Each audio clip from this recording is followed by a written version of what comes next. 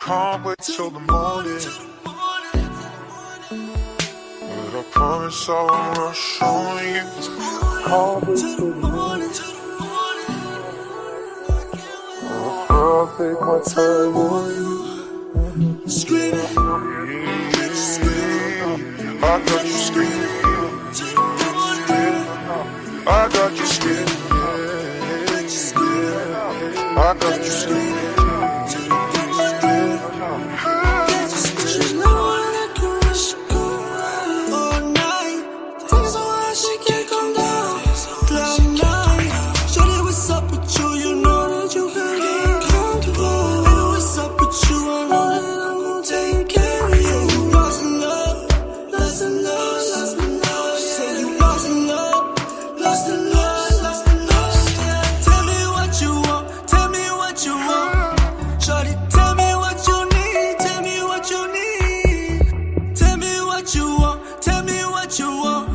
Shorty, tell me what you need, tell me what you need. Shorty, meet me at the room, yeah.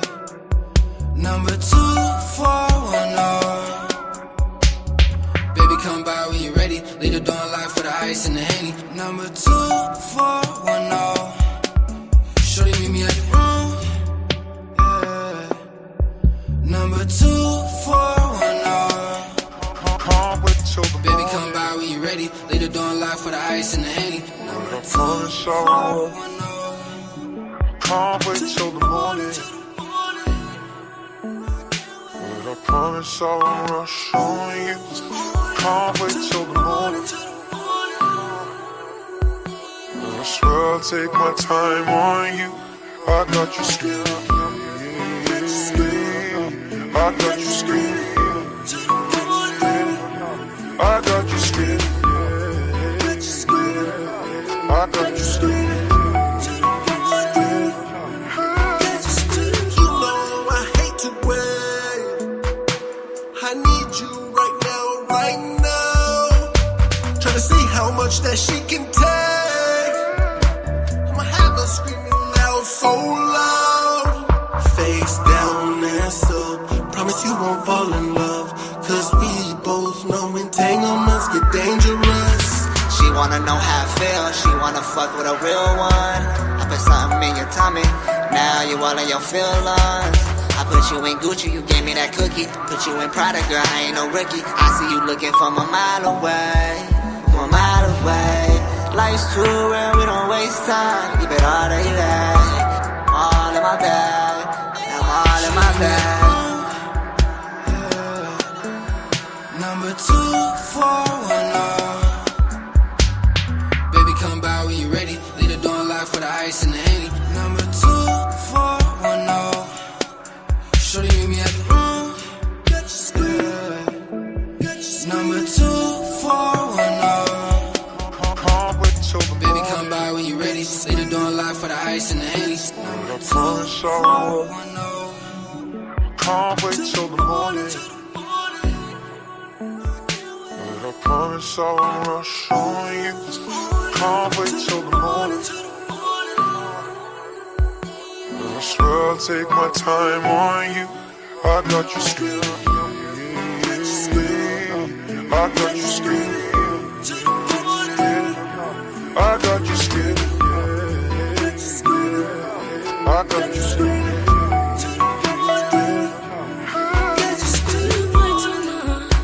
When you come around, I want this for real, so don't let me down.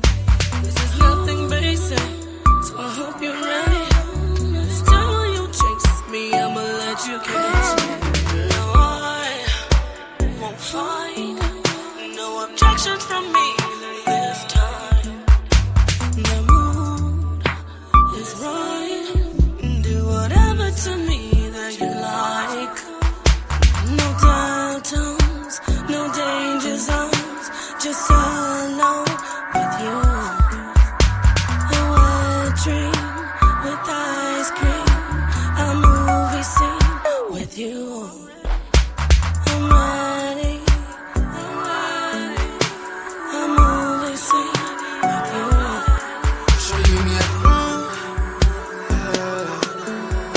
Number 2410. Baby, come by when you're ready. Leave the door unlocked for the ice and the Haiti. Number 2410. Peace. Assalamu alaikum. Hotep. Namaste. Jambo. Ashe. Shalom. Shalom. All the greetings of love and light to the darkest minds of the light. I am Napah, and I'm here with my friend DJ Genesis. Say hello, Genesis, before they think I'm just pretending you're here. Yeah, she's here. You're muted. Damn. I said, guess she's what's not up, here. what's up, what's up? Okay, so yeah, it just started. So hit the like button, come on in wherever you are. We're gonna have a discussion. Our friend Dungqueesha will be joining us a little bit later. Before I get started talking about what we're gonna be talking about tonight, I want you to look at the screen and see that Pastor Manning, the Pastor Manning. Is that the cussing pastor that be cussing people out all the time? No, Okay. not really. This is Pastor Manning. He is he's a candidate running for mayor in New York City. He will be going up against the Captain Tazariak of ISUPK, right? Israel School of Universal Practical Knowledge. Yes, ISUPK. So we will be doing this in May. This is going to be an in-person debate. So just stay tuned. We don't have anything going that we're going to be doing soon. That we're going to be doing online anytime soon, but this one is coming in May. So just showing you that, taking that down now, darling, because we have something to talk about. It's quite the topic in these YouTube streets. We're going to see. Well, first we're going to find out what's submission, right? We got to go start from scratch. What is submission? We're going to discuss this tonight with the ladies. I'm going to come in here. Dungqueesha is going to come in, add, and so is Genesis, obviously. What is submission? And then we're going to find out who should submit in relationships. So let me just ask you this. We have a poll going, by the way. Should submission depend on who leads best in a relationship? That's kind of like, well, wait a minute. Is that a trick question? Because if they're leading, aren't they already dominating? Not necessarily, because sometimes you'll be doing all the footwork and making all the great decisions and doing everything, but you still will be in the background technically as a sub, but you're really doing dominant things and making dominant decisions. So who should submit, and should submission depend on the person who does the best leading? So that's what that means in that poll. So whoever can lead best, should they be the leader? Should they be the dominant? Or just because a person is male and has XY chromosomes, does that mean, okay, by default, he is the leader, he is the dom? So Genesis, thank you for being here. I'm just going to go right into it. What is submission? What does it mean to you? And who do you think should lead in a relationship? Who should be the dominant? I believe What's submission? And then go into it changes based on what you're doing. I mean, if a guy is about to get into a fight with another dude, you should submit and stay back out of their business.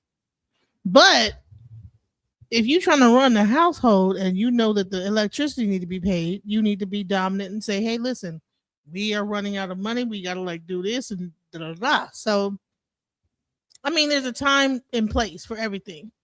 But to expect a woman to be just completely submissive is you expecting her to be a doormat.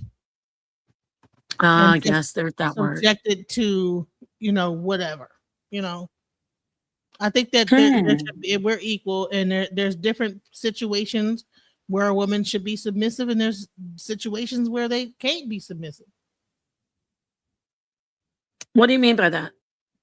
What do you mean by can't? I'm the main one taking care of my household, and I know how my kids are, Yeah. Mm-hmm. If I know there's one kid that's more sensitive, I can't expect the guy to be able to come in and say, y'all need to shut up. Oh, shit. this child is a little more sensitive than that. You could just run in here and do that. And that's a conversation need to be had between you and your husband. I think Mhm. that a lot of times it's like this whole is everything is all focused on what the male is saying and how he's saying. Everybody needs to like just bow down, and that's not. Well, he's the one working. Well, no, now women work too, and they're also taking care of the kids. And then if they're the primary person to take care of the kids, why should you be allowed to just come in like just bulldozing in certain Okay, situations? so let's talk about that. So, there's so many different relationships and so many different way people do love and do relationship dynamic, family dynamic. Okay, in relationships, that's what I want to talk about. What is your position, your from your point of view, how you see many men in especially in social media saying women should submit to us. Women should submit whenever you're speaking and expressing yourself or anything that they see you do that isn't favorable to doesn't favor them or please them. What do you think about men on YouTube primarily, of course, on social media, saying you're not submissive and trying to make that as if that means you're not a woman of value. What do you think about what's going on social media? I will say this: I've seen a few panels, and I'm not going to talk about who the person is, but I'll see a person. Well, I'm a man, and I'm talking, you know, and so when I'm talking, you need to be quiet. And so it's like, okay, so you want because when a man speaks, everyone needs to shut up, you know. Well, if you're saying something I don't agree with, I should be able to speak my mind and speak my piece. To expect a woman to just be quiet and acquiesce and this, that, the other, like you're taking away. Women have power too. I lean it to like a mama bear. People want to think about the male as being the dominant and the power, but mess with a mama bear's cubs, and the mama bear will be the most vicious, ferocious thing you ever seen, and will probably even scare her own male counterpart. The thing is that people want the woman to be this like lily pad, like this butterfly that has no fangs. But women have fangs. All throughout nature, women are have a viciousness to them. So why should we pretend like that women cannot be vicious and cannot like be equally as able to like, I don't know. We're not just over here like a bunch of like flowers that you Bots. touch and we just crumble. Yeah. So let me ask you. So so do you resent when women are like put in this box where they say if you don't submit to me, you are not a woman, or you're not soft, or you're a man, you're manly. What do you think about that? I think that's insecurity. Mm-hmm. Mm-hmm. I think that all these men that are out here talking about how women are being too masculine don't understand feminine energy. Feminine Talk on that. energy is not just this docile thing waiting for instruction. I Yeah, don't know waiting to any like serve a thing in plate. the animal kingdom of a woman that is just sitting there just waiting for instruction, waiting to be told what to do. So why is it that human beings pretend like we're these things? Wait, what does it say? This brother says, no disrespect, but y'all, I'm not going to summer jam this though. I mean, I can because I want to understand. Y'all need Bible study. I know the Bible better than I know myself. So I'm still finding out some great things about God's myself. glory, God's glory say that a woman needs to just be. Listen, He if might know this. if First off, this might not be aggressive toward us. So I can put it back up and I'll read the whole thing and then you can address it. But just remember, don't be like me and just assume it's something negative. But let me read it. I usually go. That's that Gemini, and that Jim Beam. No, just kidding. Okay, no disrespect, but y'all need Bible study.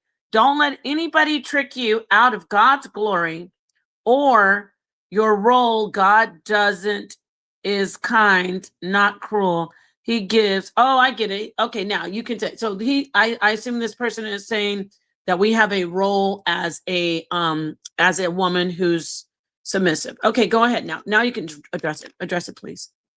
Go ahead. Okay, so what happens when the man is not there?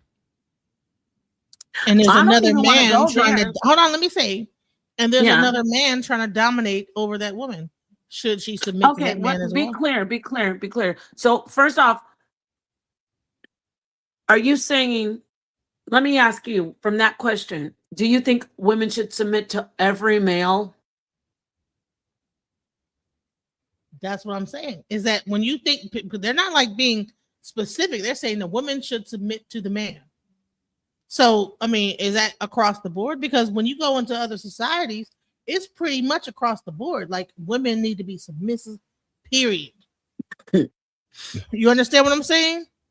So that means anything, anybody, you need to just put your head down, shut up, or we're gonna throw some acid in your face. You know what I'm saying? Oh, wow. So, Calm down. Remember, we want to keep this video up. right, my bad. Okay, But go ahead. that's what happens, right? So is that what we're like? Is that what we want our society to become? And that To really where- does happen in many societies, especially Muslim, like Islamic, but all Abrahamic faith, it pushes women submitting, but the radical side is very scary. So go ahead. That's I how want to far let it you can go. go. Like let's I mean, if we're gonna talk about it, let's not like just talk about it on like no sugary cookie cutter. I just want my woman to S my D when I want her to. No, that's no, it goes further. When you it starts off this and then there's like, you know, the floodgates can open, right? But there should be a mutual respect of the woman's place and a mutual respect of the man's place. Each should submit to each other, yin and yang, at the proper time. It should not be a situation where one is always this imbalance. Where you have one constantly submitting, you're in an imbalanced relationship because eventually that thing that's submitting is going to be resentful at some point because they're constantly in a submissive low down place. And come on now, eventually they're gonna want to rise up. You know what I'm saying? Rise And for me, up, but you know what, for my me, people, man. They're gonna want to rise up.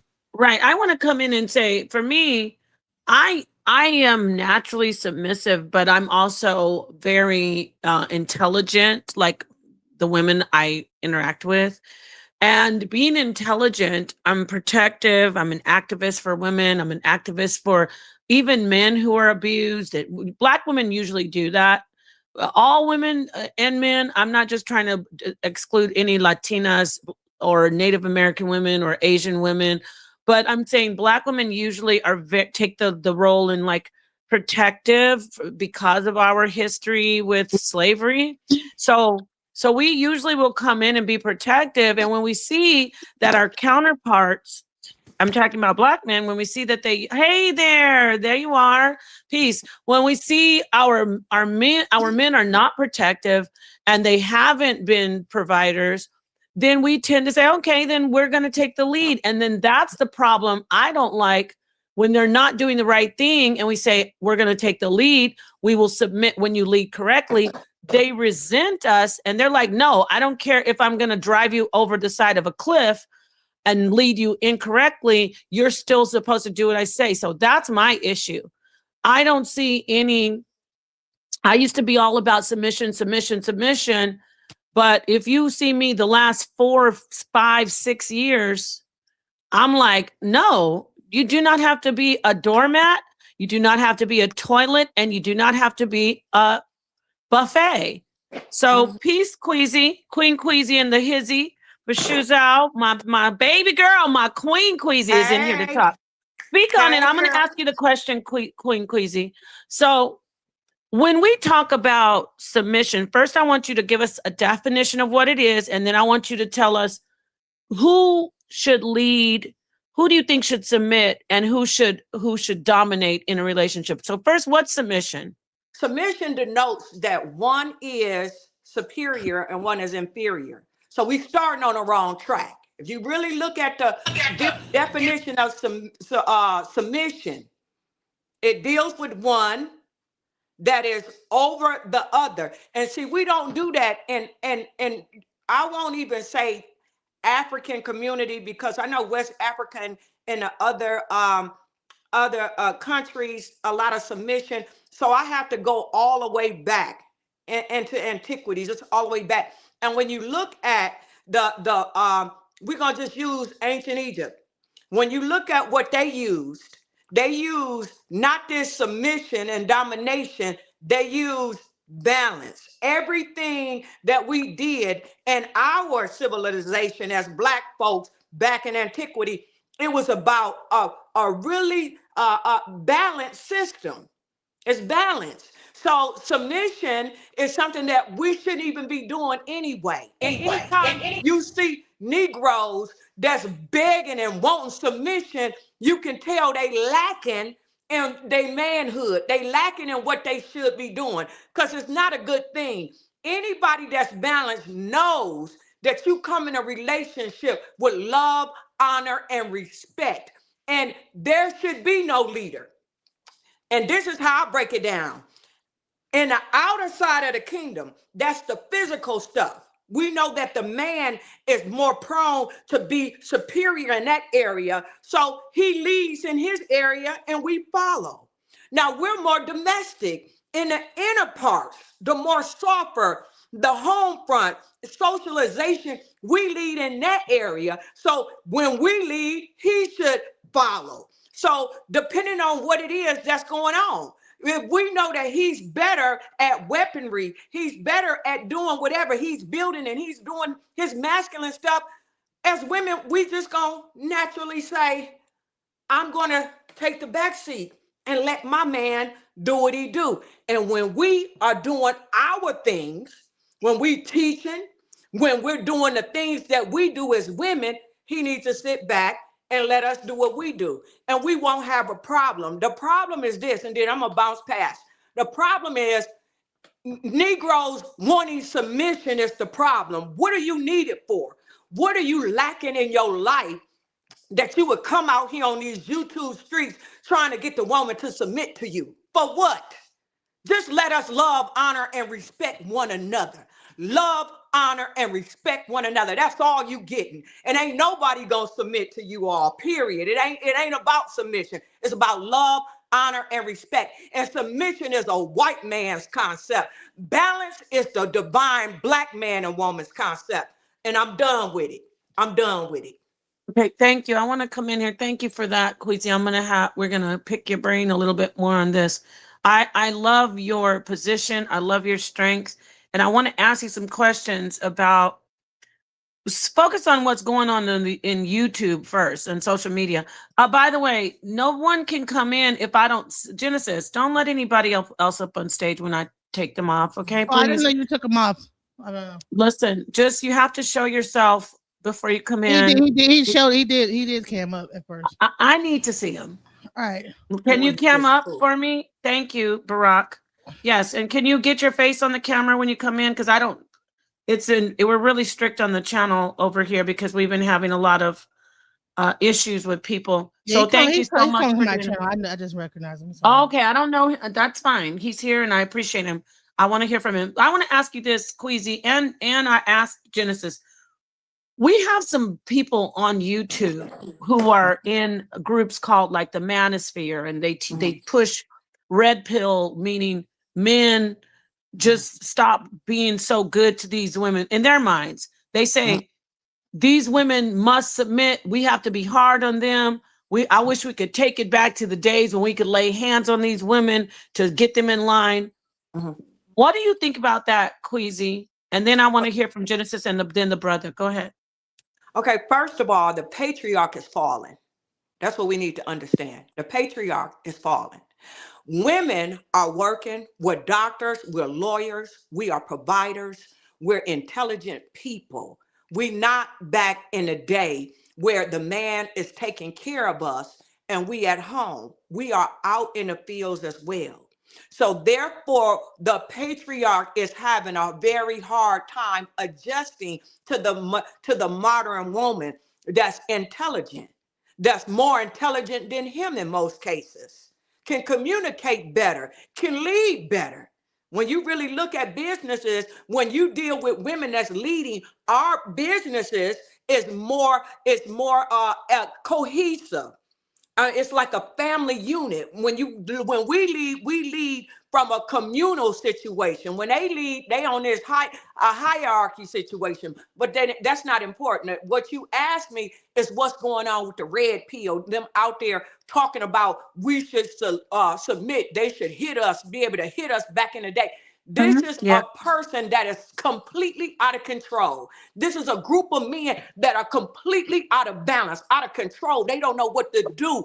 What you need to do, and this will fix everything.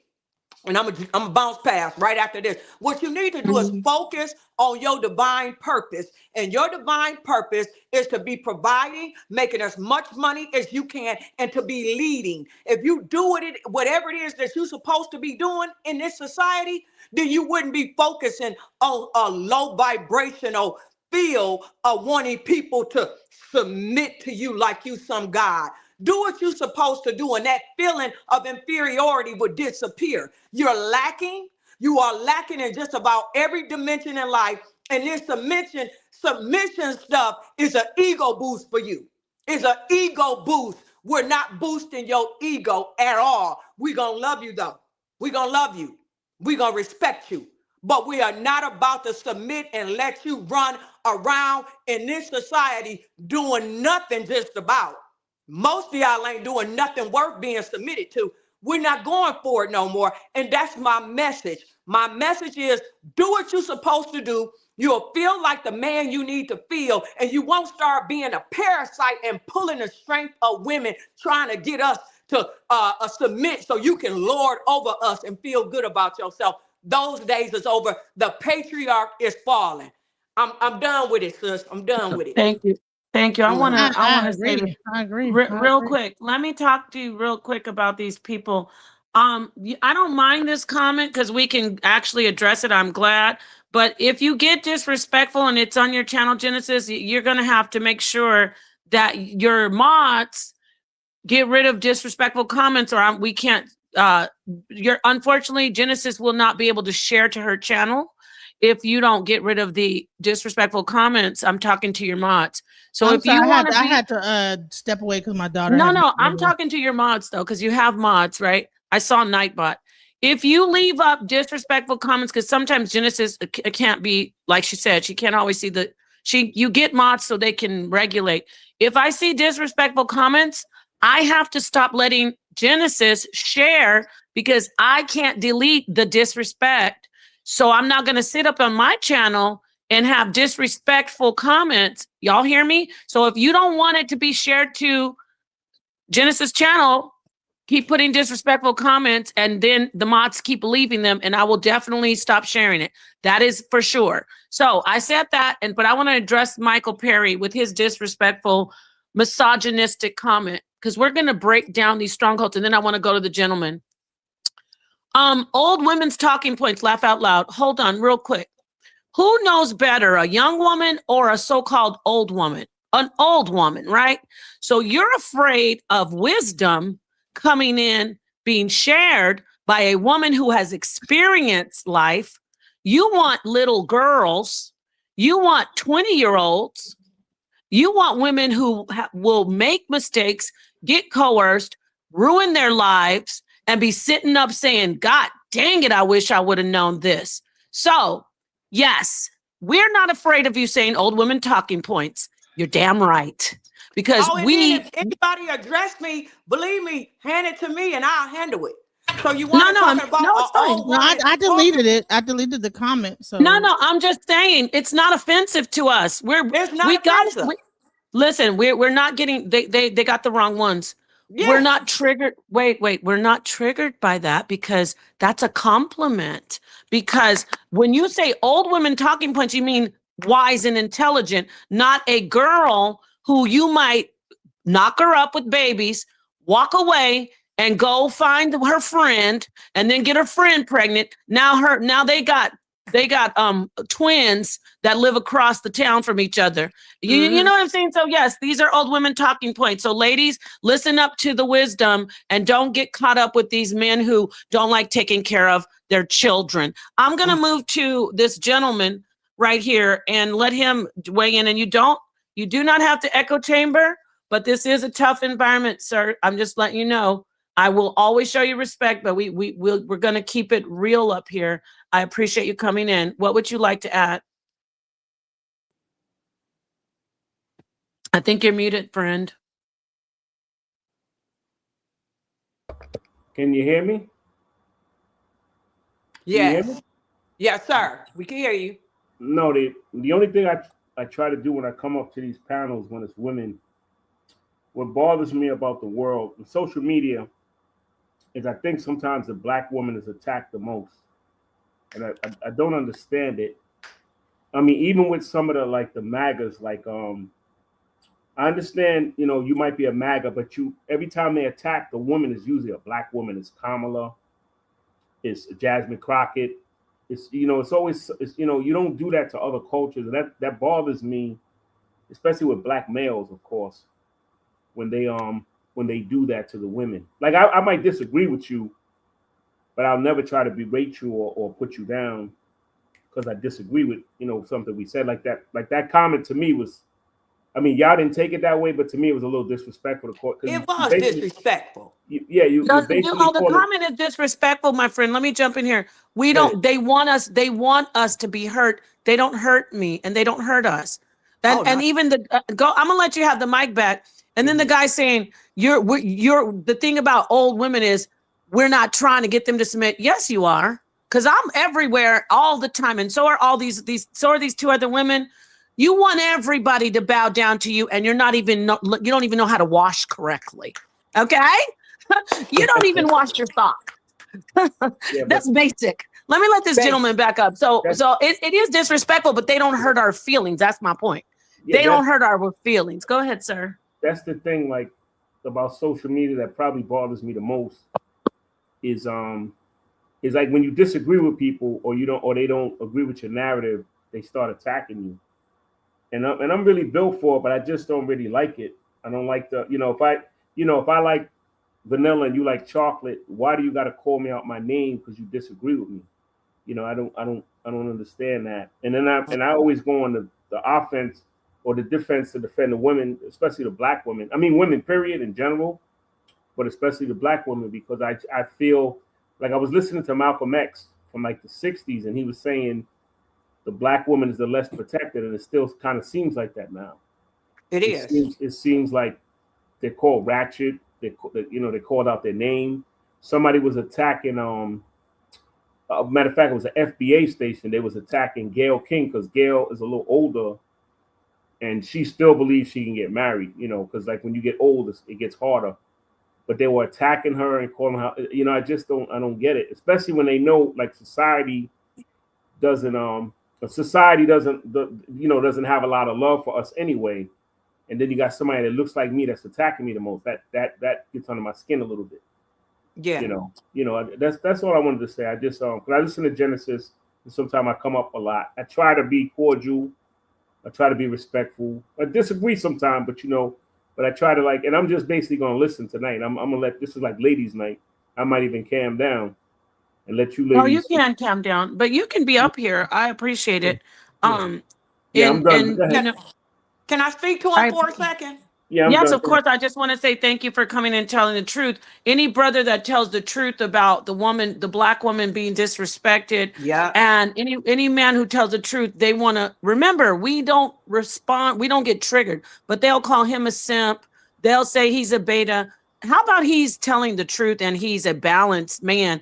Any man on social media that is brave enough, a black man that's brave enough to sit up here and say that the black woman is getting mistreated, how could he possibly be weak when 90% of the men on the internet are attacking men like him? That's a brave thing to do. So I salute you. Thank you very much, sir. Go ahead, Dungqueesha, if you want to address him. Hey, real quick, can we take off the poll because it's covering up their faces on the vertical? Yeah, that thing right there. Yeah, I don't know what did you say? You wanted to put that poll up. Yeah, I did. We can remove it now because it's Okay. Yes. Okay. Well, what do we have? Let's see what we have. Excuse me.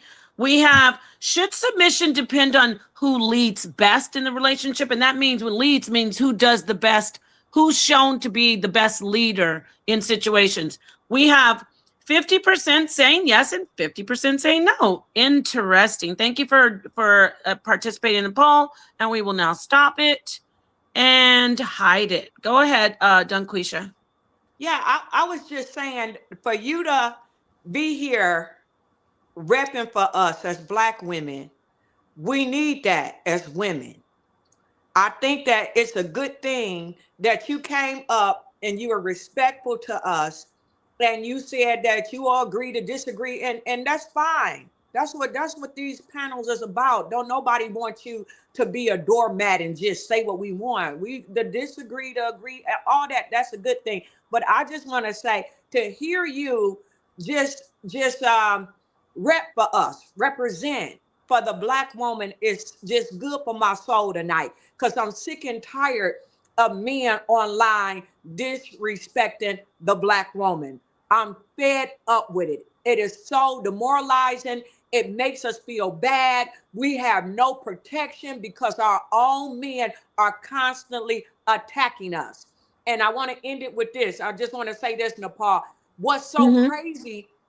What's so crazy about our community is that there is no other community, whites, Asian, or Hispanic, that is having this gender war as aggressively as we're having it. I don't know why our men, why are they so angry with us when, because this is just my opinion, the lack of you protecting us has caused this ripple effect in the community. So you mad at us because you didn't do your job as the protectors and the builders. You're not doing your job. So you got us all out here bad as women. Well, we don't have you. We can see how much you love us by what you're saying about us online. So how can we trust you?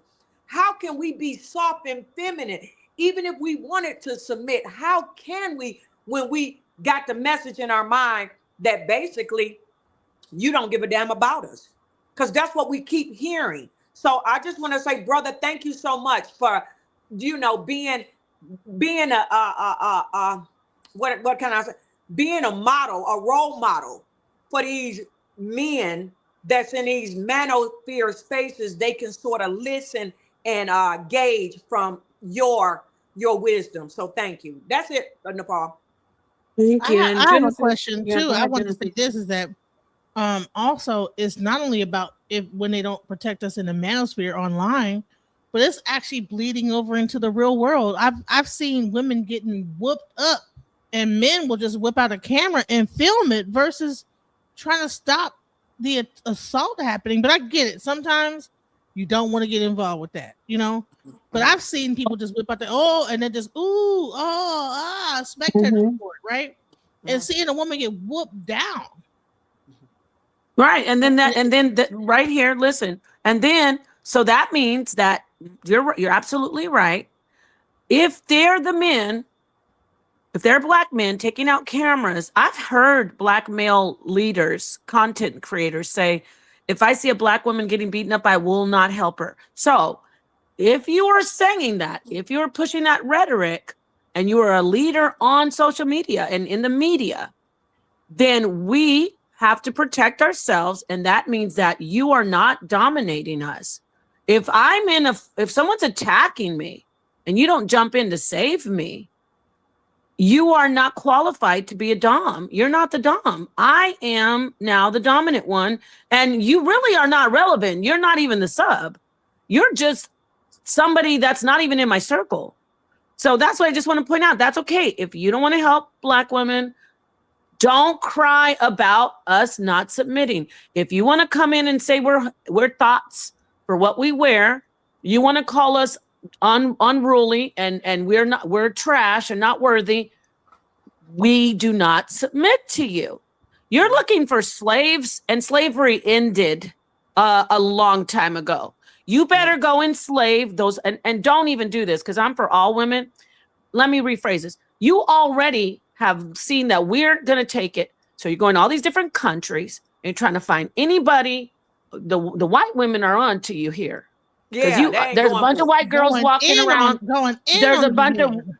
Yes, there's a bunch of white women walk around with babies with curly hair, and I can tell that they have black fathers. So they're on to you, and they're joining us now. They used to think, oh, I'm the preference, pink toes. Now they're like, damn, let me go talk to my black sisters because, oh, I'm sorry, please. Jenny Mai, all of these women in America and in the West say, oh, nope. So you got to go somewhere else and you want to mess with them. So you want us to submit, but we can't submit because you're not protecting us. So if you want to cry on the internet and say, why aren't you submitting? Do something that we can submit to. Take care of your children, pay our bills, we're supposed to have a soft life. Yes, yes. And join the other men who are taking care of their women in mass. That's all I'm Yeah. saying. I know that hurts. I'm gonna pass the mic back to everybody. But how can we get under you when you're letting us get beat down? We can't. We We can't. can't. Right. And then listen, another thing is communication is what we do as women. You have to learn how to communicate as a man to even mesh with us properly.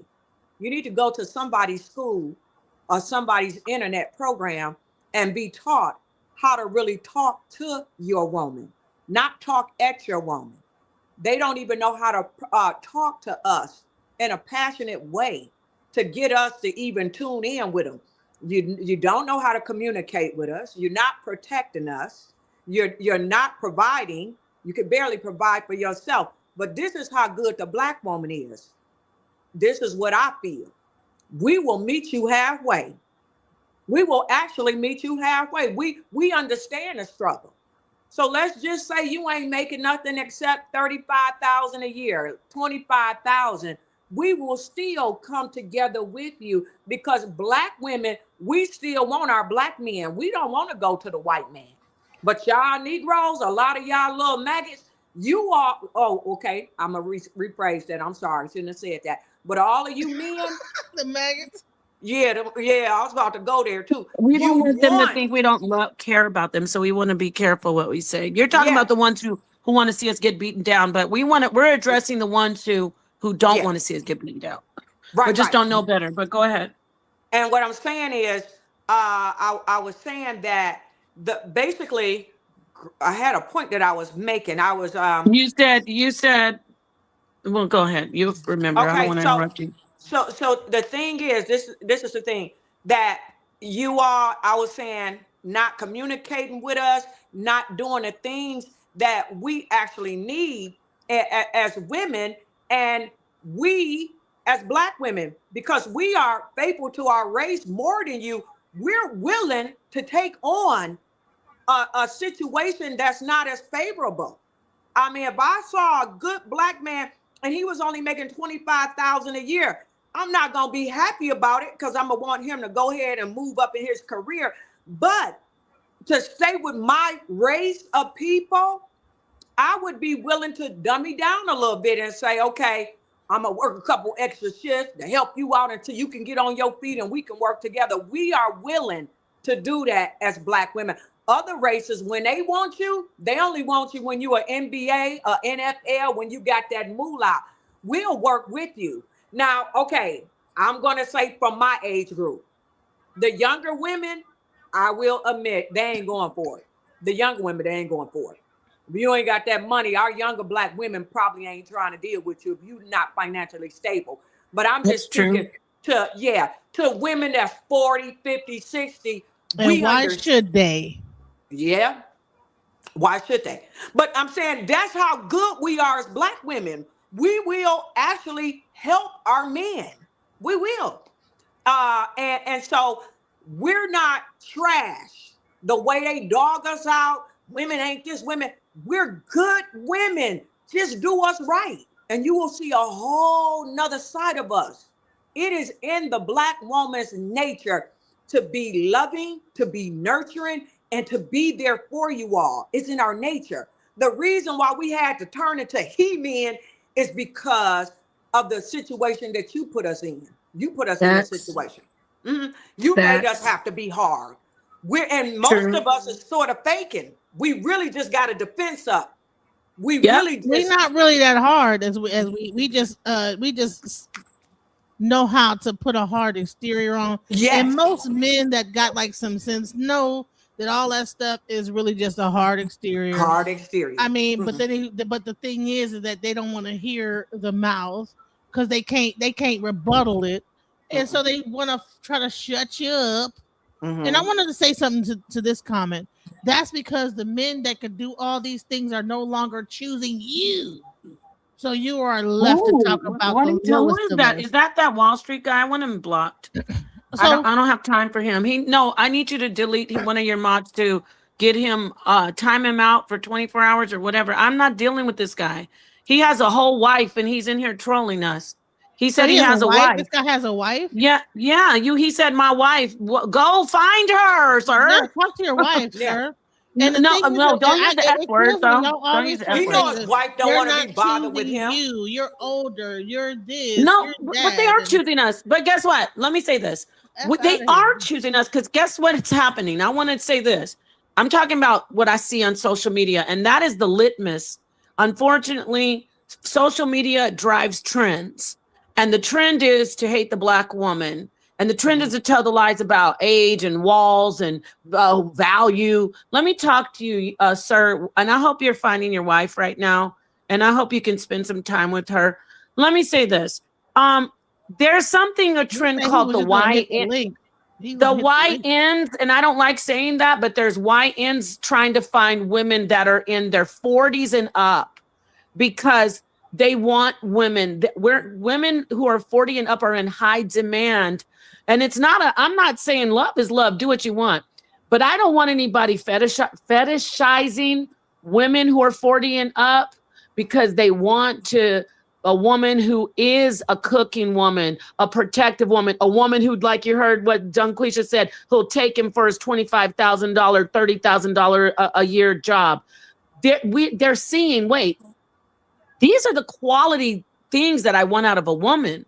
And most young women, I'm going to hand it over to y'all. Most of these 20 something women, because you say women when they get to 30 that they hit the wall. So most of these women who are under 30 that you say are the ones you're seeking, they are learning from us because we're their mamas and their aunties that you're not worth shit, that you just want some young woman to mess her mind up, to walk around with her and show her off in front of your old ass friends who just want to keep on taking her to dinner and telling her that you buying her little those bags. And by the way, young ladies, stop worrying about somebody taking you to dinner and getting a bag. If you're trying to seek men out for their wealth, start businesses, okay? Buy homes and real estate. Since you think you're winning, buying me a bag and taking me to dinner ain't shit in 2026. Now I get back to this dude saying nobody wants us. We're not dumb. We're desired. The women 40 and up are the most beautiful women that have ever been since the beginning of time because we're taking care of ourselves and we're smart. So We we're got not that worried about that wisdom. old shit, baby. We're not. They need to stop the old thing. I'm so glad of my age Oh, because not now the I old and see the old and the fat shaming thing. Because I'm gonna tell you we're what, not worried about it. all We're y'all not be worried about it. y'all most of these be pump faking online to y'all, pretend like they don't like big girls, but honey, in the still of the night, you know what I'm saying, and even in the daytime, they be hitting us big girls up and be wanting to get it in, so and be wanting to be with us and this that the other. Now that I get it, because of pressure from society, they'll say, "Oh, well, no, I'm not. I don't like her," because other men pressure men based on what they think that the woman will look like. I believe that men pressure men based on like, okay, well, you know what I'm saying? If the woman don't look whatever, they'll kind of give that dude a hard time, like, oh, why you with her? You know what I'm saying? Like kind of on some Mhm. stuff. But on the Yeah, cool, like if they didn't have the external pressure, they'd be with half the women you would think that they wouldn't be with. they love us. They love women. We're women. Listen, We're valuable. I let that get us off track, Yeah. but this is going to stop. I We think are Wall Street women. Will, he was just here in the chat, but if you want to come up, you gotta like cam up to Yeah, I got to see you. Wall And Wall I got to Street at Will. If least you see want who to you come up, are. you gotta cam up. That's it. At least I have to see you in the back because I have to make sure who you are, screenshot you, because we have too many porn bombers, unfortunately. I'm not saying he'll do it, but let me say this. We are women. We're valued more than anything in the world. We are women. More than your money, more than your mama. Yeah. It's been proven throughout time. We're women. That's what we are. And we Yeah. are great. You're going to stop with this shit about age. Now, and then when we talk about, okay, you're fine. We'll take somebody like Sierra. I know she's married to a powerful man. Sierra, she's gorgeous. She's over 30. She's drop dead gorgeous, talented. If you can't go by how she looks, you'll go straight. Oh, well, she's this, she's that. You just are mad that you can't either. You're mad because you can't be us or you can't have us. And that's got to stop. And Okay? didn't he still get cheated on? So here's the thing. People want to make it about looks. Oh, okay, you're fat, you're this, you're that. But all the most beautiful women get cheated on. Halle Berry got cheated on. Beyonce got Beyonce cheated on. got cheated on. Exactly. So I'm like, okay, like what are y'all talking about? Trying to pretend like it's really about looks. No, men just don't. They're just out here and cootie cat. You know what I'm saying? So Cootie cat. what's really going on is this. You know how you really are out of balance and you're not doing what the divine creator has given you to do. So you idle.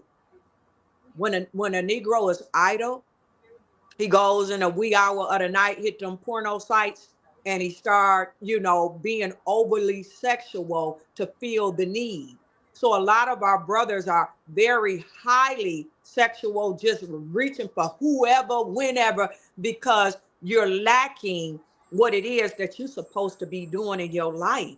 And that is building your purpose up, pursuing purpose, building your dreams, and doing the things that men should do. You're not doing it. So you have a lot of time to be pumping and grinding all around town. But when you find a man that's really focused on his purpose and he's living in his divine calling, he's not on these streets, on these YouTube streets and on these Instagram and TikTok. He's not on the social media clowning and misbehaving like you. So I want us to recognize the ones that's doing all this negativity and talking. These are the ones that's not dealing with purpose, vision, and doing what he's supposed to do as a man. We're dealing with a group of men that are insecure and inferior within themselves, low self-esteem, nothing really worthwhile talking about, right? So half of the spectrum of men, they don't mistreat us. We cannot just put it on all of our men. There's a certain group that I just described, inferior, not doing what they supposed to. Those are the ones that's on these social medias clowning us. But there's another group of black men and I've met them and I interact with them that treats us very well. So we're balanced here on the Napah show, on this show. We're speaking to the good ones as well. We have some good men out there, you all. Very good men. We had the brother on the panel, right here with us. And you see how the men are getting mad at him because he's not up here bashing us and saying, no, you are this and you're old and whatever. Well, you ain't gonna get no man. You hit the wall. They're mad at him in the comments like, come on, speak up for us. And like the putting us down is not speaking up for you. Making us feel less for them is not speaking up for men. You know what I'm saying? Who is this guy, Wild Millennial, in your chat saying, pull up, Napah? I want to holler at you.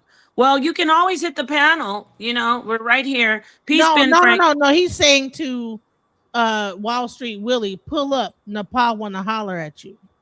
Oh. Yeah, you gotta like it's some punctuation. Pull up.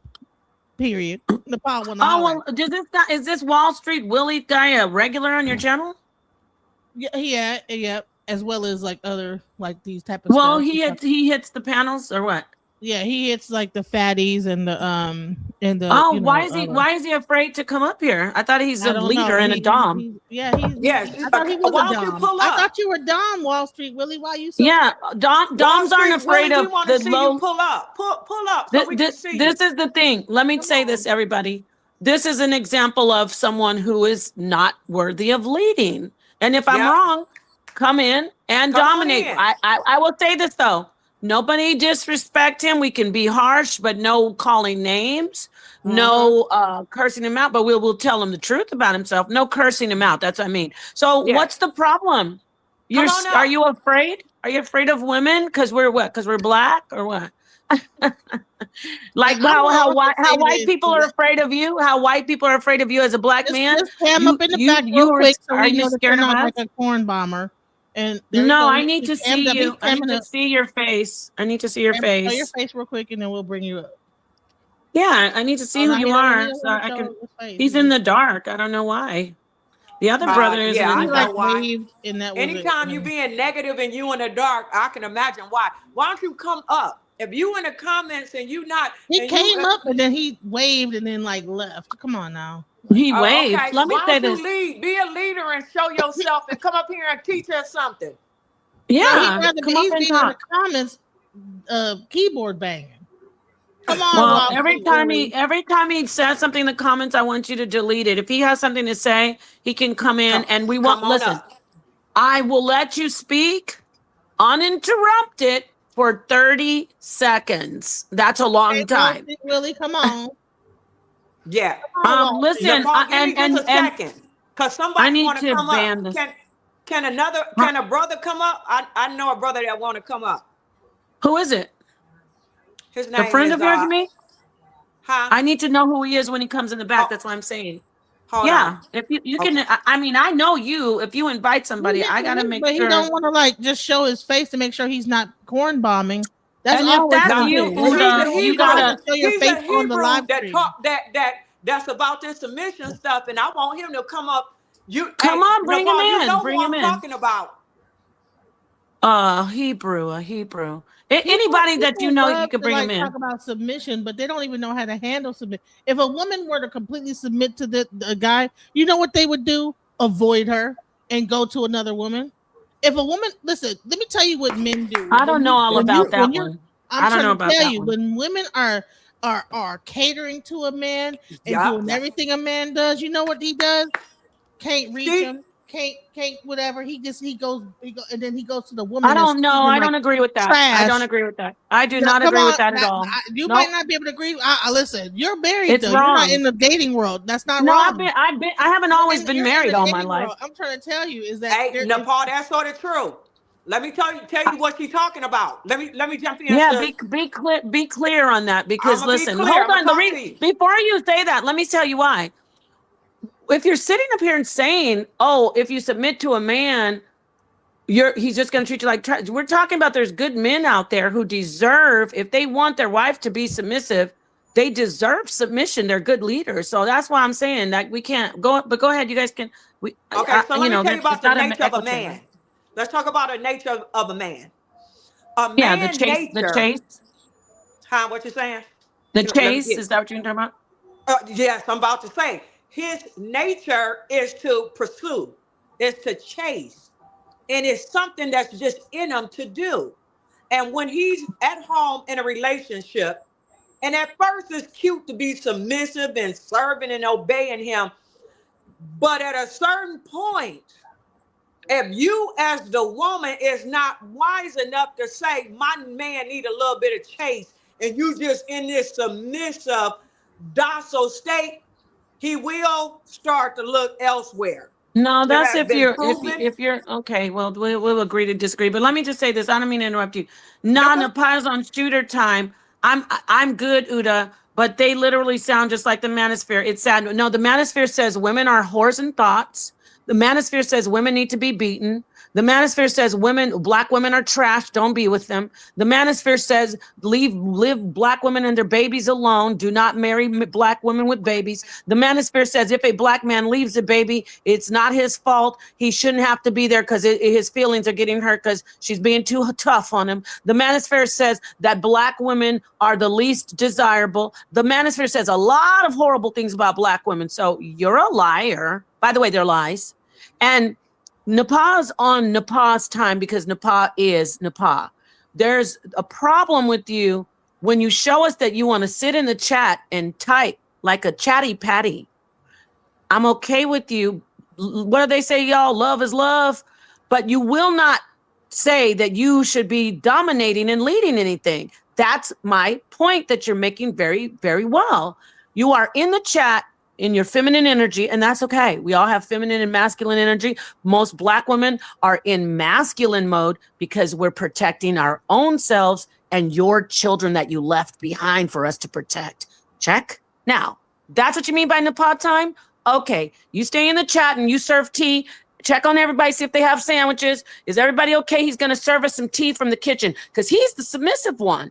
Is everybody okay? Anybody need their drink refreshed? Keep going, Wall Street. Thank you. Go ahead, ladies. So he's saying that on my channel, he never gets, has to cam up. So you don't have to cam up on the actual thing, just in the background so we know that you're not, it's not like a person trying to pretend to be you. Yeah, I need to know who it is. Because anybody could like say, put your thing in there and say it's you, and then they like will come and play. And then they'll P-bomb us. And listen, I said it happens a lot. That's why they're doing it, because they does get it a lot. So it's I nothing. think, Okay. Come on up. No, come on up. Oh my God. Can I just say this to him? I'm sorry. All you have to do is show me who you are in the back. And then you can get up here. If you don't want to show your face, I got you. I'm not going to shame you on that. You know, but you're going to show me who you are. So we're going to be, come on now. No, you are showing your face. Oh, that's yeah, you on the icon. Right. So I think Queasy's going to come in with her brother or friend or whoever this man is. I dropped the link. I have a wife. I don't share her and she doesn't share me. What does that mean? Oop. Wait, first off, wait. Let me, are you really still talking to us from the chat? I don't get it. If you have a wife, listen, if my husband was in a woman's chat writing paragraphs, I'd talk to him and say, why are you making yourself look so weak? Like, why are you up there? If my husband doesn't like what a woman's saying and it's not about him directly, he's not going to spend his time to sit in her chat and write paragraphs to her. I would check him. And that's where I said I'm a submissive dom. You won't be sitting in another woman's chat arguing with her while I'm in the house washing your dirty drawers. Okay? It's not going to happen. So once again, I think that you need to hit the panel, or you could just be in the chat and keep on trying to get my attention. It's okay, boo-boo. All righty. Who's next? You want to go ahead and go, sir? You haven't spoken for a minute. I want to get you. You can chime in. It doesn't, you don't have to wait. You can always jump in. Go ahead. No, I'm mostly all ears. That person you're talking about, I don't think he's gonna come on because I've seen him on social media. He always comes up and he never shows his face. Okay, do me a favor, Genesis. I'm gonna stop. Excuse me. I'm gonna stop sharing your stream if you don't get him timed out. I'm not doing this guy. I don't know what kind of mental illness he has. Listen, every time so he's timed out. No, he needs to be timed out for 24 hours. I don't want to see him in my chat anymore. Okay. He's weird. This is what we're talking about, ladies and gentlemen. Men like him. Why are you in the chat worried about who I sleep with, and especially if I'm married and you have a wife? Why are you in my chat? You know all about me. Because I am Napah Shadah. I don't know you. You're weak, and your wife needs to get up from under you and take whatever crown or whatever remote control you're using on her and hit you upside the head with it and say, let me take the wheel because Jesus isn't available right now. Because you don't know what you're doing over there. Sir? Ma'am, sir? Go ahead, sir. No, I was just saying that person, I've seen him around the town, around social media, and he never cams up. I don't think he would cam up. to show his face. I don't want to call nobody out their name. I don't want to say he's that's like coward type behavior, but I don't want to call him out his name. But that's what he does, because a lot of guys do that. A lot of people do that. They hide behind screens and talk tough. Like that, social media has given people, I guess, courage that they might not have in person, and to say and do things that they want to do on social media, because you're not like right there with them. So, that's what social media opened up the market for. People could do that, because you can't really get at them. You can't physically get at them. So that's why they do that. You know what I'm saying? I definitely do. Yeah, people, they have. I mean, people are entitled to their opinion, and I'm not always going to agree with it, or vice versa. But I just don't agree with them becoming disrespectful and combative. Right. And excuse me, sir. Genesis, this You'll Be All Right is a sexual predator, stalker. He needs to be completely blocked from I got to stop sharing. I want to share it with you, Genesis. I can't have him in my chat. Okay. I keep unblocking. Listen, just tell me who it is, and then I will delete. You'll Be All Right has been stalking me since 2020. Right. So every time listen, and rather than you just saying that you're gonna stop. No, I already told you. No, I don't know who the heck is your. Okay, listen. Do you want me to just? All I'm asking for you to do. It's easy for listen. We're not arguing. I don't know it's who easy. I just saw his thing. I didn't Why are see you getting all turned up? Let me just say this. Okay. I made it clear. He went to your chat because I keep blocking him. All I need you to do is I know I'm just asking you to block him from my chat by 20. If you don't want to block him from your channel, he's very, very disturbing. And I've contacted the authorities about you. I've contacted the authorities. I'll show you all the emails after this show. I deleted him. He's banned. Yeah, you might want to block him. Okay, ladies and gentlemen, there's always some people who want to derail things, but let's get back on track. This gentleman was very. We got two people in the back, Napah, that want to get in on a submission. I don't see anybody back here. He's not back here. Nobody back there? Genesis, can you vouch for me? There's nobody back here besides nobody. I don't see anybody. Do you? No, bring him in though. I want to hear. And yeah, there's some this is what I mean, y'all. Let me say this about y'all. My brothers, the black man. Why are you in the chat playing like children though? You're making our point. You're making our point. You're showing that you're like teenagers. The YNs have an excuse. They're young in their 20s. You're 40, 50-year-old men doing this. It's embarrassing. It's sad. Napah, what are they doing? Just getting in the chat, talking about who I sleep with, but we took care of it. No. We took care of it. I'm just saying, we gotta be able to do better. You can't complain about the black woman and the black man. Nobody is submitting to them. The people that's saying that in your comment, when I tell you no woman is submitting to them. Exactly. You're right. Yeah. So where is your friend at though? They online. What's some feedback? What's going on? Is that me? Must be you because I don't hear it. Do you guys hear it? Oh, I don't know what's going on. But I'm just saying, think about it. You are online they trolling you, getting into your personal business. This is a clear sign that something in that person's life is not going the way it needs to be going. Don't do this. Don't make me have to go there. Yes. Is this your friend? Excuse me. Is Queasy? What is your friend's name? One should be it should be I think Tawab, and then one is Zay. Okay, so Zay the Wise. Mm-hmm. Okay, I'm gonna bring him up. Very articulate. How y'all doing? Okay. How y'all doing? Peace, Zay the Wise. Okay. Would you can have the floor. Okay, is the microphone working? Yes, it is. We can hear you. Right. Yeah, I was trying to get set We're up. dealing with the topic of submission, right, Napah? Yes, we want to ask you the question, how do you define submission, and who do you think should lead in a relationship? All right. This is a great question. So I'll break it down into the pieces, right? So how do you define submission? Submission is um, essentially being obedient to someone, allowing them to lead you, and that's usually earned through repetitive examples of being a leader or being trustworthy, right? And I'll unfold on that in a second, but there was a second part to the question. What was the second part one more time?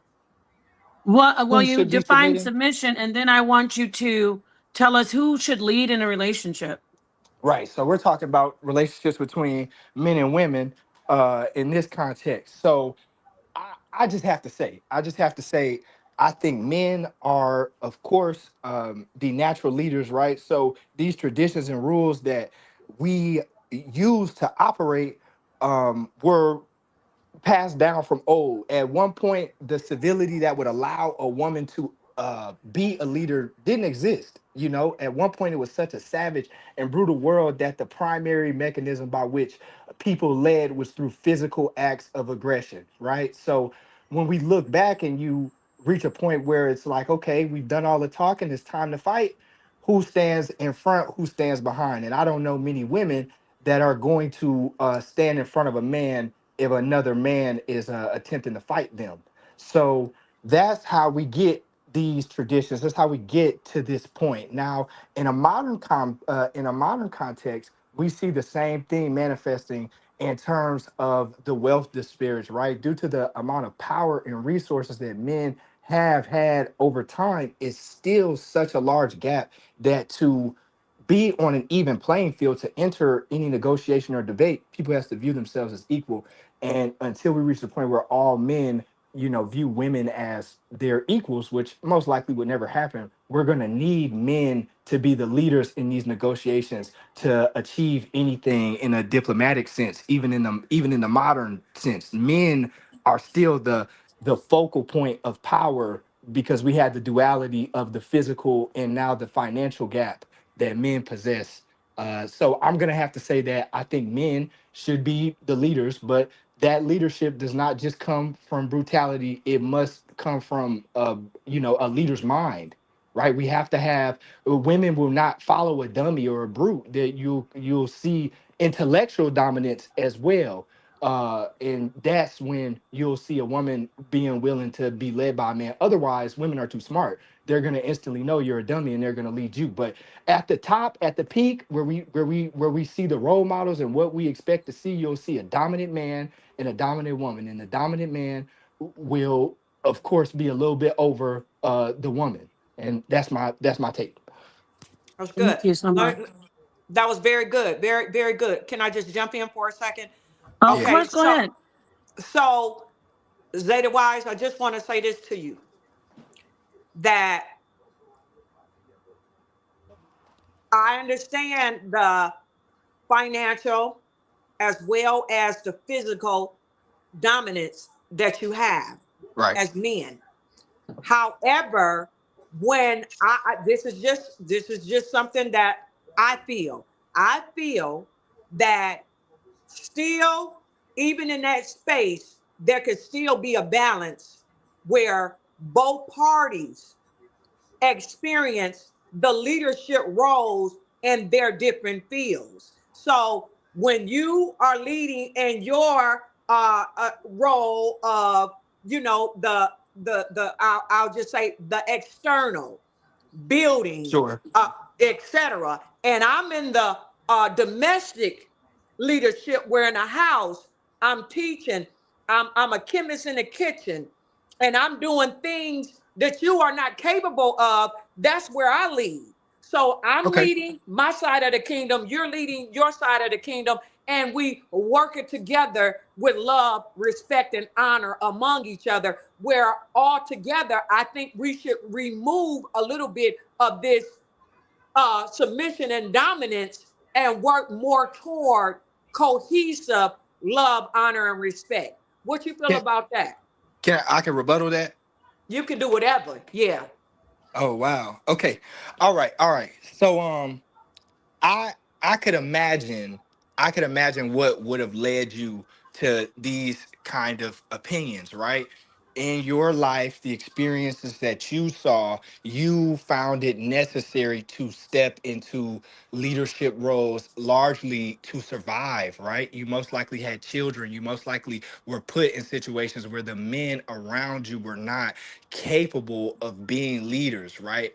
Now, what I would like to say is if we look in a lot of the developed world where there hasn't been the depth of trauma and turmoil that exists in the Black community, there was never a need or impulse for women to have to, say I need to be a leader, right? Even that mind frame is in reality you're not leading. What you described as leading, you said I'm leading in the kitchen, right? You're leading in the kitchen inside of a man's home, right? The man, when What? some like now real quick, and I don't want to go too long, but when you say that I'm being a leader, I believe that what we're actually seeing is delegation. A man has delegated and said, "Hey, I can handle these things, and these are the things in which I would like you to handle." Now, if you was a woman that couldn't cook, I can show you how quickly you're not the leader of the kitchen because of sufficiently financially,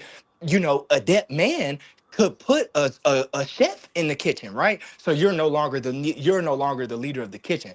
As long as we as long as we know that this is a man's home, this is a man's resources that put you in this home, that person who put up these four walls and put you in them is the leader. And Okay. that what you're calling leading is essentially being delegated to your leadership is you were given dominion by a Okay. man in an area, and that I'll All leave it right. on Let that. me ask you a question. Great. Let me, from what you just said. So basically, if the home belongs to the person, they should lead. I think that I'm overgeneralizing, right? In our modern society Oh, there are now you're many. overgeneralizing. You said a lot. You said you're in the kitchen leading, but you're in a man's house and Yeah, it's his house. He built it. And you said, yeah, so he can go get somebody else to cook. right. So I'm assessing that you're saying that he should be the leader, right? Yes, but I believe you're going to make the point that if a woman No, were no, to no. have That's not about money, what you mean. But no. That's not how we're doing this. okay, You made a statement and you said a lot, and I'm addressing it. Don't sure, worry about. I'm gonna tell you. I'm gonna tell you right now what I'm gonna say. You don't have to worry about you think. yeah, So with that statement that you said, if I'm just listening, trying to learn, the person who owns the place, because you know where I'm going exactly. The yeah, person who owns the place should lead. 90% of these relationships out here, the Black woman is either owning the home or paying for half of it. So, yeah. according to what you just said, the Black man should not lead in the majority. Now you can have the I don't mic believe back. that. I I What? Wait, I don't hold believe. on. We're not talking about what we believe. We're No, I'm talking about. saying in the I'm black going by you community. as a. Listen, hold on.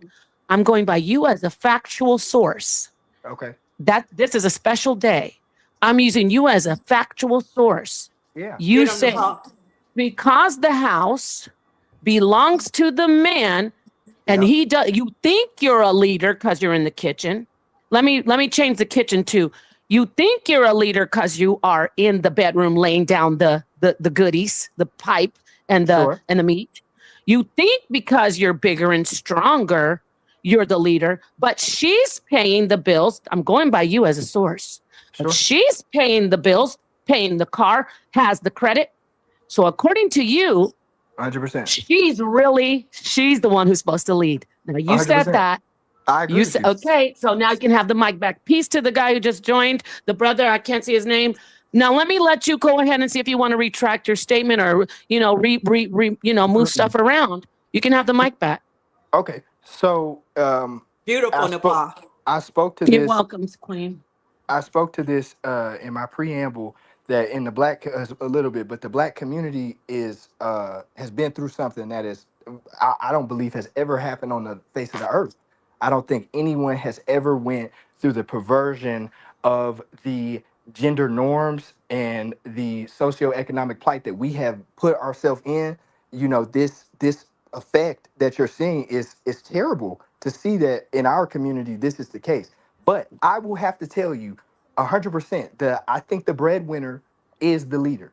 100%. I think the breadwinner, the person that actually makes it happen, is the leader.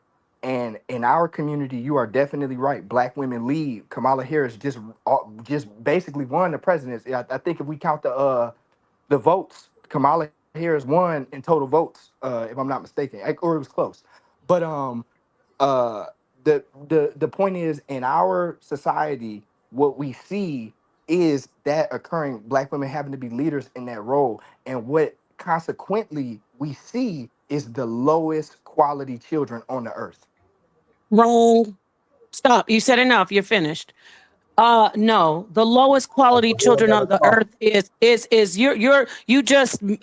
you just validated genocide of the black race. The lowest quality children on the earth. You just said that. See, that's the problem.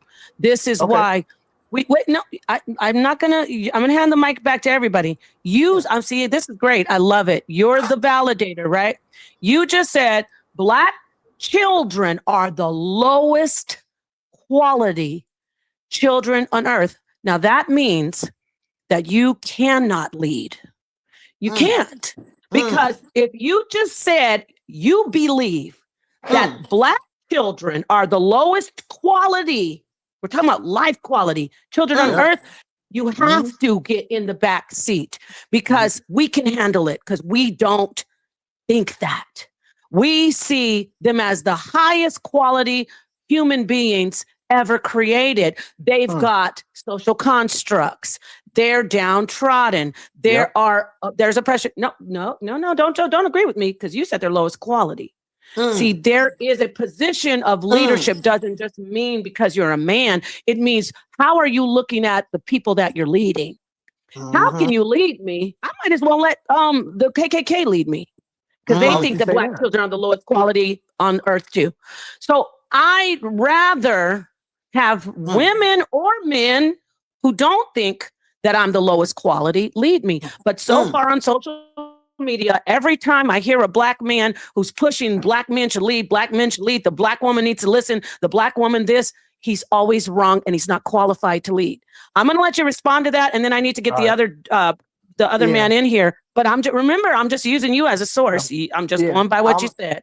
Go ahead. I'm st- I will I will address what I the way you took what I said to say that black children are the lowest quality children.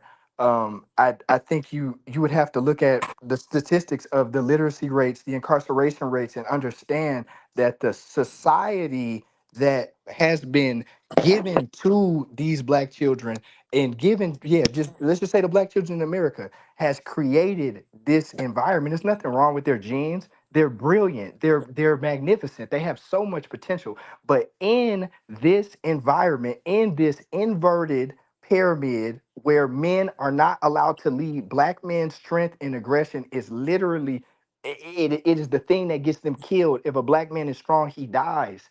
So when we're talking about what we're experiencing, right, and the outcome of the incarceration rates, literacy rates, the teen pregnancy rates, we can look at all of these statistics and we will see a consistent trend that the fact that we have to have women in these leading positions, going to work, doing these essential, honestly, I had to say the truth. The money is a background. We need the money, of course, but what a woman can do in nurturing and creating the next generation, inside the home, is far more important. But our capitalist society has driven women into the workplace, into these what we like to call leadership roles. Being a leader, just because you're the leader, that doesn't mean that you're the most important on a in a military situation. The leader is great, the general is great, but the medics right on the battlefield that's bringing these soldiers back to life, saving their life, they're very important, arguably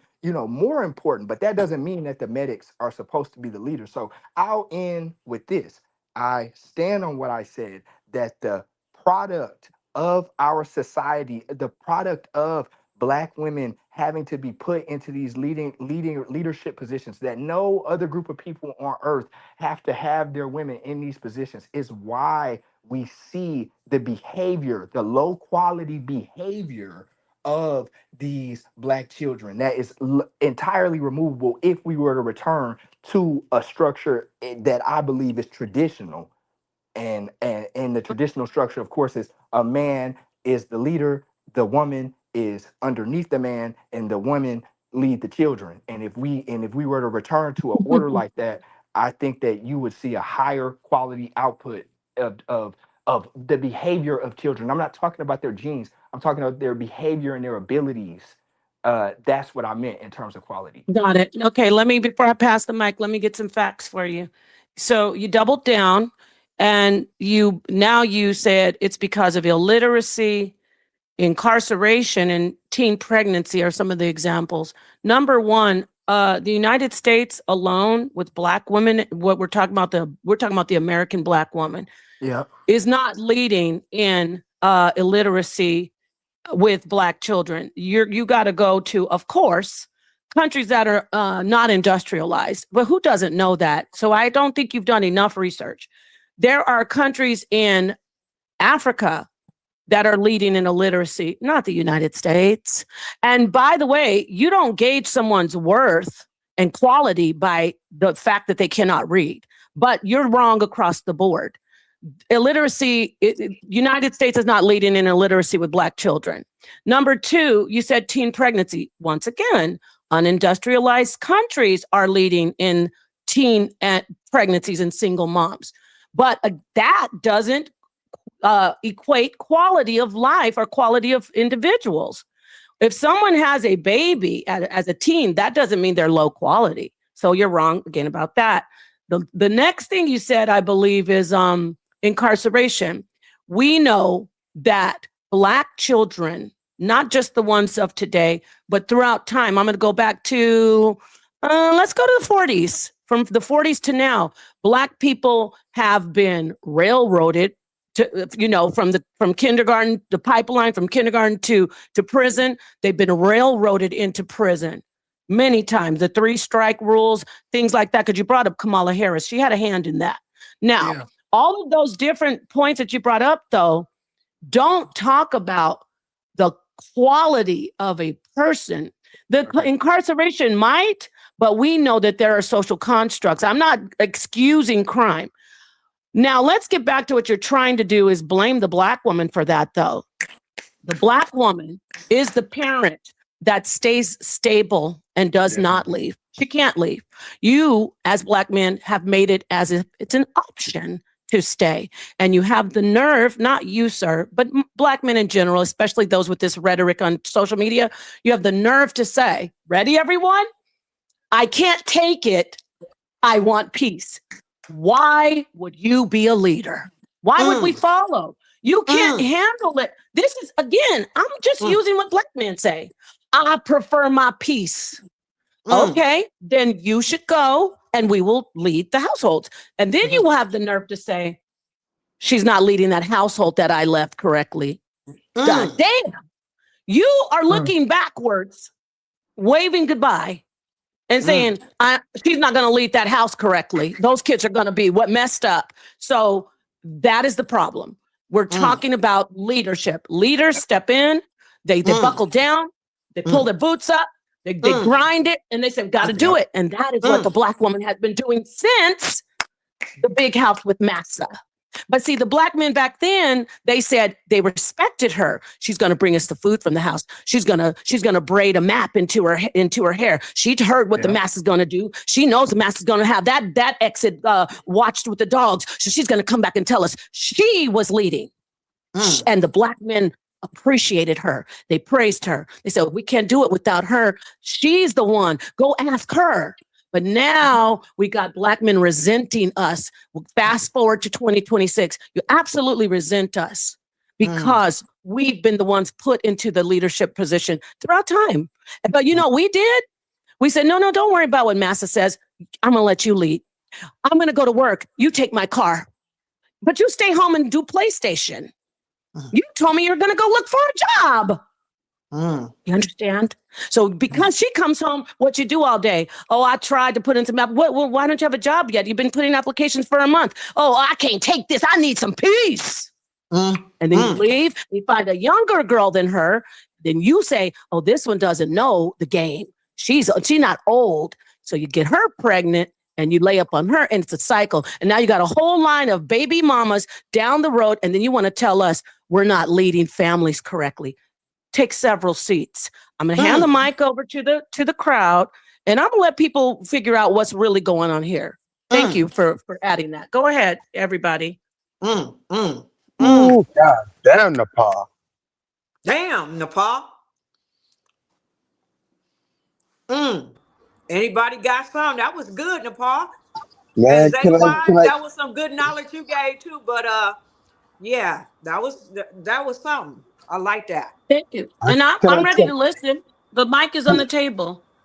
can I Mm. jump on right fast? Mm-hmm. Yes, sure.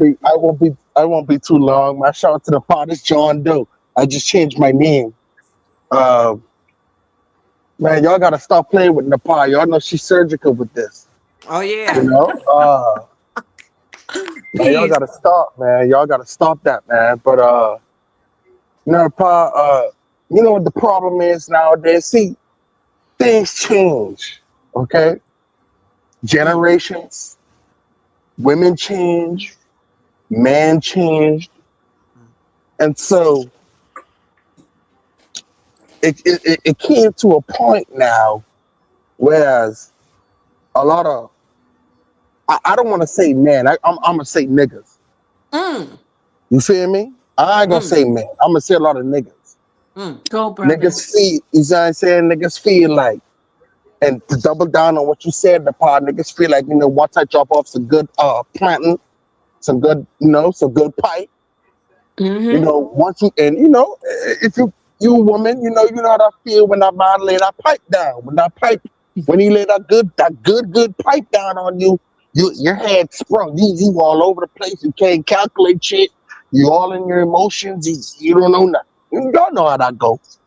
Mm-hmm. So once he do that,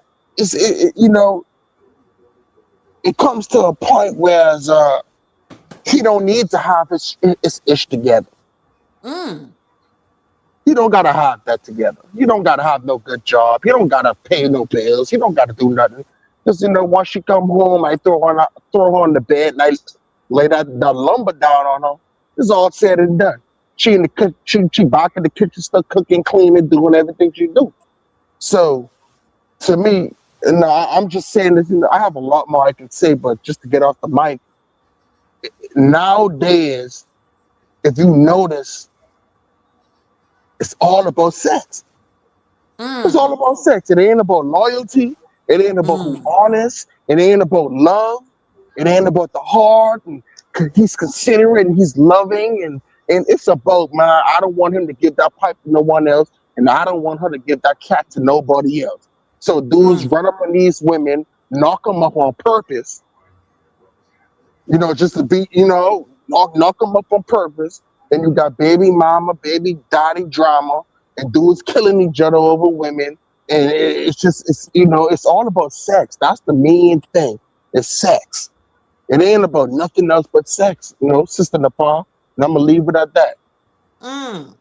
Thank you, Okay. brother. And we'll let the I think enough. Thank you so much, brother. Someone else came in, and I want to give him a chance to speak. We Unlock Nation. Oh wait, hold on. Yeah, that's who it is. We Unlock Nation. We might want to chime in. Um, I Mm. I get to be perfectly honest with you, I get sick and tired of these talks by men in certain certain panels and certain live streams who keep going on pushing this same stupid ass rhetoric about who's the leader in the household when Mm. frankly when you look at history, the white man has been leading you and dominating you for years, decades. Mm-hmm. There have been very few people who have led, who have taken their people and have led you to certain places, even to the mountaintop. Even I want to Mm-hmm. give a shot. I want to give a shout out to Harriet Tubman and her family because the late great Harriet Tubman led thousands and thousands of people to the freedom and could have led thousands more, but they didn't Yes, know sir. those stories. Mm-hmm. And then you got people that say that Harriet Tubman didn't exist. So Mm, if Harriet Tubman didn't exist, then your mama didn't exist. Mm. Your grandmama didn't exist. Your great grandmother didn't exist. that's right. You have four greats, you have 16 great greats, and the list goes on and on and on. They're the ones, and oh, you can include Sarah Bartman in that one. That's the one where you always seem to look at a woman's assets better than more than her brain cells. Mm-hmm. If I were to and ask you what's more important to you when it comes to a woman, 9 times out of 10, you're going to say a woman's vagina is more important than her, than her brain. Then I her don't brain. need I don't need her to speak. I need her to do my bidding. Well, all that is all that is well and good if you're an asshole. All Mm. that is well and good. But if you're a person like me who does not give a damn either way who leads, either it's me or the person who I'm married to, we Mm. are both leaders of the household. Our Mm-hmm. children are what's called dependent. They are Mm. dependent upon us to do the right thing by them. They are dependent financially, emotionally, disciplined, and godly. Mm-hmm. Mm-hmm. You Right. don't promote those things in a vacuum. You must have got all this patriarchy stuff from white folks from back then when white men were dominating their women. And they were asking Marcus Garvey, how do we get out of this situation? And Marcus Garvey gave you the formula. Thank Marcus Garvey for giving you the formula. What was the formula? The formula was, if you want to get out of your situation, you need to go vote. And in 1960, he gave you the vote, not the Voting Rights Act. I totally forgot. I apologize. But if it wasn't for certain laws and for certain things, you will probably still be in the situation that you're in. But you need to thank black women for the position that you are in. Mm-hmm. Now, it will go much smoother if we could work together as one, as Mm-hmm. That's what community, I was saying. as one family. It Mm-hmm. doesn't matter who leads. If one passes, let's say for example, if one passes away, right? Mm-hmm. If the man passes away and he's with the woman of his life, she gets his energy as well as he keeps her. She's held you down from the beginning. She's wore the pants and the apron. And Mm-hmm. if you look in the exact opposite, if she were to lose her life, the man were to get her energy. You got to think about this in a balancing type of a way. Mm-hmm. What makes you think a woman being in her position want to be with a man who is just patriotic? It doesn't work that way. It don't work. Yeah. Especially in this economy where you have a madman, a dictator in the White House, Mm-hmm. and he doesn't like women at all. He doesn't mind bringing immigrants to the country, and they don't hardly say anything. But a woman that but Mm-hmm. a woman of your petite, he doesn't mind telling shut up, but he ain't gonna tell shut up to Jasmine Crockett. I bet you he won't say that. I bet you he won't say shut up to Kamala Harris. I bet you he won't say shut up to Hillary Clinton Mm-hmm. because they know better. Mm-hmm. Can I ask you Ladies, something though? Can I ask you something? Because go I ahead. can't see your name or whatever. Let me ask you, based on you said you don't care who leads, when you think about the this little diagram, try to see this diagram. It's the man and a woman, right? At is a line with a man here and a woman here, and then uh the triangle goes down, and then the children are at the bottom. So it's the man and the woman working together, and then it's the children at the bottom. But the other way is the man is on top, the woman's in the middle, then the children. Which call it uh which diagram or which system I know what you're talking do you think would benefit the black community? No other community, because other communities have things in place. With us being a little bit dysfunctional, do you think that?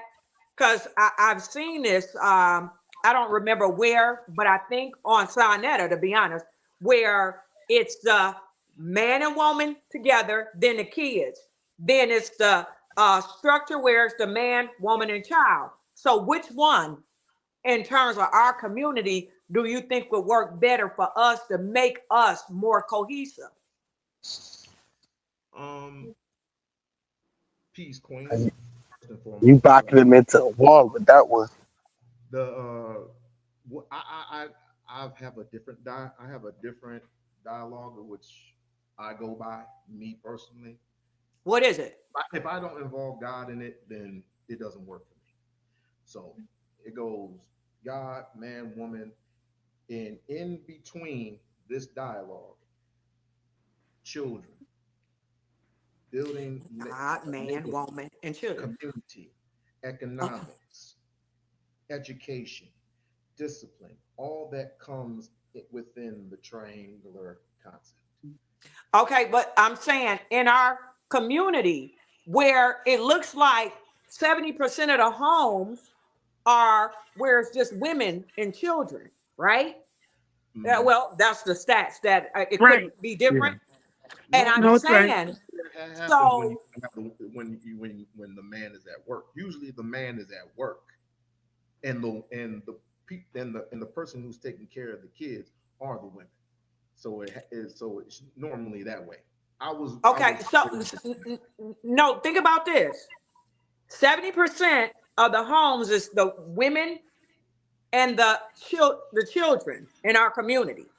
So when he comes in, when a man comes, we already have the structure where it's pretty much women and children. So he comes in the home, and when he comes in, if we try to structure it where he's over the woman and then a woman over the kids, she's been in this position so long and she has everything together. When he comes in, should he assume the position of sorta where they work together with the kids, or do you think he should just go to I'm over you, then the woman, then the children? Because what I'm trying to get at is in our condition as black people, it is so jacked up the way slavery and different things have caused all this dysfunction that we might need to change something up until we can get Yeah. ourselves together and then change it back. Because it's going to be very hard for most of us to let a man come in. We've been there working, taking care of the kids. He come in the house to give him the reign to be over us is gonna cause us to buck a little bit because we're gonna be like, hold on, I'm used to taking care of this by myself. I don't know if I can trust you. So should the man sort of change a little bit and say, I'm coming in a little different. I'm coming in more with that harmony. That's what I'm saying. Man, If good point. if you're gonna come in, I you come agree. with the intentions of not being not taking over. If you're going to come in with a woman has already been established, she's financially stable, she's taking care of the kids by herself, and then you come in as the man. I'm not gonna put myself in the position where it's like they need to go by my rule or else. No, we're first of all, communication is key. That's what I, Commu- yeah. Communication. If you can't communicate, it's over. We can't communicate, then there's no need for me to be here, and there's no Yeah. need for you to talk to my kid. Uh, what they're doing with what she's been doing with the kids, what she's been doing with the kids. Let them get to know you, and you get to know them personally. Let Right. everything come together slowly but sure, like peeling back an onion, one layer at a time. I got it, but I was just saying the structure for our community. Do you? I'm saying stay with what's going on in the black community. Do you think man, woman? Because I think it was you that said God, man, woman, child. You still using that construct? Man, God, man, woman, child. Could it be God and then a man and a woman and then the kids? In our community right now until we can get some type of balance going. There's too much distrust between a black man and a black woman. There's too much abandonment, too much neglect, too much abuse for us to allow someone to come in talking about they about to rule over us. We need to do checks and balances. We need to vet you. I need to watch you. You know, this is in our minds. Even if we don't say it, we're used to sort of being alone, etc. So, can you men understand why we're here tonight talking about this submission stuff? Because we're afraid to let you lead and submit up under you because your rule has not been a righteous rule. Your rule has come in with ego tripping, with womanizing, with all type of stuff. So in reality, we have to change, I feel, the construct of these relationships until we can get some type of serious cohesion among ourselves as black people, because that God man over the woman, why do I need you to be over me for what? I'm a grown woman. Why are you over me? Why? You know what I'm saying? That's my thing. Now I will submit. I will, to a wise man that can really make things happen. I will. But in most cases in our community, we not experiencing that. If 70% of us is by ourselves, we ain't experiencing that. And So should we change up the game? That's what I'm asking. Should right, we right. sort of change it up until we get it together? And I do understand that and completely. And I do want to say, on behalf of men everywhere, I do want to apologize if we came off rough. Um, if we came off in a Speak different up a little bit more. We unlock you. You sound like you're whispering. my bad. Go ahead. I do deeply apologize if we came off a certain way, but again, I go by my. See, I'm just gonna tell you, I've been married for 16 years. Me and my wife been leading our children for this amount of time. And whenever I'm down or wherever she's down, one of us got to pick up the pieces, and we're all together. We all become one, as one structure, as one family. That's how I operate. I don't know how anybody else operates, but I don't go by this thing with just a man just leading. You haven't led for a very, very, very long time. You don't have anything structurally, economically, in a global sense to lead anyone anywhere. It's too far gone for you as a man. But if you have your woman by your side, you can do much, or you can do just as much damage as your competitors. That's what I'm getting at. Because quite frankly, no one gives a damn about you but you. That's true. That's No Can true. one. can I interject? Go ahead, Dan. All right. How you doing, Dungqueesha? What up? I like your outfit today. You on point. All right.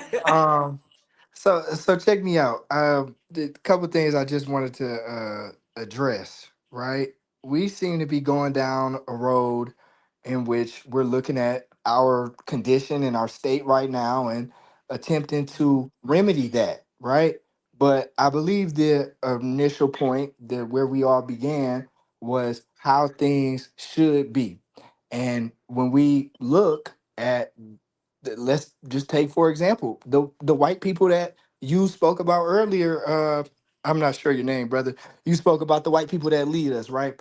They don't have this structure that we're talking about. They don't have this structure of man, woman equal, right? So there are things called emergent properties, right? We could talk about idealism all the time. This is actually the nature of how women see the world. If you study female psychology, females are idealists by nature. They say ideally it should be like this, but ideals don't get you anywhere.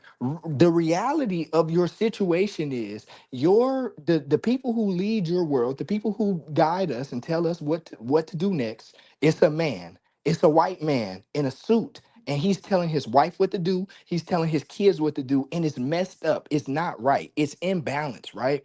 But the reality of the world that we're living in is not balanced. This is not a balanced Maya world. It's demons, it's monsters, it's people out here that don't care nothing about what you're talking about. And they love the fact that we as black people are sitting in this room confused, trying to say that, yeah, men and women are supposed to be supposed to be equals. Everybody who's leading you already knows the truth that there's only one order for success. We don't have success in the black community, as you just said. We have no organizations. Every organization that a black man tried to start, he was killed. Martin Luther King, Malcolm X, Marcus Garvey, and the list goes on. The Panthers. We could do this for an hour and talk about every black leader that was killed and snuffed out due to the racist white system that leads us. Right. So what you're talking about, saying, yeah, black women can't trust black men. 70% of black homes is led by women, and all of this. All of these are symptoms of a systemic problem that no one is addressing, right? If you left us alone and you allowed us to arrange ourselves in our natural configuration, there would be the strongest would be the leader. The strongest person in the pack would be the leader. So we could assume that physically men are stronger than women. Mentally, let's assume that they are equal. Let's give women and men credit mentally and say that they could both achieve great things mentally. So the natural order of things that every other natural group of people is dealing with is a man is the leader. So I believe that there's no hope for recovery as long as we continue to perpetuate the perverted model that was given to us on the plantation. We broke the bucks. We effeminized them and strengthened women, and that was the primary mechanism by which the white man has went about controlling all of the babies. Because no matter what a woman wants to tell you, we know how the story went. The woman didn't lose a man. All these single women are Uncle Sam's children. They all Uncle Sam's baby mama. So when Uncle Sam gives you your WIC and your EBT, that's a man in your life. There's no examples of women existing in isolation, surviving and thriving. The man is just socioeconomically removed from you to delude you into thinking that you are leading. You're not leading.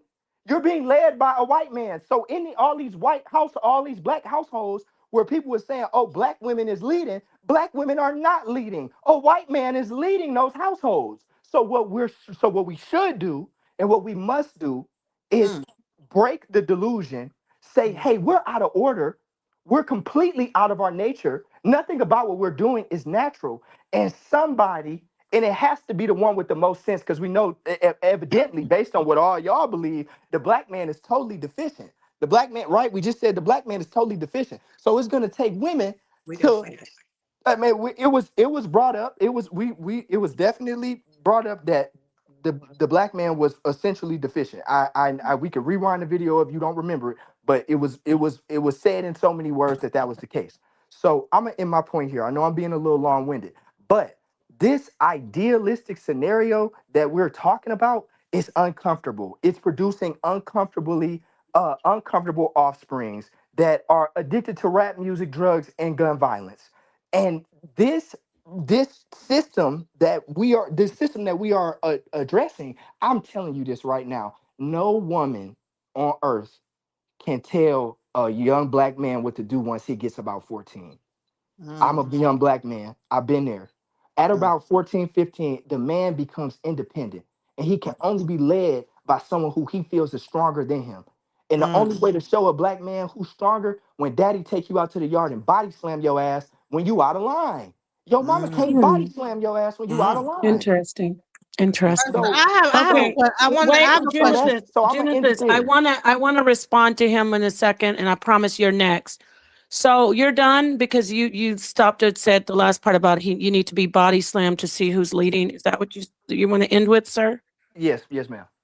Okay, great. So you said a lot, and we never said the black man is deficient. You came in and said black children are the lowest quality people in the world. That's what we responded to.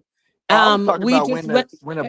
the black man that was just Well, on the mic started to say something that did not what you said. The black man that was talking to I know. Dungqueesha a second ago said that. I wasn't talking about what I said earlier. Okay, I was well, responding to that black man. okay, But but go I need ahead. to do this because you said you're a young man and you need to know something. Everything you said is sadly that hatred rhetoric that's being pushed on the manosphere and the social media. And this is the thing about black households. Um, no, we're not Uncle Sam is not our husbands or our leaders in our household. Everyone is under a government in this society. Not just black women, everybody, men, women, black, white, we're under a government system.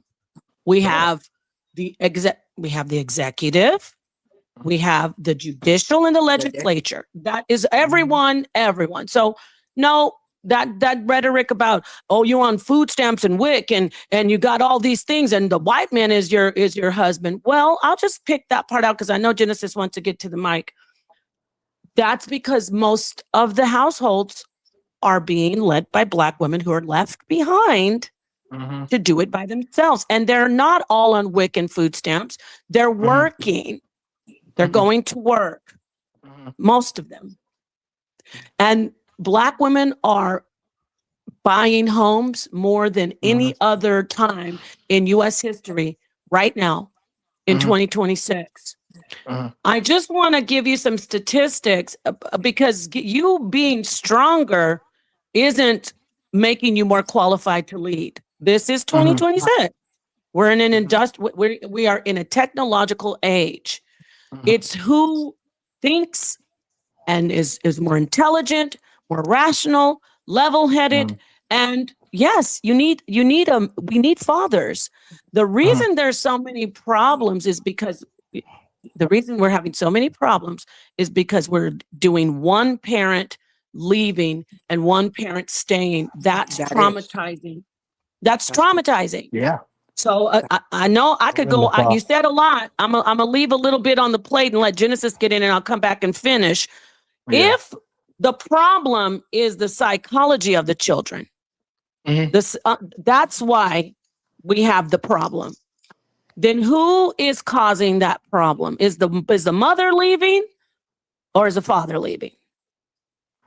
Who? Which one is Well, leaving the most? can I just It's a real quick answer. Genesis, I okay. Who's want to go leaving the after most? you. Who's leaving The the family the most? the No, we got to be quick the with The these. woman We woman, can't. the We're woman not trying to lead, win. woman I'm We're sorry. lead. not The woman politicians. is the I'm sorry. The black man is leaving more than the black woman. Yes. Okay, so if the black man is leaving more, Mm-hmm. he's causing the children to have problems. He's causing Oh. That's right. the gang Oh. bangers and the single teenage girls. Mm-hmm. That's He's right. the one who needs to come on back. Mm-hmm. And like I said, again, buckle down. Listen to, he chose the woman to have babies with her. Stick Mm-hmm. around. Mm-hmm. And he needs to be a man. He needs to stop blaming the white man, the government, the next door Mm-hmm. neighbor, and the woman who had his baby. He needs to Right. be a man. And that means he needs to be the one who is like the man said, the apex, he's at the top. He needs to do it. He needs to take all the hits. He needs to think, Yep. well, I can't buy these Jordans because I got to go pay for my kids' school tuition. 100%. Get it? Okay, and Black men are getting beaten more than enough. They don't need a man to body slam them. That's the problem. We need to stop beating on our kids so much. And a black man needs another black man, a leadership figure to hug him. Say, it's okay. You can cry with me.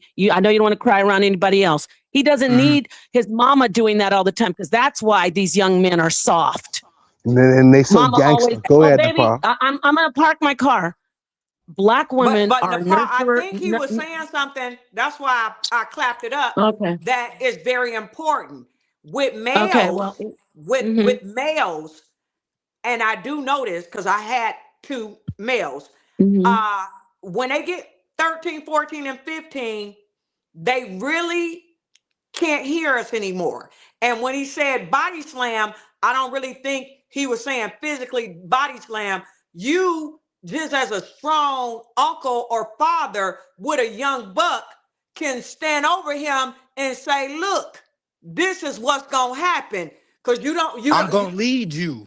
I'm I'm gonna gonna well, lead lead he you. you. said he did say literally physically. He said they're Yeah, he stronger, said So and they boss. should sometimes you take might them out have in to the body yard. slam them. Yeah, you He might. They said might they have should to get take them body out You in the slammed. yard might and have to body do slam that. him. It But might Okay, have so hold let on, me to. say this again. even Wait, women. I got. I'm gonna park my car. Let me say this again. I'm gonna double down. Young black men don't need to get beaten up or knocked out anymore. That's the problem because their mama's beating them with shooting them in the back. I saw that on a crime show. They're That's getting right. no, That's I right. mean it. I mean it. That's Wait, I that's mean it. that's No. propaganda. Let me This is finish. This needs to be propaganda. clear.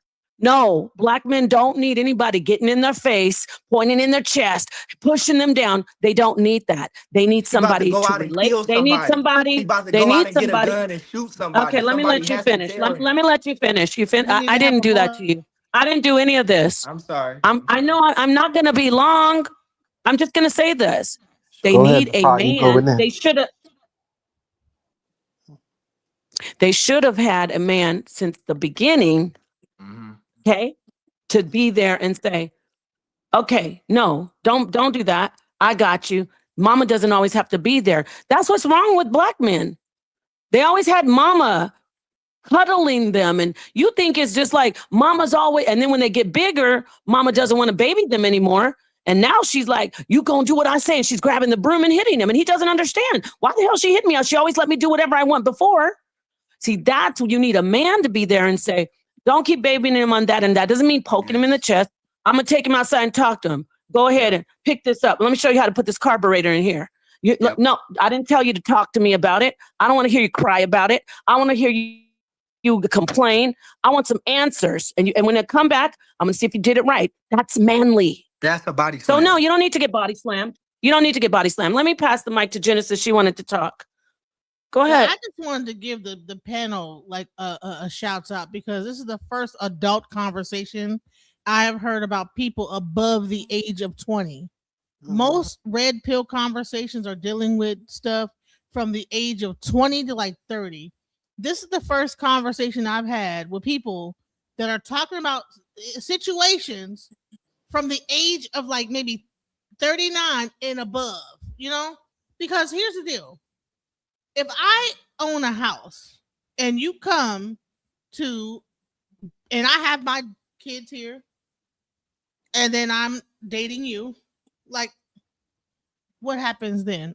Should I submit to you? Should I, Dungqueesha, thank you for that question. You come into my house, or do we get another house? Like, would you come into my house, or would you say, you know what? As a man, I don't feel comfortable coming into your house. You should sell your house, get another house. We come together. Like, this is the type of conversation because no one's having the adults past 30 conversations that happen. People own houses. People like probably have been divorced, taking care of kids that are older, you know? No one's having that conversation. How do you expect a woman to submit to you when they're a homeowner, when they have their shit together, you know? And they're not like a 20-year-old just starting off and dating.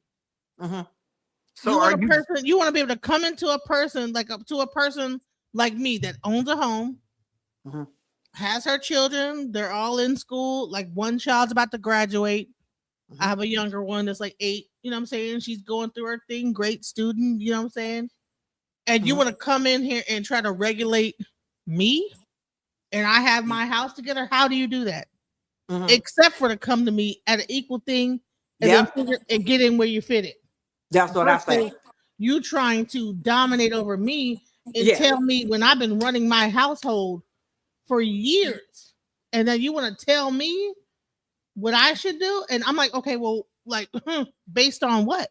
You know, Based on what? Yeah. no one is having the conversation of how does a oh no, it's because you hit the wall, or oh, you're older and it's over. No, we still got cootie cats. People still trying to fuck us. So, excuse my Mhm. language. Sorry, my bad. Mhm. Mhm. Genesis. My bad. Nick, about to say Mhm. So Genesis, you stuff still basically. going on. We listen. It don't as much as y'all watch these panels that make it seem like that we just dry up and wither away at a certain age, and we just no. We still getting it in. Men still trying to date. We still have relationships. No one is talking about what happens in this situation. Everyone is talking from a frame of 20 to 30. No one is talking about 45. What happens then?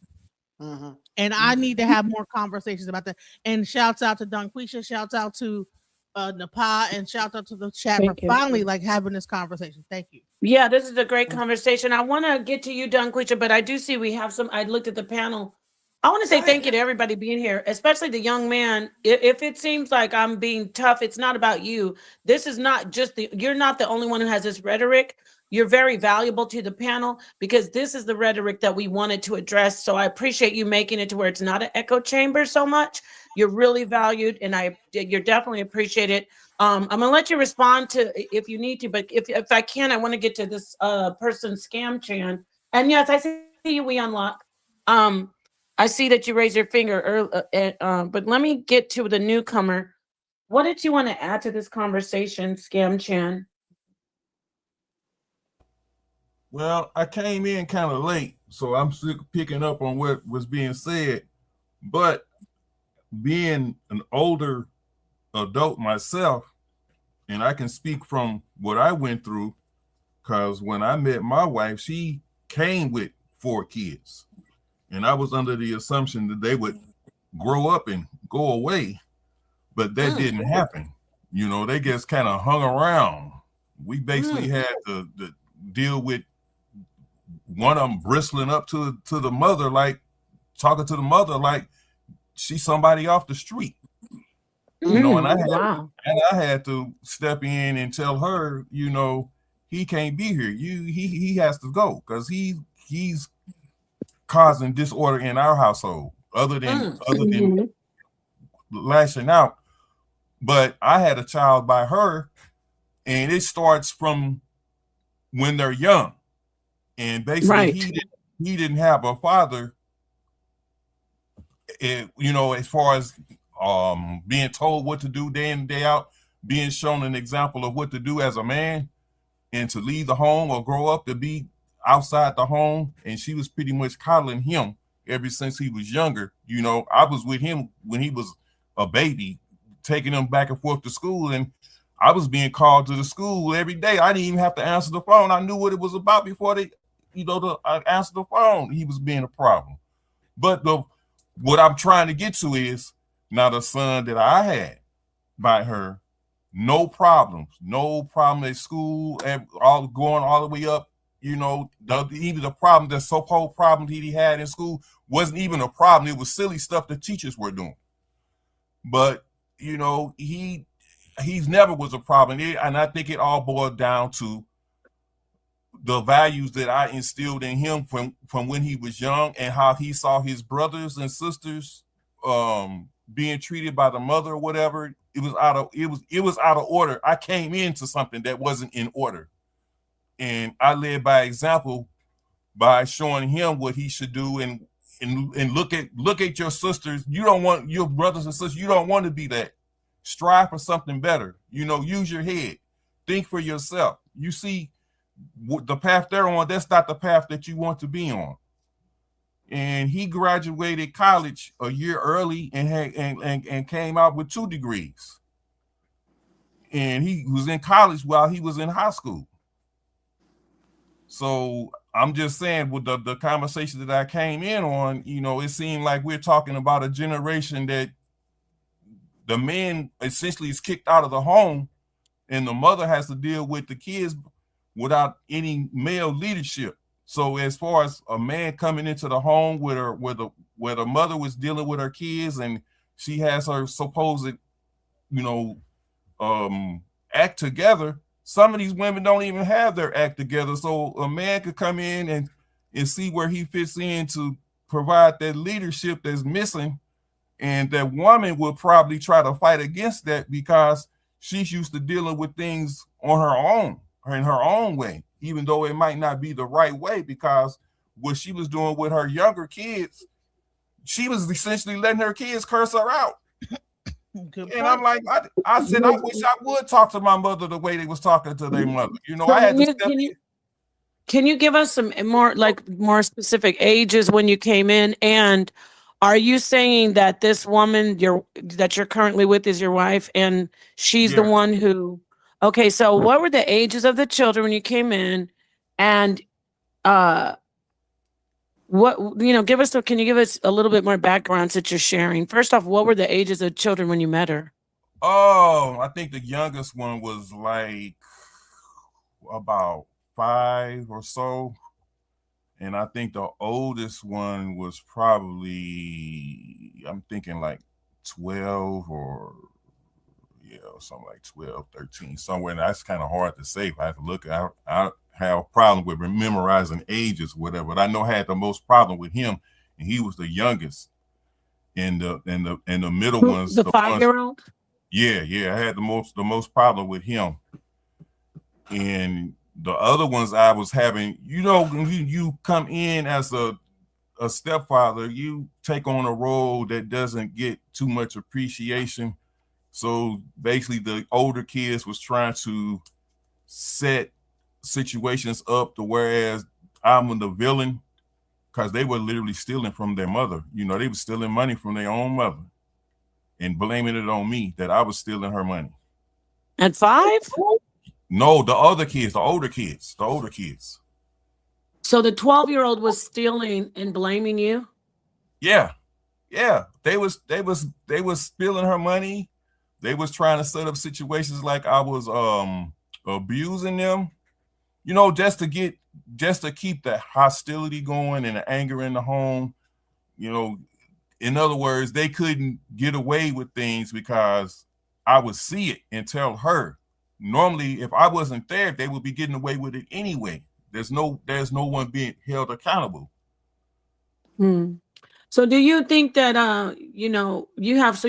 there's 5 children in that whole family, right? Yeah. So would you say that you love all those children unconditionally? And be Well, honest.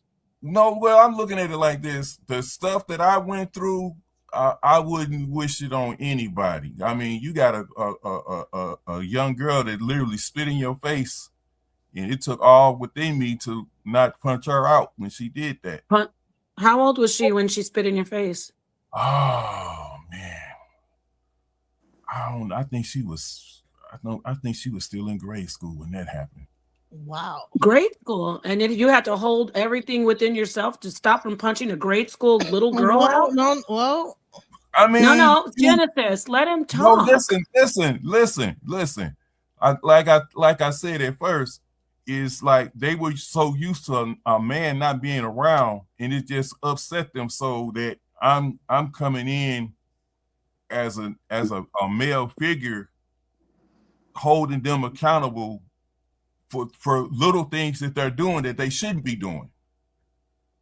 It's like say you want to tell them to clean their room or something like that.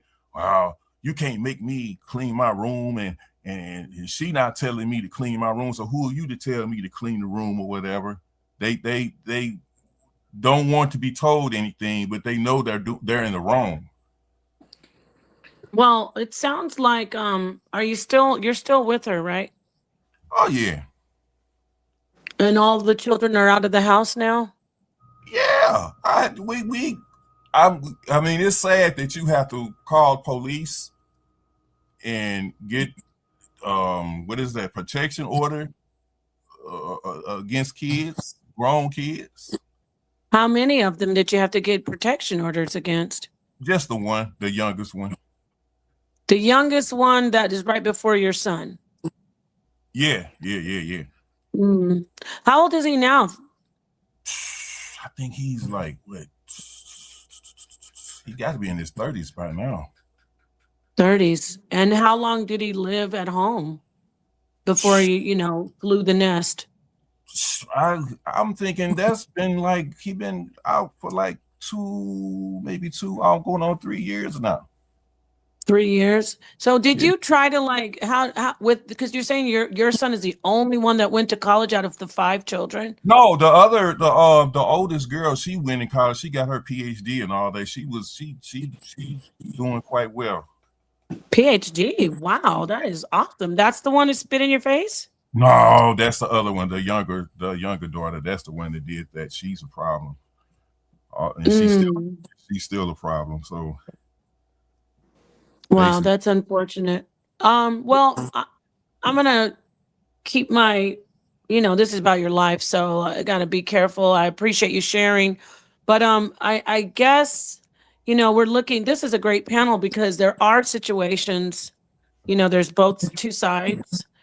There are situations when men come into families and they are already children there, and it's hard. It's hard to blend families. So for whatever reason, it's not just always the children. Sometimes the men, they want the woman. So they say, I really don't want these kids, but I want the woman. I'm not saying this man. So, sometimes men come in and they really just want the woman and they don't want to sign up to be the father to love the children. And it's tough because a lot of times the children are rebellious. They haven't had a man over them. So it's a good conversation to start. But there's always two sides. So I appreciate you sharing. Does someone want to address the gentleman's statements and what he shared? Top been trying to talk. Go ahead. Yeah, go ahead. Anybody. Seemed like Top What's been up, man? communicating for a minute. Man, it was a lot of things said Napah, since I last talked, right? Napah, Man. somebody Sonetter, should come be in on a in. back Wait, called Sonetter, you can Michael. come on in. Come on What's in and up, hit the link, Sayonetta? Sonetter. Big fan Let's of you, go, man. Sonetta. Big Hey, fan of you, son. man. Hey. Let's go, Yeah, Sonetta. he's gonna Hey, before man. he talks, I know what he's gonna do because we're gonna hear from a real man who comes in and I'm married to him. We have a blended family and he has stepchildren. So go ahead, Sonetter. What do you think about what this man just shared with us?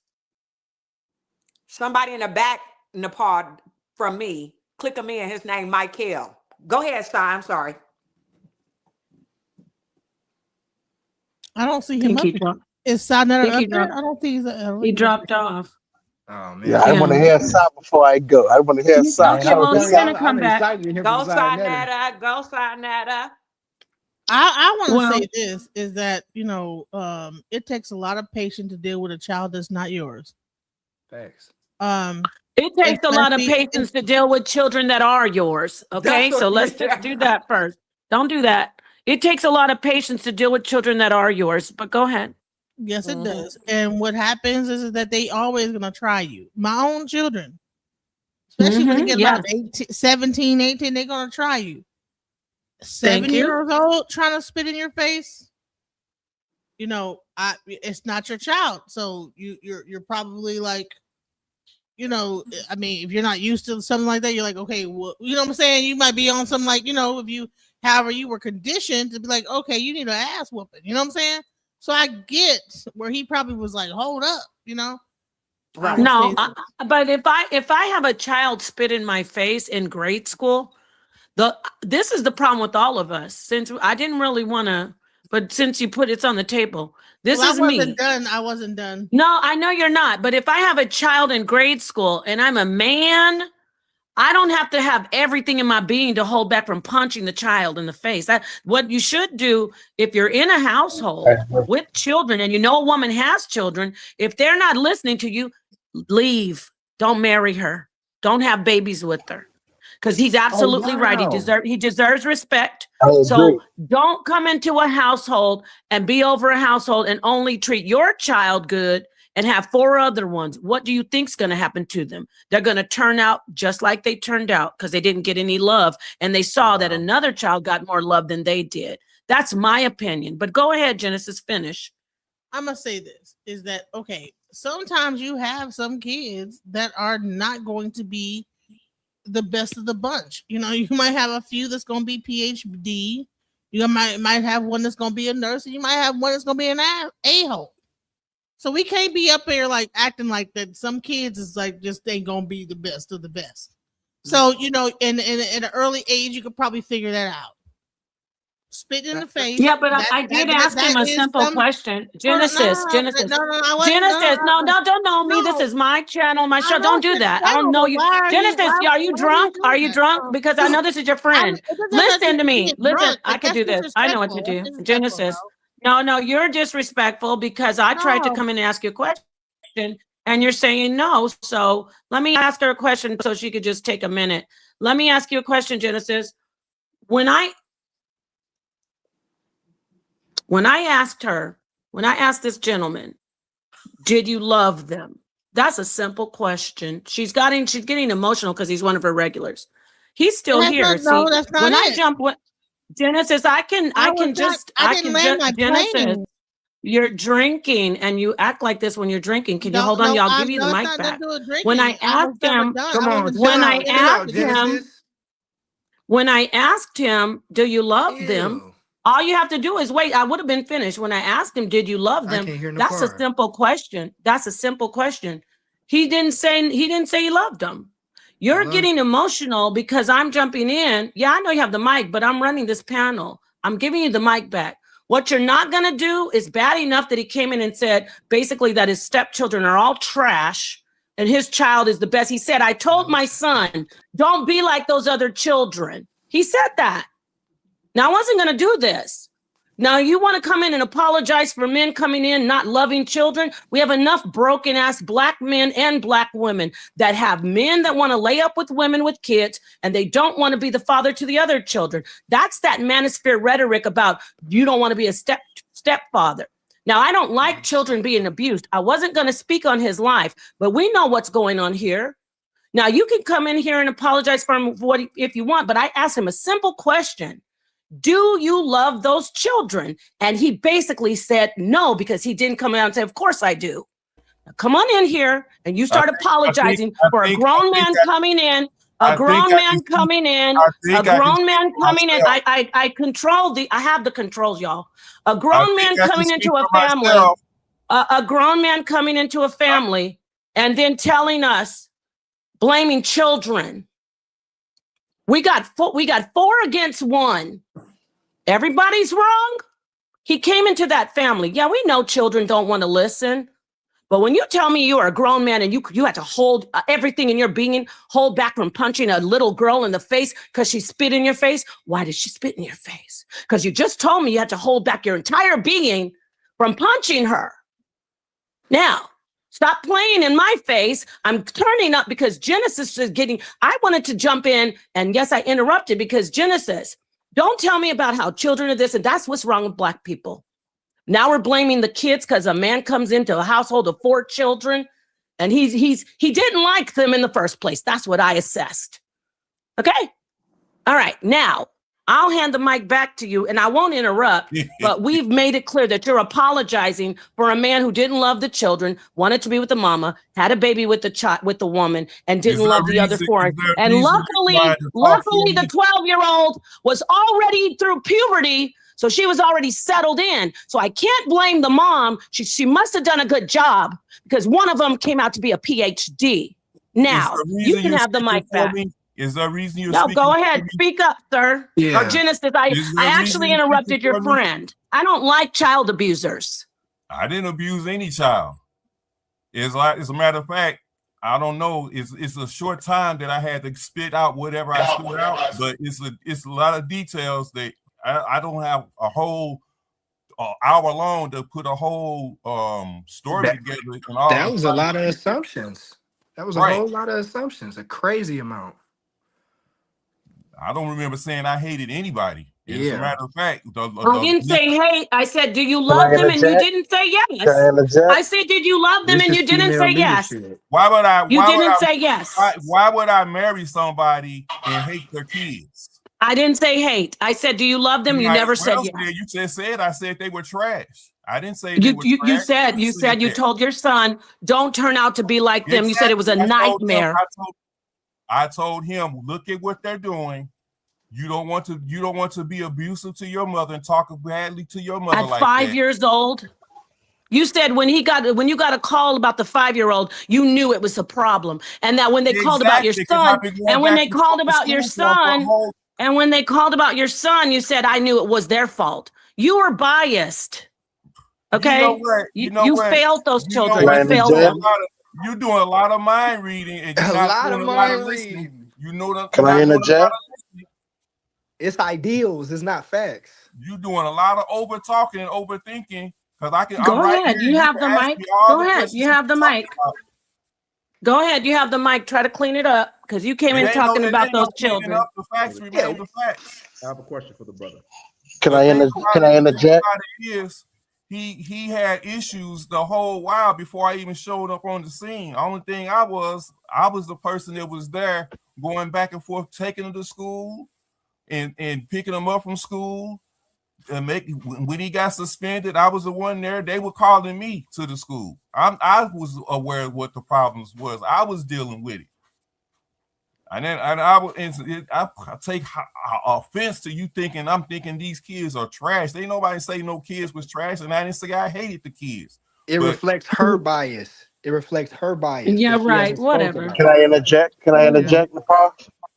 Yes, of course. And come on in. Man, how y'all doing? Let me be the sponge to soak up the shit, right?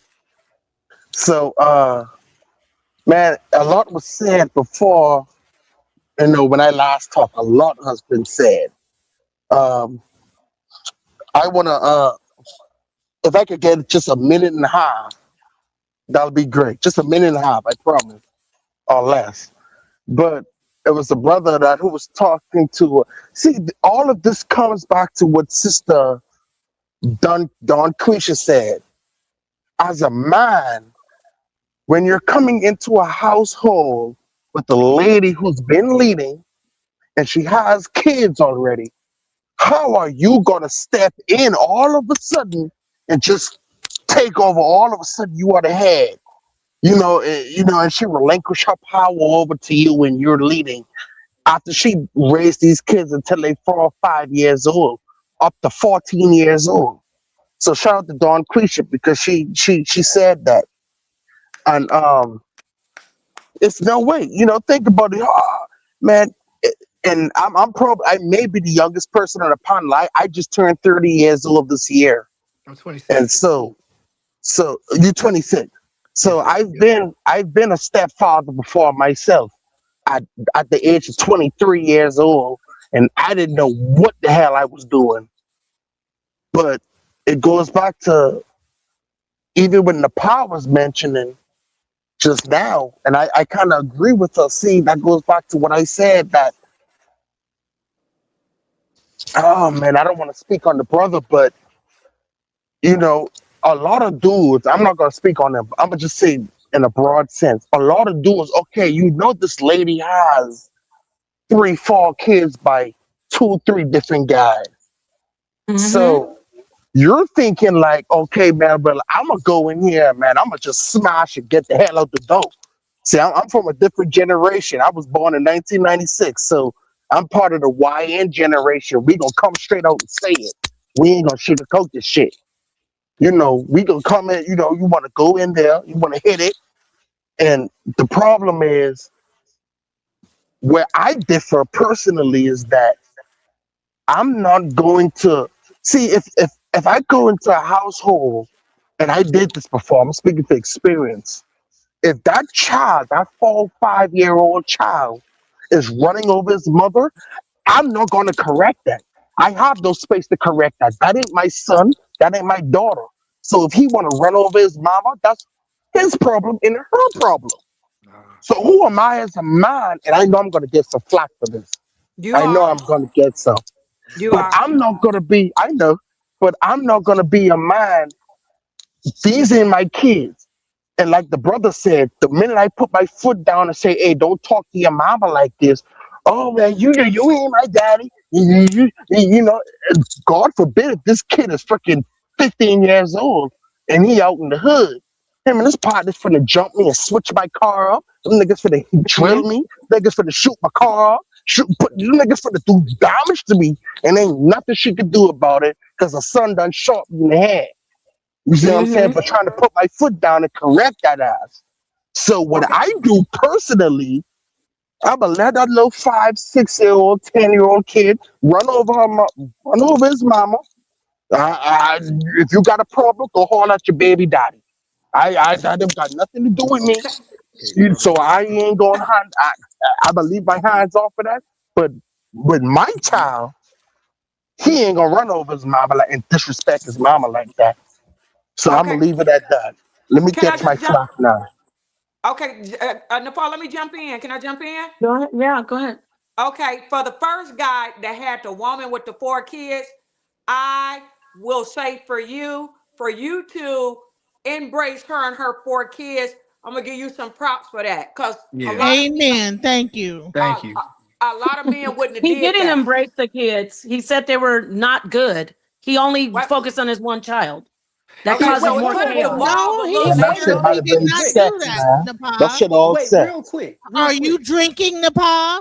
This Oh, is crazy. No, Hold on, you hold on, told me real you quick. were drinking, and oh, I Yeah. can't So kick you out why in the hell would you bring up when I'm drinking some beer or whatever? Why the because hell is you that a wouldn't thing? stop when No, I no, said no, stop Yeah, and because you I'm was running the being a little panel like you're rambunctious. doing. that was disrespectful, You're bro. being No, disrespectful. you This is my show. Like Yeah, you you coming in gotta it again, respect I can Napar. kick you out forever. I'm not kicking you out forever.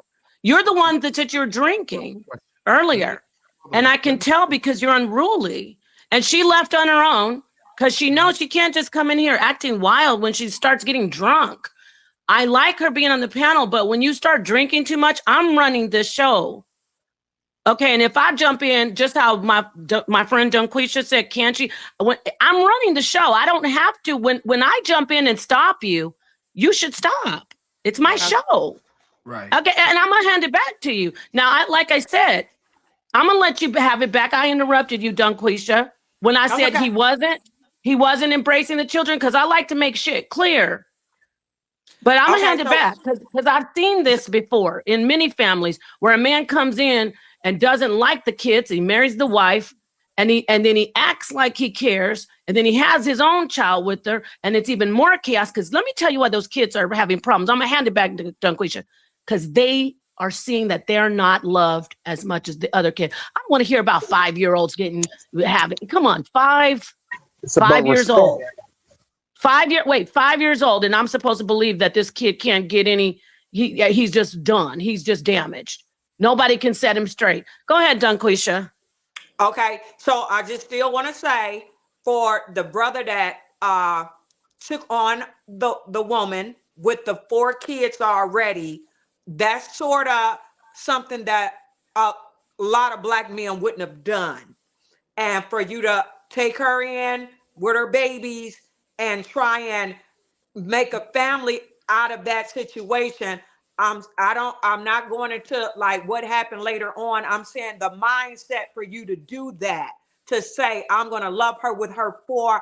I think that that is a really really really good thing.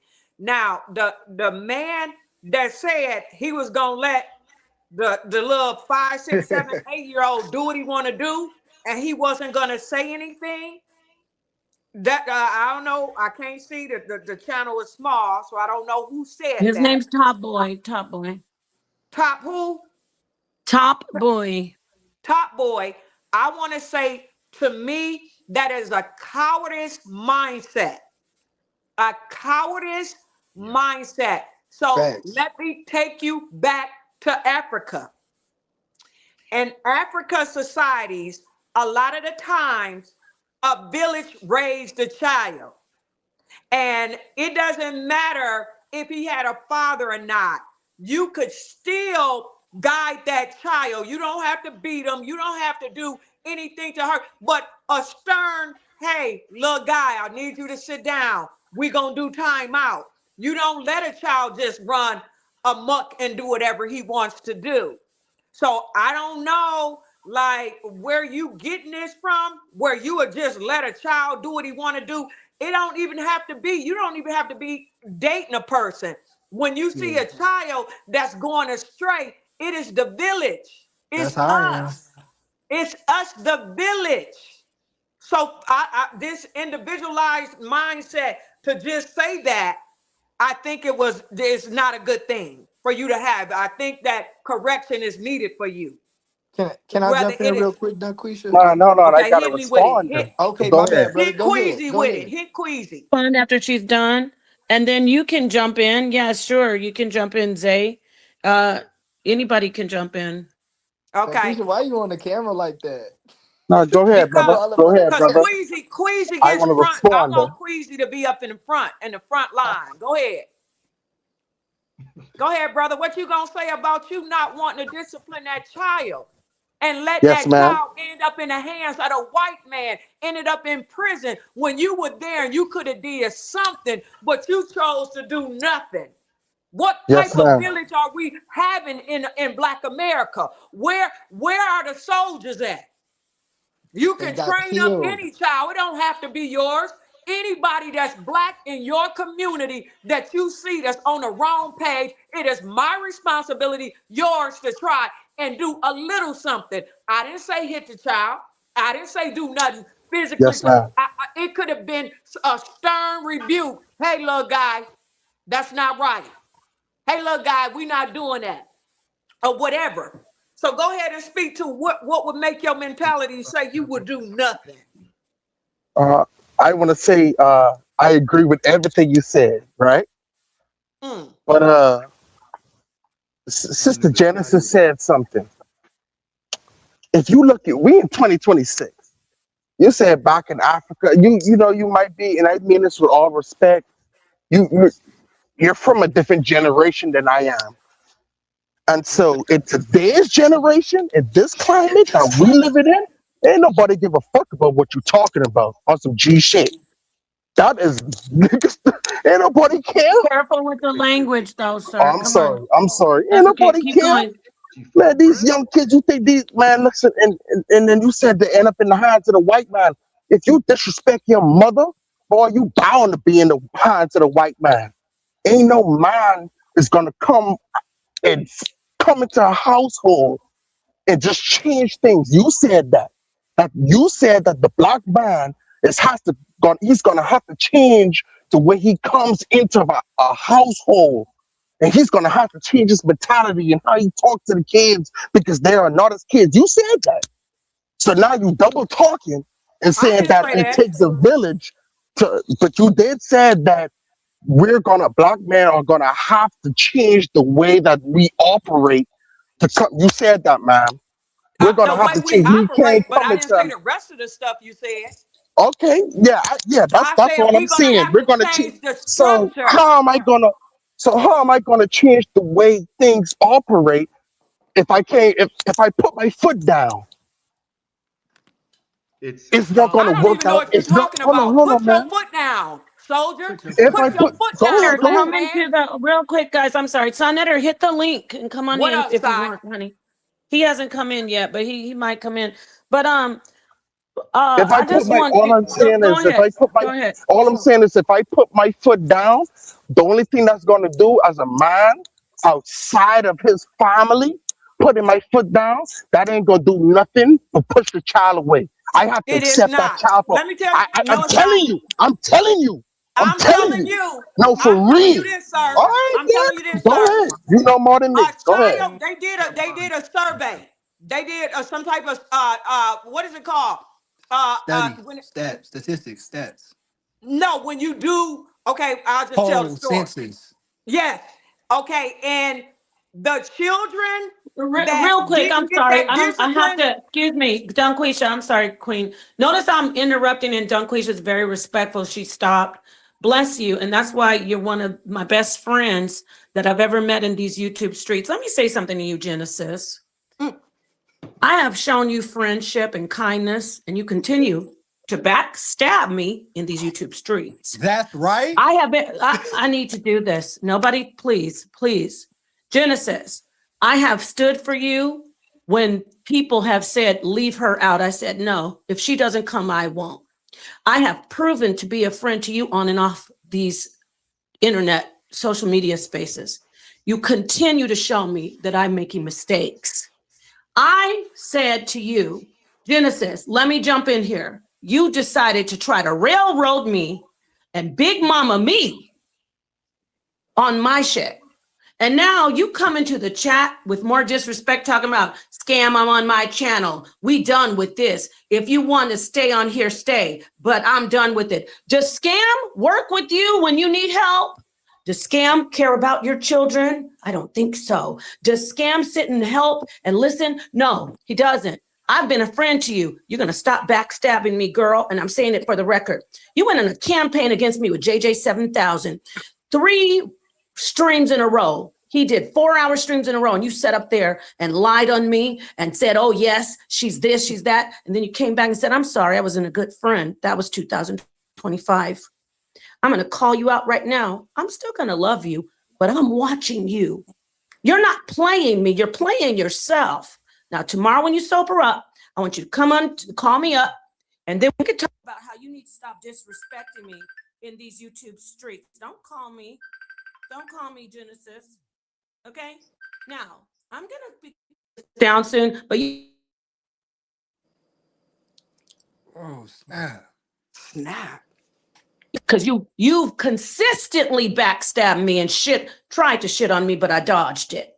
Stop playing in my face, okay? Sober up and we'll talk tomorrow. You're going to get in check. All right? We're talking about submission. I'm the dominant one. I'm the mama, and you're the little bad baby. And talking about this man, your friend, you would come into a home with children, and you want to be a man. If they're unruly, and you didn't just marry that woman and get her pregnant right away. You say, hey, these kids. Anybody ever watch Claudine? Yeah, you These fell in kids love with that pussy. aren't acting. These kids aren't acting right. So I love you, but either these kids are going to respect me or I can't do it. And then she's going to get her kids in check because she's the boss. She's the dominant one. She say, look, guys, I really like this guy. You don't have a daddy. He wants to love you, wants to throw a ball with you. He wants to be at your graduation. Okay, mama, all you got to do for a 5-year-old is show him that you love him. And I asked him a simple question. Do you love those children?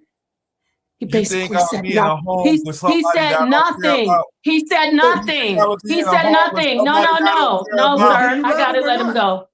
You need to go over there with Hey, her. do you love him or not? Because what you're gonna do is this. We don't just need a warm body with a male member in our homes. Wait a minute. We don't just need a warm body with a male member in the home. We need a black man or any man to step in. We need a man to step in and do the tough work. Are you still here, brother man? No, he left. You either come in and do the tough work or stream yard or something. Can you not hear me? Because if a man can you not say he you can't hear me, right? I can see why. Okay, let me let Dungqueesha off the mic, but Genesis, you're gonna stop disrespecting me. Go ahead, Dungqueesha. I had to jump in there. Fix your system. I hear you, Napah. Can you guys hear me? Yes, all right, go ahead, Dungqueesha. I'm tired of people Can you hear? making excuses for child abuse and everything else. And then look, black men are right when they say if you come into a house and the kids aren't listening to you, don't put your pee-pee in her and give her a baby, and then start hating, teaching the brother of the kids you're better than them. All right, it's easy. Go ahead, Dungqueesha. Her and Genesis look like they having something. I don't know. Queasy, we can't hear you.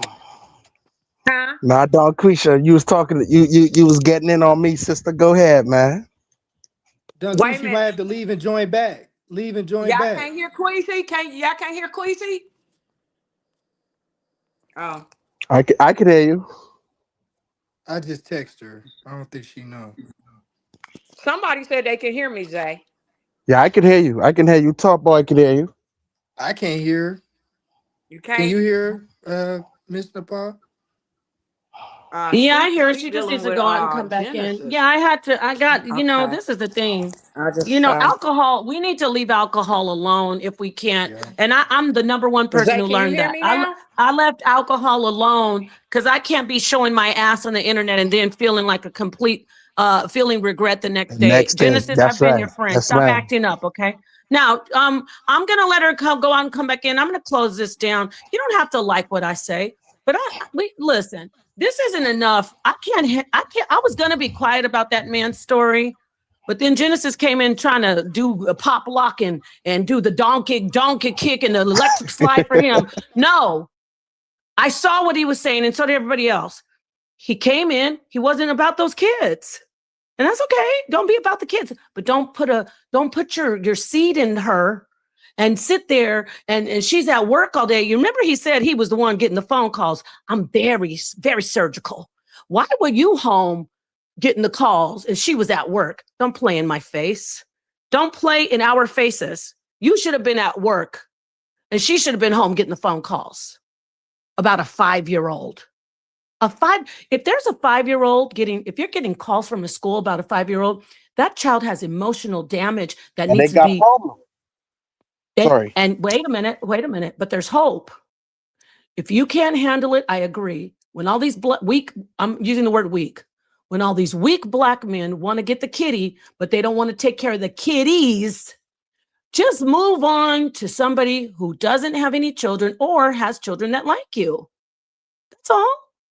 I don't want to hear any man coming in that he said 4 children were like living with a nightmare. I'm very sensitive about that because we have a lot of men coming into homes and abusing stepchildren. I'm not saying he's an abuser, but when I hear somebody say they had to hold up every fiber of their being to stop from punching a child in the face,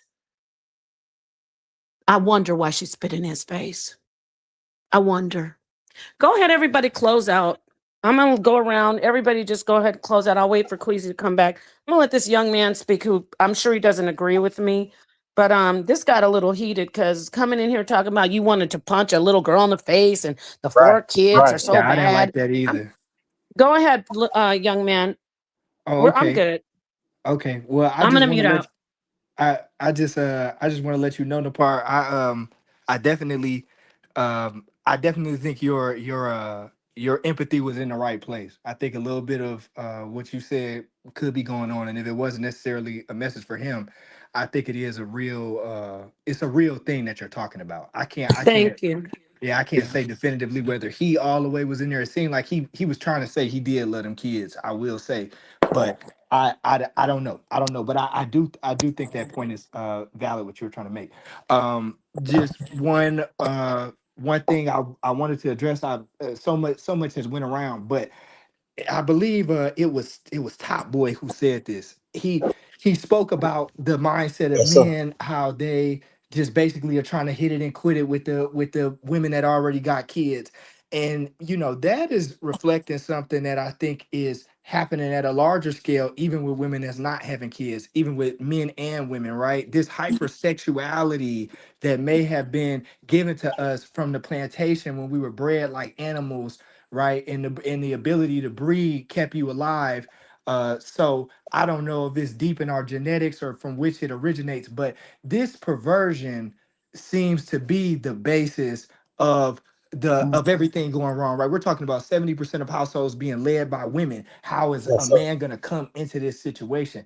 That shouldn't be the norm, right? That shouldn't be. That's a consequence of, in my opinion, a failure at some point in the process. We failed in the mate selection process, or we failed in the relationship curation process, and that's on both partners. But I think where we all began in this whole thing, it was how things should be, right? And we shouldn't be getting into these relationships that are not, you're not vetting this dude out. Is he the type of dude? How many other women has he hit and quit? True. Right? How Perfect. many? All right. So this whole process stems back to a rearing issue, right? The people who are rearing our children don't have the resources, they don't have the time. They're working Yes, in sir. stress and on the verge of death already as it is. So we just trying to make sure these kids are able to survive. We're not instilling in them the self-worth in men and women. Look at the herpes rates in our community, right? Yeah. When we're talking about where we need to be going and how things need to be, you know, moving forward into the future, we first have to address the completely unchecked perversion in our community to even believe that I should be linking up with somebody that I barely know, having Right. unprotected sex in them, knowing that black women are extremely fertile. Black men are high in testosterone. We get it from the Yeah. sun, all the melanin. We are bringers of life. It's in us. It happens to us faster than other nationalities if you look. That means even more so that we have to do a layer. We have to first address this layer of extreme perversion, unchecked in men and women. We know men are perverts. I thought girls, when I grew up in high school, I didn't even know girls was as nasty as when I got a little older and realized. I said, oh, y'all Right. nasty too. I said, we Mm-hmm. we we some freaks, right? So, Right. I didn't been through things in my life. I done seen every one of my homies got burnt. They got something, or they don't know if they got something. They got it and don't know. So Right. the STDs and the babies is all reflecting the same thing. The reason we got a bunch of STDs and the reason we got a bunch of babies born out of wedlock is because of a systemic lack of self-worth that gets taught to us from a very early age from a myriad of places. But as we progress into the future, as we go into this next saga to sit and say, how are you supposed to behave entering uh in reality of a flawed household? It should have never been one woman raising these three kids. We've already failed. We've already missed the mark, right? And so what I've been trying to say is that we have an opportunity in this next generation that hasn't been afflicted. I'm not trying to say that the older generation is just done and cooked, but if we can begin to create positive male role models again, because there aren't any, there are no positive male role models in every other community. The richest leaders, the entertainers are not the leaders.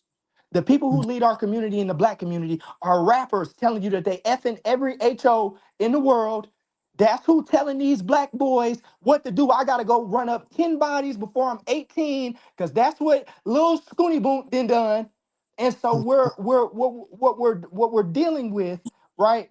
I believe that the entire rhetoric, I believe that the rhetoric of women feeling like they need to lead is because of a truth. There are no black men to lead, and that's why women are have to step up and do it. But this is perversion. We are out of our nature, out of our element, and we have to agree as a people what is the model so we can progenate into the future. As long as we continue to have these debates and can't have any consensus, and I don't believe there can be any consensus, because I think in our genetics, men, I think there is a truth to what I'm saying. I think everywhere on the planet, everywhere we have seen the hierarchy of success persist, except in the black community. I think we need to take a page out there of the book, but we have to, as a community, agree. It can't be men and women leading. Somebody got to lead. There's only one president. Is there's nowhere in any system where there are multiple leaders. There is a leader, and we have to agree, man and woman, who is going to lead this ship, how we going to go about getting it done, and persist and rebuke the perversion, not live, coexist. We have to separate ourselves and decide what are we going to do as the conscious community versus, I believe what we're doing is trying to patch up a sunken ship. And I'll leave it there. Okay, can I jump in real quick? I was fired. I was fired, brother. I will. Queasy, you're going to come right after him. I want to say this to this young man. He's 26. Dungqueesha, you got to bring him back. As much as I jumped in and had a scathing response for each time this young man came in, this last one was the last statement he made was impeccable. He's a quick study, and I loved it. This young man, as much as I came back and fired on him, he sat patiently, quietly, and he took the information with like a man. Genesis, we're gonna have a talk. You don't ever have to come on my shit again. You need to take a page out this young man's book and stop playing in my face. You will stop getting drunk and then messing with me, and then the next day saying, sorry, I love you. But look at this young man, 26 years old. You are going to be a leader of your household. You're going to have a wife who submits to you, and you're going to do the right thing. I see it in your future. But I'm just, what the things I brought up to you is some of the statements you made. But I want to say thank you so much for being on this panel. I want Queasy to bring you back. I want everyone to come back, and we're going to have more of these conversations, even Genesis, but don't come in all rummed up and I used to like to get all, my choice was sake and red wine back 2024, but you gonna come in here again too, Genesis. So Dungqueesha, thank you for being here, young man. Thank you to everybody. Dungqueesha, you Thank you. have free reign. Talk as long as you like. I'm gonna mute out. Thank you so much for being here, Queen. No, okay. I don't have a lot to say. I was gonna just speak to Zeta Wise and ask, are you saying that we need to do the model of the one leader? Is Yes. that what I'm Yes. okay? Okay, so okay. So realistically, I know you want to go back and to antiquity. I know you want to do like David and Solomon, and had that hierarchy that submit that the king with all the concubines. And I know you like that concept, right? That's fine. Yeah. But I don't like it. I think it's necessary though. I don't like it. I think it's the lesser of two evils. But go ahead. but what I'm trying to say to you is this: that we are in a situation where there are women at 70% in the household along with children. Sure. And when the men come, and the men have children too, okay? Don't act like it's just the women. They got a bunch of kids too. So we got a blended family on both sides most of the time. And I Most of am the time. saying, Zay, I am saying that you have to come up with something that will work. You don't just go back and grab a system and say, well, let's have a man over the wife and the kids. I am saying that in the system that we're in, with the women that don't trust, that got the kids, and they're used to being independent, they doctors and lawyers, to come in without this submission and leadership. You can come in as a co-op. You can come in where it's the cooperation with the both. And I'm telling you, I'm trying to push that because I'm on these YouTube streaks, and whatever is going on right now is not working. The black woman rolling her neck and head and saying, I'm not submitting to nobody. I'm not letting no nigga make me fall off the cliff. So I am coming up with something that is feasible, that the black woman can handle her side, he can handle his, and they work together. The black woman is not allowing herself to submit up under nobody. She's been in rulership for all them years with all them kids. When he comes in the house, it's not a reality to me. So do you get my point, young buck? You get it?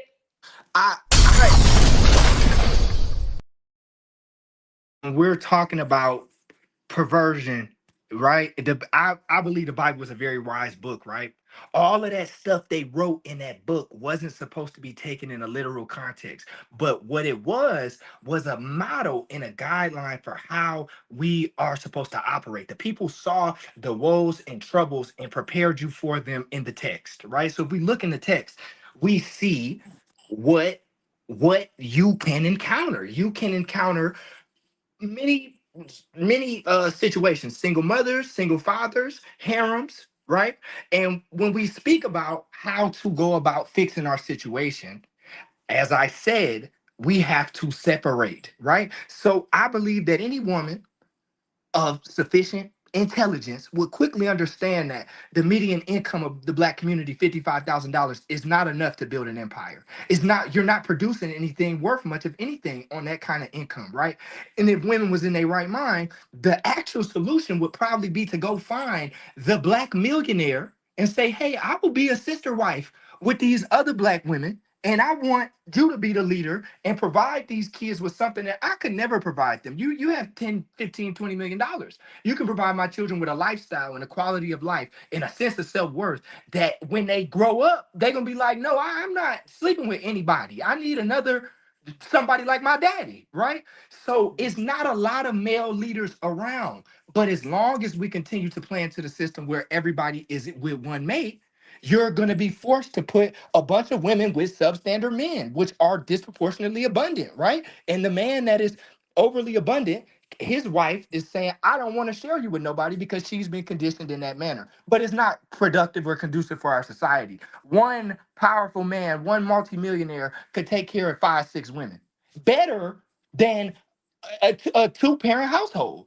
And that's my whole and that's my opinion on it, right? So if we want to talk about how stuff is, honestly, I would tell all these women stay single and go get with go link up with some other women and join some powerful system. Trying to get with these bums at the bottom. And many of these women are actually bums at the bottom as well. We're bums. We think 40, $50,000 is a lot of money. That's chump change to people who lead the world. The people who lead the world are multimillionaires. The people who lead the world have enough money to say, I don't have to work for years. I can invest 3 years into correcting and putting 100% into my child's development. And those children grow up to lead our world. Okay, so it's a bigger, I'm about to end it with this. It's a bigger mountain than what we've been conditioned to think as the proletariat. This our low class. We're throwing rocks on a block that we don't own. We don't own anything. We don't own any of these institutions,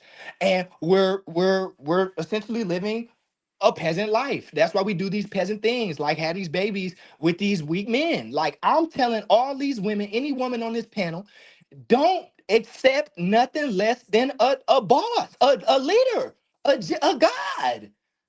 I'm serious. Leave all them other niggas to themselves. Leave all of them to themselves. Go get you a god and ask the god. Can we share? Can we share you? You're such a leader. You're such a beacon of light. I need my children to see you as the role model.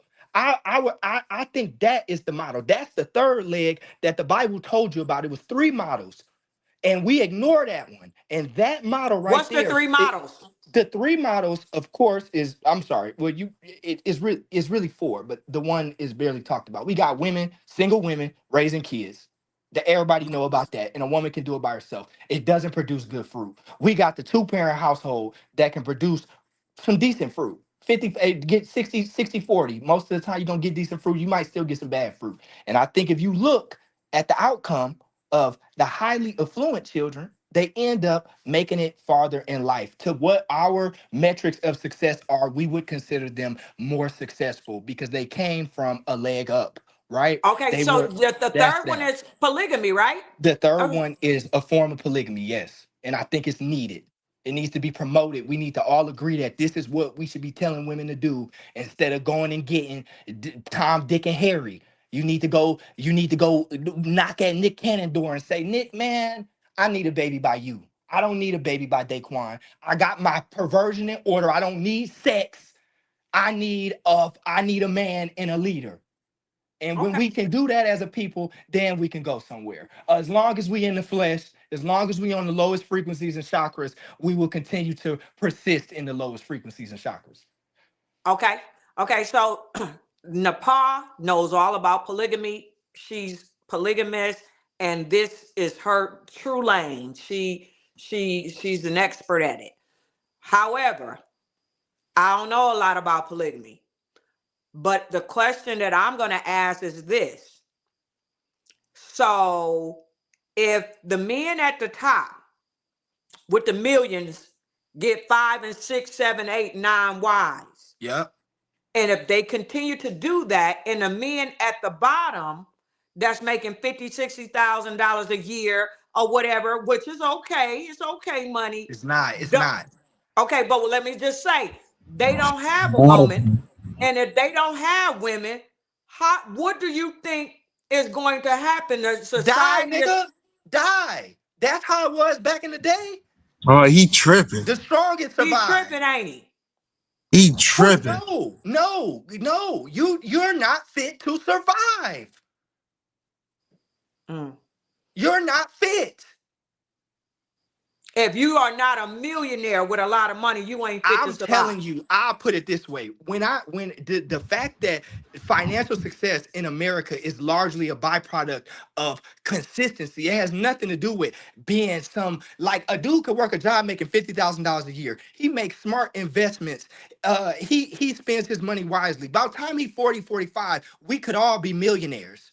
That whole concept, this I the agree. treatable lifestyle that we live, we don't own nothing. We don't go buy shares in these people companies. Nobody got Nvidia stock. Nobody is thinking like that. We're financially illiterate systematically, right? We're systematically financially illiterate. So that's what I'm saying. You're not fit to survive. You're actually a dummy. You're better. You're a slave.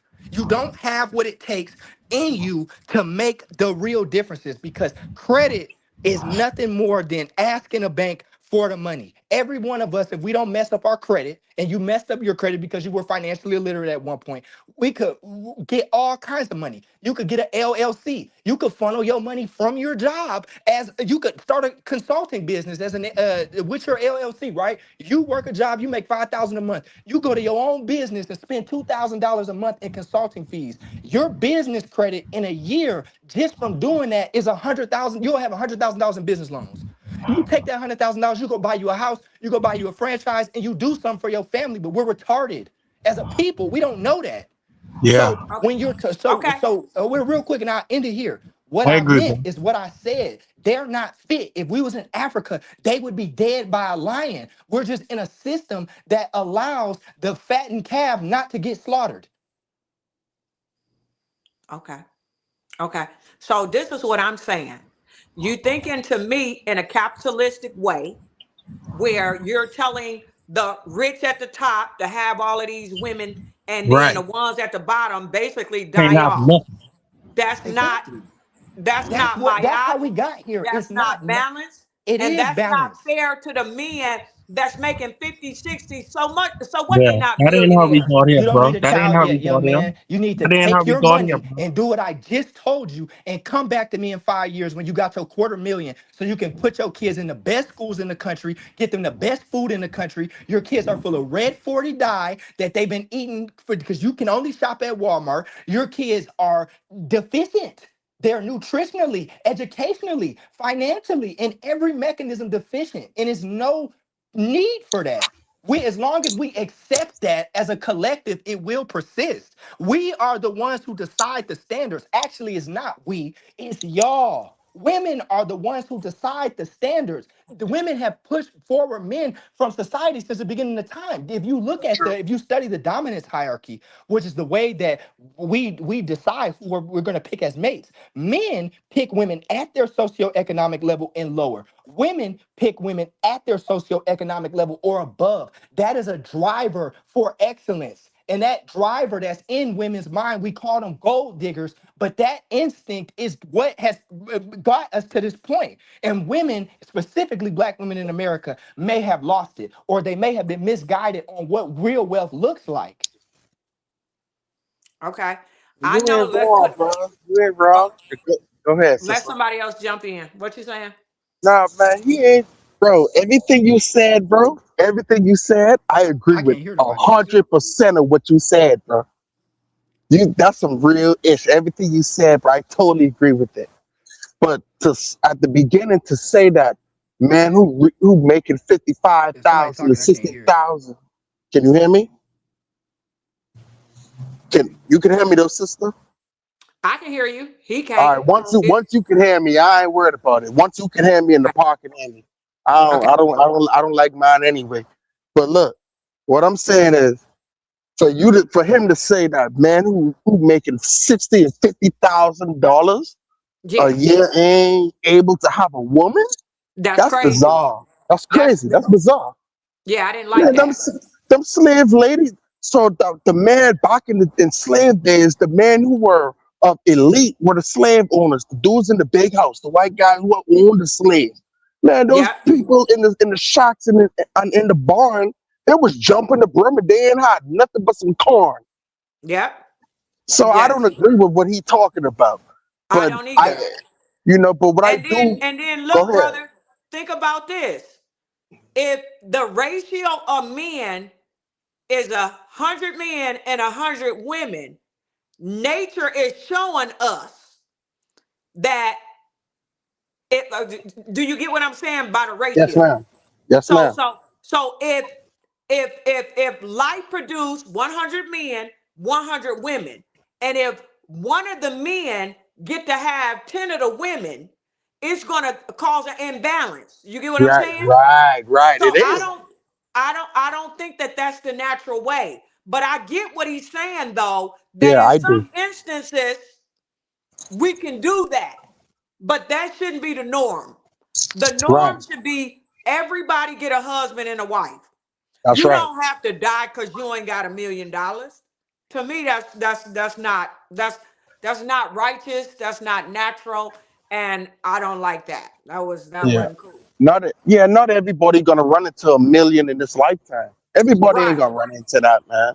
So how And you a gonna lot say of only millionaires, do brother, two? be killing themselves. Man, come on. So so it ain't and about and the a lot of money. them got and a lot of them only got one wife too. Yeah. Everybody don't do polygamy, polygyny. You Right. know, even like for me personally, that's not my flavor. But I don't want to get into that. I don't want the pop bite my head off. But shout out to the You, pop. yeah, I got you nothing but don't love want for look her. Nepal, I don't want Nepal that hot. smoke. She I coming don't in want, hot want that tonight. smoke. Yeah, I don't want that smoke. Yeah. But for everybody have their own, what they like. That's not my stroke.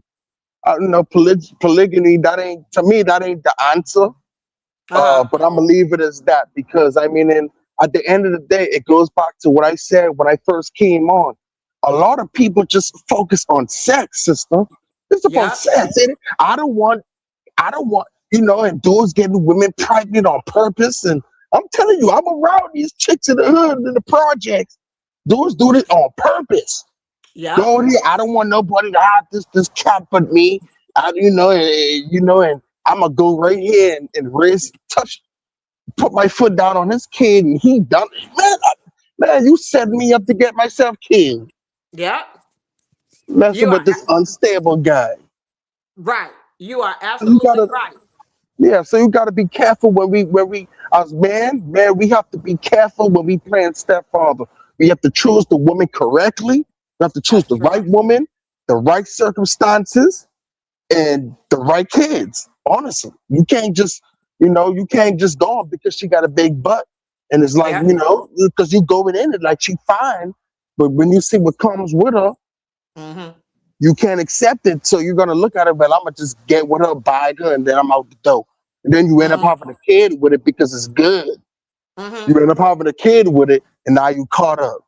So Right. that's all I have to tell my young brothers. I don't got nothing else to say, man. Shout out to y'all. Shout out to you too. And it's like almost to my time. So, brother, I'm gonna let y'all go, okay? Yeah, I'm gonna get off too. Go ahead, Napah.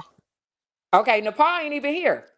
No, I'm She here. been I'm gone. here. I'm here. I'm here. I'm here. Did everybody get to close out? I know Top Boy needs to go, and then Yeah, I and just then the closed up, brother. man. The Okay, only then thing I I just listen. wanted to say, Don, for the sister, I just, like I said, as if you're gonna go into a household with a woman being a stepfather, you have to choose the woman correctly. You have to choose the right woman with the right circumstance. You can't go into a household, put your foot down on a woman who have a kids by one guy, and you're gonna go in there, and he's out here running the streets, who live in the same projects as her. Dude, you're gonna get hurt. You're gonna get hurt, especially in 2026. These young men, they don't play fair in the power. They everybody got guns. They shooting things up. They about that life, and it's just it's a gamble. That's all I'm saying. And so, on that note, I'm just trying to tell my brothers, be wise and choosing your mate. Stay up. Go ahead, Napah.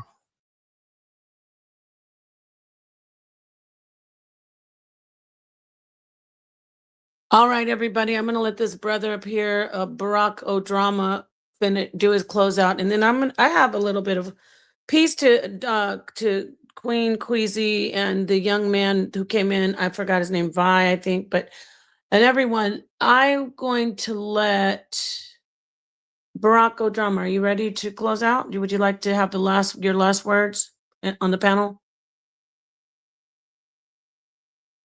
I don't know if he's still there. Are you there, sir?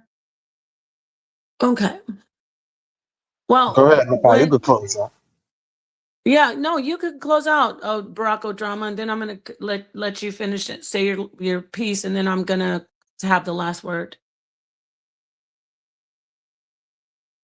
Is he there? I thought that was him, or was that you, Top Boy? Yeah, that was me. Talk. That was me. You could go I ahead and do think he your may thing. have. It is okay. Peace, Top Boy. I'm gonna remove the gentleman. I'm glad he came in and added. Zay the Y the Zay the Zay the Wise. How do you say that? Zay? I'm just gonna say Zay. You came back in. I don't know if you had something to say, but I'm closing out. Did you have something to say before I close out, Zay? You have to come back to some other time. Did you have something to say? Okay, guys, everybody, I want to thank you for coming.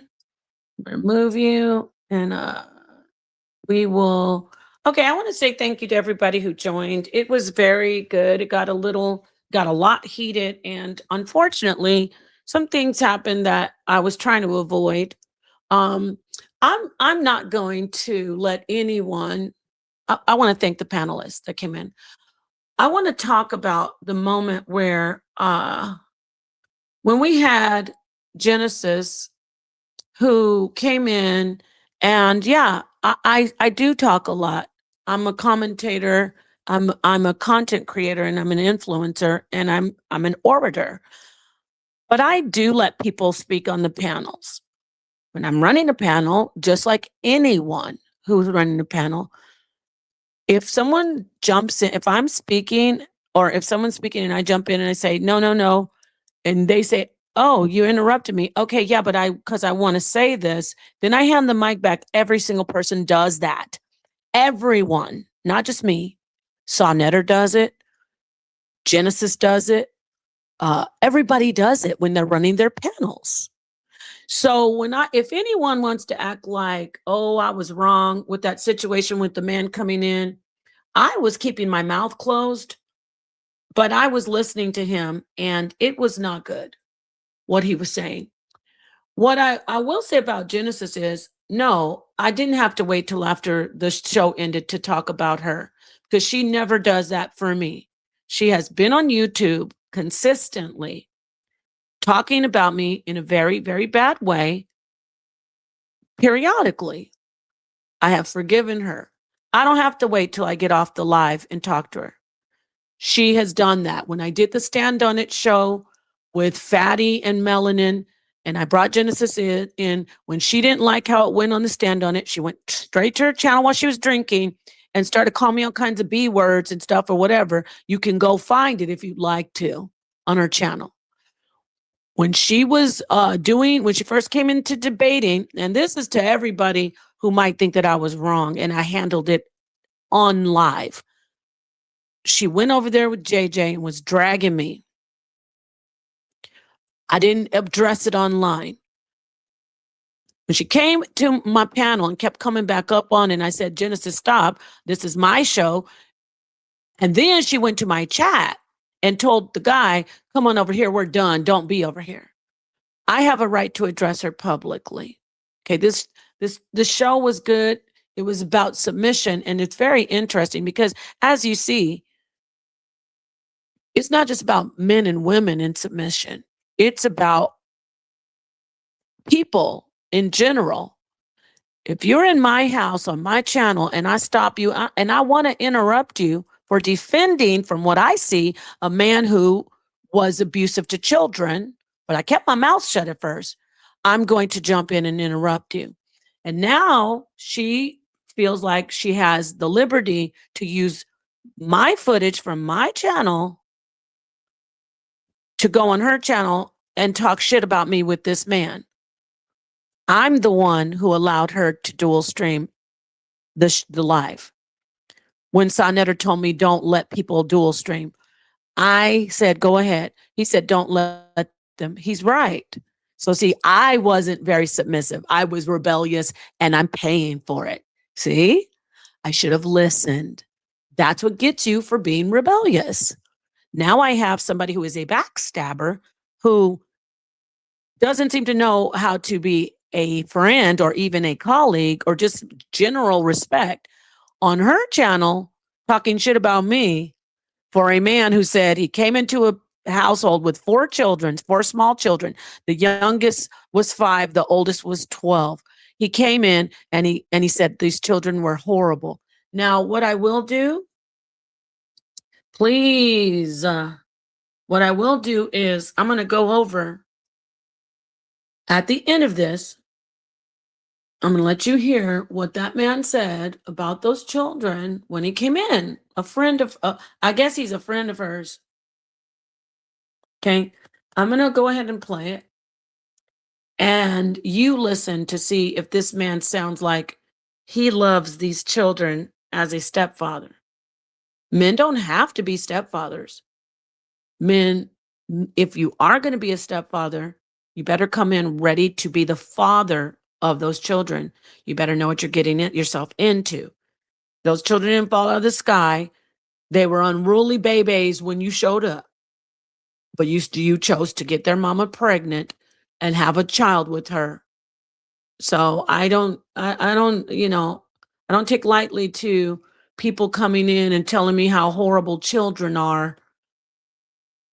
So I'm going to let you hear this, okay, everybody? Because what's happening is people like Genesis, I was right to say she was drinking because I'm giving her a pass, unless she's just totally ungrateful and ingrate and a backstabber, just naturally. Or it's the alcohol. Which one is it? Like Jamie said, we're going to blame it on the alcohol, right? So, yeah, I was right. I was right because we got people in these YouTube streets cursing their best friends out, calling their best friends the B word, who best friends who have supported them for years and supported their channels. We have people on these YouTube streets cursing their best friends out for people who have done bomb threats on their public events. So don't play in my face. I had to check her publicly. Now, I will get you the footage and you guys decide. I tried to be quiet when the man came in.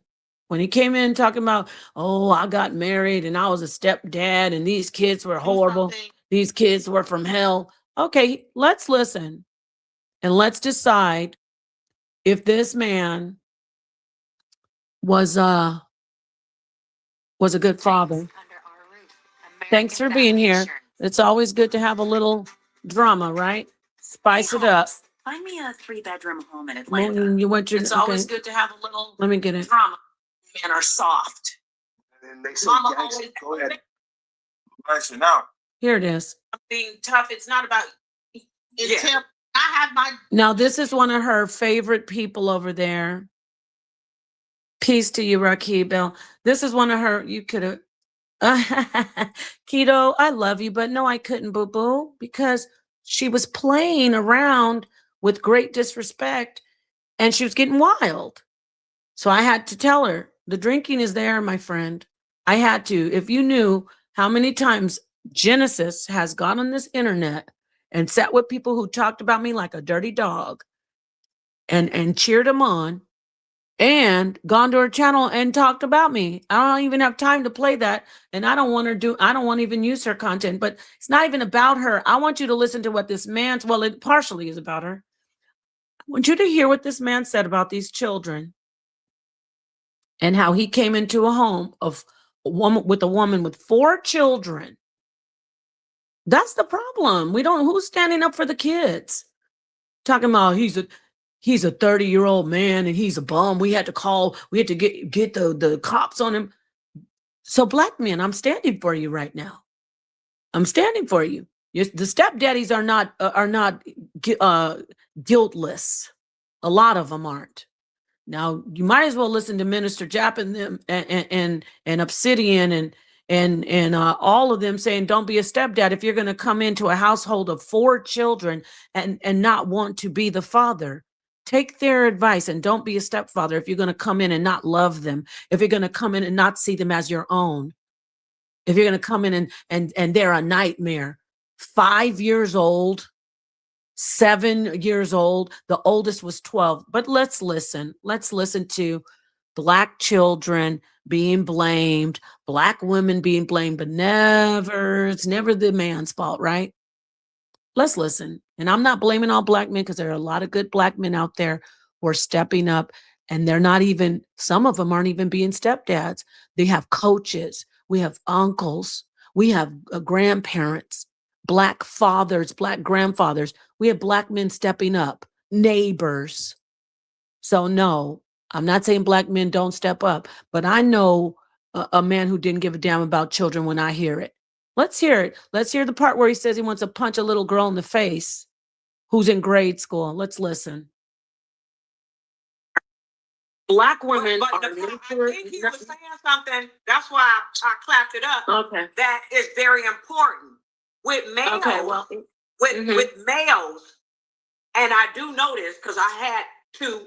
This is what's gonna happen because I'm gonna lead you. or see, that's what you need.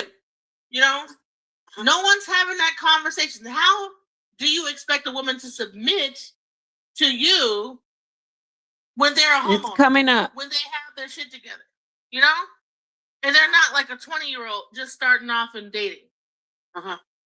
So you want to be able to come into a person like me that owns a home, has her children.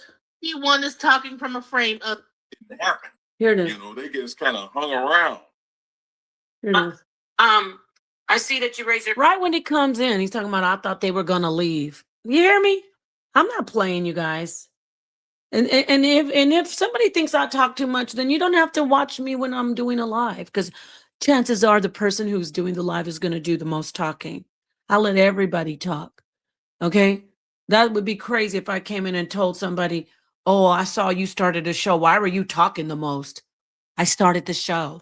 And this goes for the people who think that I was wrong to cut in and stop her. Let's listen to him when he comes in. your finger, but let me get to the newcomer. What did you want to add to this conversation, Scam Chan? This is one of Genesis's favorites. I came in kind of late, so I'm still picking up on what was being said. But being an older, and by the way, this man has been in her chat several times talking about me like I'm a dirty dog who tried to steal some picnic food off the barbecue. Okay, but I let him still come in. I didn't even know that was him when I was talking about him till afterwards, though. So no, there was no bias. That's why I said, let's let this gentleman in. Just want to make that point. Myself, I can speak from what I went through.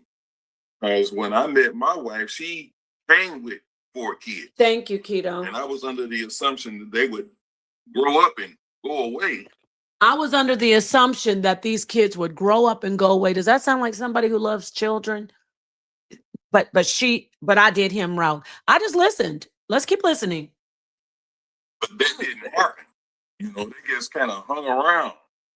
Basically had to deal with one of them bristling up to the mother, like talking to the mother like she's somebody off the street.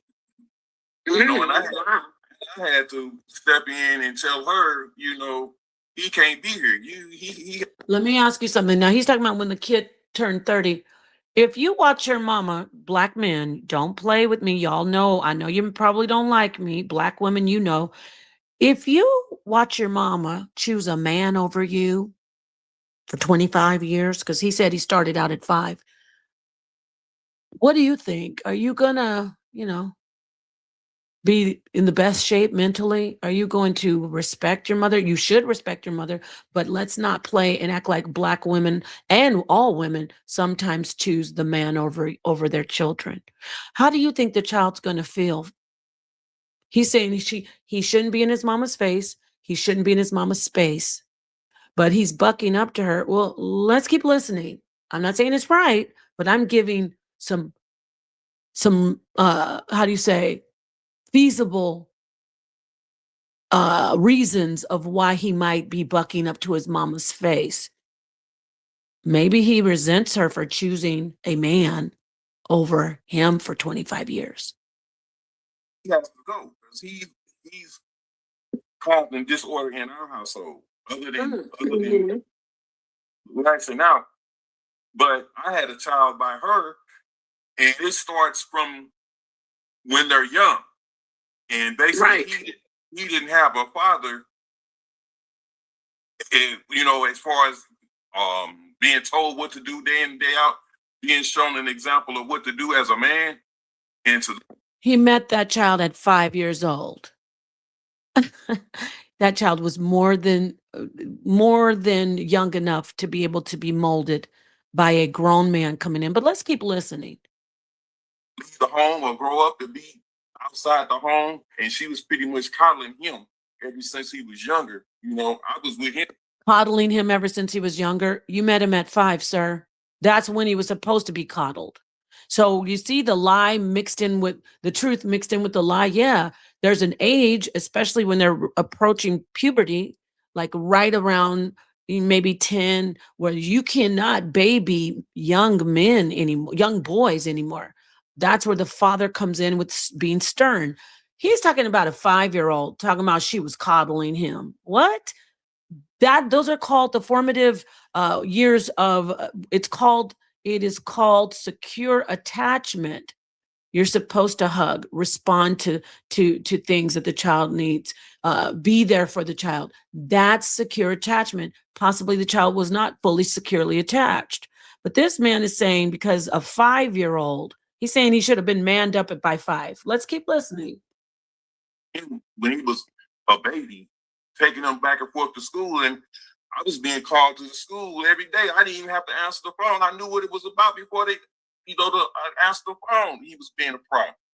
But what I'm trying to get to is, now the son that I had by her, no problems, no. Who hears it? Right there. I knew he was going to be a problem. I knew he was going to be a problem. We're talking about a 5-year-old. I knew while looking at the phone. And then what do you think? From 5, he didn't get the love from him. He didn't get the attention because this guy gave her a baby, and he made sure that he gave it all the attention to the little one, but the 5-year-old didn't get it. Of course, children are going to lash out. Children lash out typically because they are not getting attention and love. But if you're not getting attention, you're not getting love. Watch what he says about his own child. They called him about his own child. Let's see what he says about his own child when the school called. From the school and going all the way up, even the problem, the so-called problem that he had in school wasn't even a problem. It was silly stuff the teachers were doing. So for his own child, biological child, when the school called and said he was a problem, he supported his child and said, no, it wasn't my child. It was the school. But he didn't do that for the child before. What do you think that's going to make a child act like? Check. Let's keep listening. But, he never was a problem. And I think it all boils down to the values that I instilled in him from when he was young, and how he saw his brothers and sisters being treated by the mother. He's talking about the values he instilled to his biological child. Notice he never said he instilled values into the other children. He just wanted to tell them what to do, like some drill sergeant. Oh, I know guys just like him. We've seen them. And this is why a lot of young Black men are having problems as well. Their mamas do remarry. And then these guys come in and they don't even love the children. They just favor their own biological children. That'll mess a child up even more. Hear me out. Timestamp this. That will mess a child up even more than a child having no parent there at all, no father there at all. If you come into a home and you are representing a male figure and you do not show love to the children that were there before you got there, but you show love to another child consistently, and that child knows I'm not that biological child of that man, so my brother who's a biological child of that man gets treated better, that destroys the child's self-worth. That is the stepchild. You, sir, were a bad idea in that home. Okay, let's keep listening. Other whatever, it was out of order. I came into something that wasn't in order. Did he had in school? I want you to listen about what he tells his biological child about the boy, the young baby, his child. He listen to what he says to his son about the four siblings causing division. Don't be like them. You're not like them. You are a problem, sir. You should have left that family alone. She should have never brought you in to her home. I feel sad for those children. And I feel sad for that man who's 30, who's now broken because you came in and made things even worse. Wasn't even a problem. It was silly stuff that teachers were doing. But, you know, he's never was a problem. And I think it all boils down to the values that I instilled in him from when he was young, and how he saw his brothers and sisters being treated by the mother or whatever. It was out of order. I came into something that wasn't in order, and I led by example. You admit that you came into something that wasn't in order, but you decided to come in and give her a baby. This is what we're saying. Where's the responsibility? Right there, you should have listened to the manosphere and kept it moving and found a family. If you want to be with someone that has children, where the children listen to you, but you wouldn't have been good to those children anyway, because you don't want anybody else's children. You want your own child. By showing him what he should do, and look at your sisters. You don't want your brothers and sisters. You don't want to be that. Strive for something better. There you heard it. Telling his biological child, you're separate from them. You're better than them. You don't want to be like them. Puh. Use your head. Think for yourself. You see, the path they're on, that's not the path that you want to be on. Remember, he came in when these were small school-age children. The youngest was 5, the oldest was 12. There were 4 of them. So that was your fault how they turned out, sir. Because it's not it's not nature. It was nurture, and you failed. So you're going to point them out as if they're an example of failure. That's your fault. And he graduated college a year early and and came out with 2 degrees. And he was in college. Notice he readily gave us the information about his biological son having 2 degrees. I had to prod and pry and ask questions before he actually said the oldest one had a PhD. That is phenomenal. Why didn't he lead with that? Still biased, still don't love those children. But I made sure to ask him that. You listen. Let's see what this guy did in that home and how she came in trying to pander and apologize for him. And that's where the SHIT hit the fan. But let's keep listening to this man talk about these children in this way. While he was in high school. So I'm just saying, with the conversation that I came in on, you know, it seemed like we're talking about a generation that the man essentially is kicked out of the home, and the mother has to deal with the kids without any male leadership. So he admits that the woman, he's talking about his individual situation, because women aren't always kicking men out of the home. They leave a lot of times.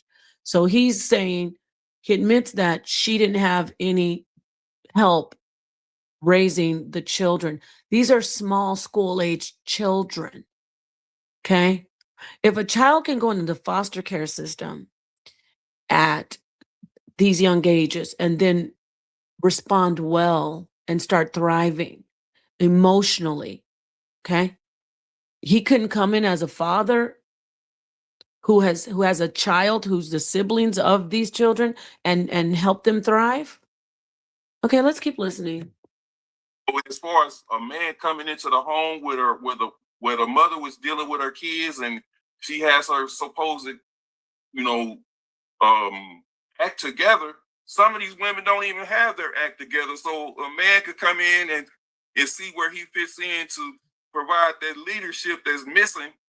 And that woman will probably try to fight against that because she's used to dealing with things on her own, in her own way, even though it might. And if that's what you experience, sir, you should have moved on. So you made a poor choice. That was not a leadership decision. And guess who suffered? The children. gotta be the right way, because what she was doing with her younger kids, she was essentially letting her kids curse her out. So I'm supposed to believe that this man came in and her kids were cursing her out. A 5-year-old was cursing her out. What kind of woman is this then? So we're supposed to just believe that children were just cursing their mama out from for 4 children between the ages of 5 and 12. Now, am I saying a child can't curse their mama out? Of course they can. But why are they cursing her out? What is the emotional issue? If you saw children cursing a woman out, you should have been like Bernie Mac and how he acted with them babies. You should have gotten up and left. But you made the decision to stay. Even though you didn't like the kids. Shame on you.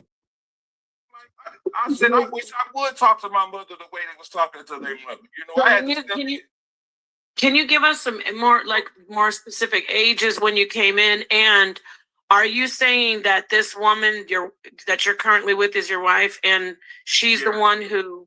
Okay, so what were the ages of the children when you came in, and what can you give us a little bit more background that you're sharing? First off, what were the ages of children when you met her? Oh, I think the youngest one was like about 5 or so. And I think the oldest one was probably, I'm thinking like 12 or, something like 12, 13, somewhere. And that's kind of hard to say. I have to look at I have a problem with memorizing ages, whatever. But I know I had the most problem with him. He was the youngest.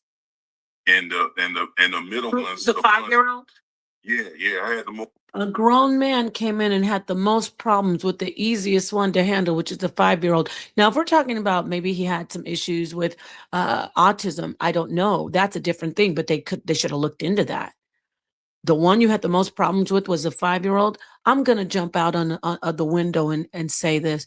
Possibly you had some jealousy about that child because your child that you had with her is around that same age. I think that seems a little bit more feasible. How are you having the most problems with the 5-year-old? They're the most malleable. Their minds are plastic, meaning that they can be formed into a certain type of person. So the toddler is the one you have the most problems with, sir? I see straight through you, but I'm trying to just stay off of it. But Genesis had to come in there and try to put a nice coat of paint over that rusted, busted down vehicle and try to sell it to us. And that's when I had to come in and say, we do not want to purchase this lemon. Let's keep listening. And let's see if I didn't attack him, but I was sitting there thinking, wow. The most problem with him. And the other ones I was having, when you come in as a stepfather, you take on a role that doesn't get too much appreciation. So basically the older kids was trying to set situations up to whereas I'm the villain because they were literally stealing from their mother. They were stealing money from their own mother. Okay, again, these kids are so bad. Notice nothing good being said about these children. Not hey, I really loved these kids. I tried with them. They wouldn't respond to I came in never once. Now they're conspiring to set him up. Am I saying he's lying about that? No, but why though? Typically, when children are that small, and a man comes in and he's coming in and they never had a man over them, typically they want to find out who he is and they hope that he will be kind. Kids aren't always like, I don't like him, I'm not going to do what he say. No, that's not how children always are. We need to stop that mess. Are children like that sometimes? Of course. But if the mom is saying, look, you guys are going to listen to him, and they are looking at the guy and he's nice and he's not trying to be like, oh, you gonna do what I say, and he's more like, hey, you don't usually get to throw a ball, or let me show you how to do this magic trick. Hey, this is how I clean up the floor, my mom showed me this. Kids are very plastic. I know kids can be bad, Well, you're an adult and you know what you're coming into. How are you treating these children? By the way he's talking about them, he had no love for them. Let's keep listening. And blaming it on me that I was stealing her money. At 5? No, the other kids, the older kids. So the 12-year-old was stealing and blaming you? Yeah. They was. Now remember, this girl that he's talking about later on, you're going to hear him say she's a PhD later. Why is he calling her a thief out the box? Talking about her when she was 12, when this girl has gone on to be a PhD. Keep listening. Stealing her money. They was trying to set up situations like I was abusing them, just to keep that hostility going and the anger in the home. In other words, they couldn't get away with things because I would see it and tell her. Normally, if I So he's good at going and tattling like a child to the mother. That's what I see. I don't see anybody who came in as trying to be a father figure. He's already said that they're separate from his child. He's already said that he told his child that he instilled values into his child and told his child, don't be like them. He's calling them thieves. He's saying they manipulated everything and that they wanted to keep the hostility going. So there was hostility in the home, right? It was him bickering with 4 children that he should have never gotten involved with in the first place. wasn't there, they would be getting away with it anyway. There's no one being held accountable. So do you think that there's 5 children in that whole family, right? Yeah. So would you say that you love all those children, like unconditionally? No, the answer to that, if somebody loves children, oh yes, of course, is the first answer. That's the logical answer. If somebody asks me if I love children that I'm in the household with and I'm married to their mother and they have my child is their sibling, it's an easy answer. Do you love the children? It would have been like, oh yeah, I love them. He never says that. Let's hear his answer when I ask him if he loves those children. Be honest. Oh, well, I'm looking at it like this. The stuff that I went through, I wouldn't. And if you notice, he said it. He said no. He said no. Let's go back. He's answered no. No, well, he said no. He answered no. That's the psychology of it. He said no. Let's listen again. So would you say that you love all those children, like unconditionally? And be honest. No, well, he said no, well, and he never says he loves them. Let's keep listening. looking at it like this. The stuff that I went through, I wouldn't wish it on anybody. I mean, the stuff I went through, I wouldn't wish it on anybody. That was the answer that he gave when I asked him if he loved those children. First, he said, no, well, the stuff I went through, I wouldn't wish on anybody. He didn't love those children. And if you say that you wouldn't wish it on anyone, it must have been the worst thing, right? So you don't love them and you resent them and you think you went through a living hell with them. Let's keep listening. A young girl that literally spit in your face, and it took all within me to not punch her out when she did. It took all within him to not punch a girl out that is his stepchild. Let's listen. The age of that child that he had to hold with every fiber of his being, hold himself back from punching in the face. Let's hear this. How old was she when she spit in your face? I think she was still in grade school when that happened. Wow. Grade school. And if you had to hold everything within yourself to stop from punching a grade school little girl? Well, you hear Genesis trying to jump in and pop lock for him already? Genesis is in there running interference. All I did was repeat what he said. Oh, wait, no. Running interference. Okay. I said, Genesis, stop. She was already running interference.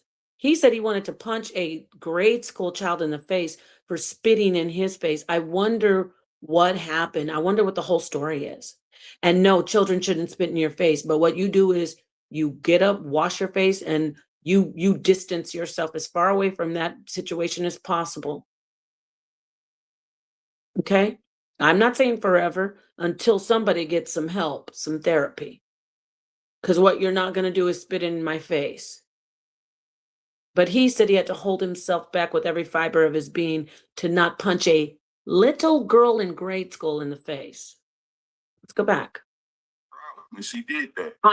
How old was she when she spit in your face? I don't know. I think she was. No, I think she was still in grade school when that happened. Wow. Grade school. And if you had to hold everything within yourself to stop from punching a grade school little girl?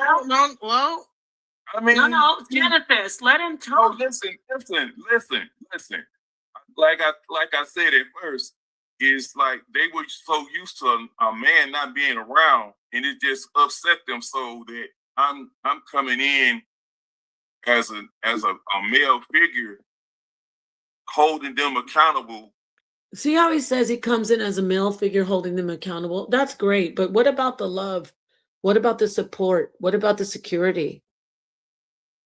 Okay, you want to come in as a drill sergeant and you want to be cold. Children are very smart. You said you didn't love them, and you're right, you didn't. You didn't come in loving those children. You want to come in and boss them around, and they were used to not listening. Yes, I'll give you that. I'll acquiesce to that. They were used to not listening. And you think they want to have you think you were the first man that came in? I'm going to go out on a limb again and say probably not. And they probably had men come in who abused them, or it was dysfunctional, and they left. So they said, here he is now. You need to show children love. If they are incorrigible, you have to keep working at it. You got to get therapy. You got to do something. And if that seems like too big of a task, you don't sign up for it. You move on and let somebody else handle it. You don't come in, have a baby, and then just bring the house is in turmoil and hell and just out of control. For little things that they're doing that they shouldn't be doing. You know, it's like, see how people tell on themselves? He admitted that they were little things. He said it. I didn't. He said, hold them accountable for little things. What about the big things about loving them? What about when they do something good that you reinforce them with positive praise? I'm going to gamble and say he never did that. He only did that with his own child because he just did it on the panel. Let's listen. when she did that. How old was she when she spit in your face? I don't know. I think she was. No, I think she was still in grade school when that happened. Wow. Grade school. And if you had to hold everything within yourself to stop from punching a grade school little girl? Well. I mean, no, Genesis, let him talk. No, listen. Like I said at first, it's like they were so used to a man not being around, and it just upset them so that I'm coming in as a male figure, holding them accountable for little things that they're doing that they shouldn't be doing. You know, it's like say you want to tell them to clean their room or something like that. You can't make me clean my room. And yeah, kids can be very bad when it comes to stuff like that. And if kids, look, somebody has to defend them. He's not. If they see you don't love them and you're basically a stranger coming in and all you're doing is barking orders, they're going to rebel, especially if they've gotten away with it with the past guys. And if you're telling them clean your room, why are you telling them that when you know they're bad? Go to the mother and say, look, you need to tell your kids to clean their room because they're not listening to me. And you know that if she can't get them to clean their room, y'all need to get somebody else in there to help you out and tell you, look, they need some love. And I am going to advocate for them. I know children, they need love, and then they'll do anything. If they know you love them, they'll listen to you. Okay? You have to undo all the abuse, all the neglect, all the daddy didn't want them. The teachers are looking at them, treating them badly. Little black boys get treated badly at school very often. Okay? Little mind games are played on little black children at school. So they're not getting love at school. They're not getting the attention at home. What do you think they're going to do? You think they're going to be angels? You have to work at it, or you didn't have to have a baby with that woman. And she not telling me to clean my room. So who are you to tell me to clean the room or whatever? They don't want to be told. He just answered my question. Remember, I said maybe they're not listening to her. Why didn't you say, you know what, these kids are bad as hell. I'm not even gonna tell them to clean their room because I don't even want the drama. Let me go tell their mama to tell them. You distance yourself. You don't want to claim them as your own, but you want to tell them what to do, right? You don't want to love them. You don't want to be there for them and help undo the dysfunction. You don't want to do that, but you want to boss them around. It doesn't work that way.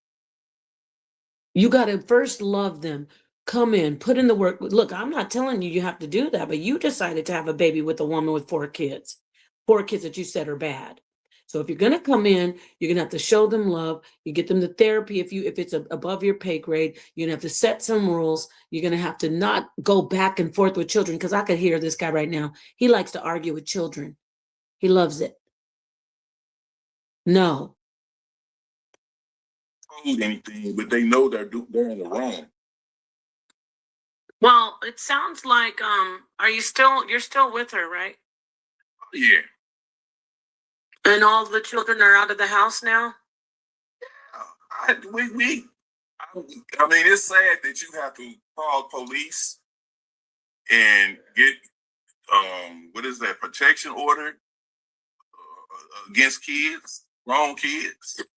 How many of them did you have to get? Well, they weren't grown when you met her, sir. The one that you're talking about is the biggest problem, was the youngest. He was 5. Now he's 30. I can imagine that he did not get any type of real love or praise or support, or, as you say, guidance and values instilled in him. You instilled it into your biological son. So yeah, it is sad. It is sad how he turned out. And this is not an atypical story. This is a very common situation for young Black children, young any children, Latino, Black, Native American. If a man comes in and starts being with their mom, sadly, I'm going to say 50% of the time, I don't know the real statistics, but sadly, a lot of times the men don't want to be the father, and that makes it worse. You'd be better off just letting him be raised by his mama. When you come into a home as a man and they're excited they finally have a daddy, and then you don't show them any love, and you make sure you let them know, you confirm that they're worthless. They weren't sure.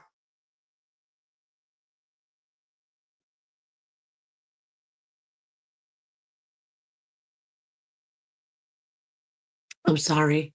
They weren't sure if they were worthless because their dad isn't around. They imagined that possibly their dad just didn't know, and he's a good guy and he doesn't know about them. And maybe one day they'll meet him. They weren't sure, but you brought your black ass in there. And you fucking got in there and showed them that for sure they're worthless and not wanted. You did that. And I can't stand people like you. And then you wonder why we got Black men. You had to call the police on them. You're worthless. To me, you're worthless. But I still held my tongue until your apologist came in trying to, well, Your Honor, let me tell you, and that's when I lost it. I can't stand men like you. I can't stand you. That's how I really feel. But I was keeping it quiet. Children who are raised without a father are better off never meeting that father or never having a man in their life if men who are in their lives come in and show them, you are not worth anything to me. You are not important. And that's a problem. Not just a single Black woman being alone. Guess what, though? They don't always come in and marry. Actually, the single Black woman is always bringing this guy, that guy around her kids. And those men show up, and these children want a father. And those men say, you ain't my son. They give that vibe. And kids realize I'm worthless, especially the boys. I don't deserve a dad because dads don't love me. My daddy left, and now here's this guy. Maybe he'll be my dad. But then you confirm to him, I don't want you either. Shame on you. I hate people like you.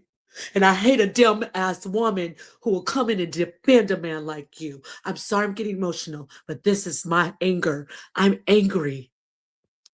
And she's gonna waddle her ass in here talking about, well, let me talk about kids, how bad they is. 5 years old. Take several seats. You are disgusting to me, sir. But I held my tongue until she walked in trying to pop lock and do the robot. Let me tell you why kids are so bad, and I can't blame him if a kid spit in my. That's when shit hit the fan. Let's keep listening. A protection order it's against. Just the one, the youngest one. The youngest one that is right before your son. Yeah. How old is he now? I think he's like, but he got to be in his 30s by now. 30s. And how long did he live at home before he, blew the nest? I'm thinking that's been like, he been for like 2, going on 3 years now. 3 years. So did you try to how because you're saying your son is the only one that went to college out of the 5 children? No, the oldest girl, she went in college. She got her PhD and all that. We're just now finding that one of the kids got the PhD just now because I had to bring it out of him. Interesting, right? And I want to show you something. It was the girl. Because they don't treat the girls, these men who come in, and it doesn't even have to be a husband. These men who come around these women, they don't treat the girls like they treat the boys. And the youngest boy, remember, rivaled his youngest son. That's why he dislikes him the most. I'm surgical with these people, women and men, child abusers. And these weak women bringing men around their children who are telling these children in any way they can, in a subtle way or an out blatant way, you don't deserve the love of a father or a man. You just deserve just what you get. And your mama, and then the mama comes in, probably before he even got there, she was telling him, you just like your daddy. You ain't worth nothing. Your daddy didn't want you. So what do you think this boy's going to turn out as? It doesn't take rocket science. She's doing quite well. PhD. Wow, that is awesome. That's the one who spit in your face? No, that's the other one, the younger daughter. That's the one that did that. She's a problem. And she's still a problem. So wow, that's unfortunate. Well, I'm gonna keep my, this is about your life, so I gotta be careful. I appreciate you sharing, but I guess I showed him more respect than he deserves. Okay, but then again, remember, Genesis is going to come in here freestyling and doing the butterfly and the electric slide and the Harlem shuffle, and that's when I had to stop her. And because she felt she was drinking that liquid courage, she bucked up. And anybody saying, "Well, she needed to talk and you talk so much," it's my panel. Let's listen. We're looking. This is a great panel because there are situations. There's both 2 sides. There are situations when men come into families and they are already children there. And it's hard. It's hard to blend families. So for whatever reason, it's not just always the children. Sometimes the men.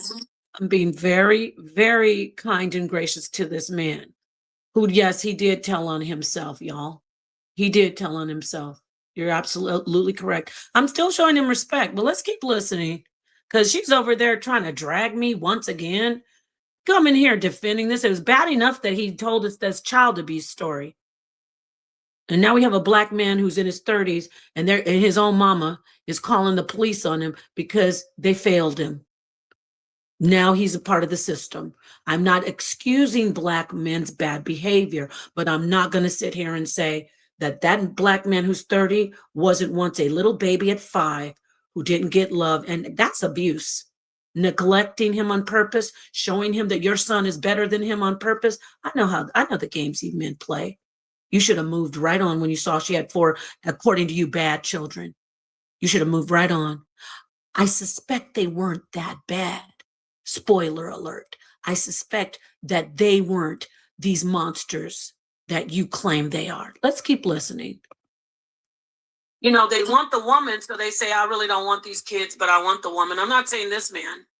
So, you know, sometimes men come in and they really just want the woman and they don't want to sign up to be the father to love the children. And it's tough because a lot of times the children are rebellious. They haven't had a man over them. So it's a good conversation to start. But you know, there's always two sides. So I appreciate you sharing. Does someone want to address the gentleman's statements and what he shared? Right. Yeah, go ahead. Anybody. What's up, man? And it was a lot of things said since I last talked, right? Sonator, come on in. Wait, Sonator, you can come on in.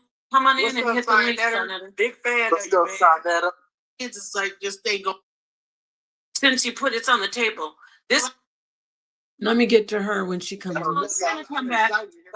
Okay, so now remember this guy is from her channel and he's a great supporter of her. That's great. And they have a great connection. Perfect. She already tried to jump in and play interference for him, and I pulled the flag on her play. And then she sat there, and now she's gonna come in and start apologizing and explaining away the damage that he did to that family, especially the youngest, who he juxtaposed and dug a chasm between the youngest boy, who's his biological son, and the boy who was the boy's big brother, who was a 5-year-old that he said is the worst. Let's keep listening. I want to say this is that, you know, it takes a lot of patience to deal with a child that's not yours. Thanks. It takes a lot of patience. I already heard where she was coming, y'all. I'm telling you, it's like I'm a goddamn mind reader. It takes a lot of patience to deal with your own children, but let's listen. Patience to deal with children that are yours. Okay, so let's just do that first. Don't do that. It takes a lot of patience to deal with children that are yours, but go ahead. Yes, it does. And what happens is that they always gonna try you. My own children, especially when they get about 18, 17, 18, they're gonna try you. 7 years old trying to spit in your face. You know, it's not your child, so you're probably like, you know, I mean, if you're not used to something like that, you're like, okay, well, you know what I'm saying? You might be on something like, you know, however you were conditioned to be like, okay, you need an ass whooping. You know what I'm saying? So I get where he probably was like, hold up, you know. He didn't say she needed an quote ass whipping. He said, as a grown man, school age means like 6, 7, 8, 9. That's school age. Grade school that's the age. He didn't say you need an ass whipping. He said it took every fiber of his being to not punch that little girl out in the face. He's told on himself. He didn't say, listen, I wanted to whip her behind. Okay, I got you. He didn't say that. He said it took every fiber of my being to not punch her in her face. But she came in talking about you might want to whip he didn't say that, ma'am. He said he wanted to knock a baby out for bad behavior.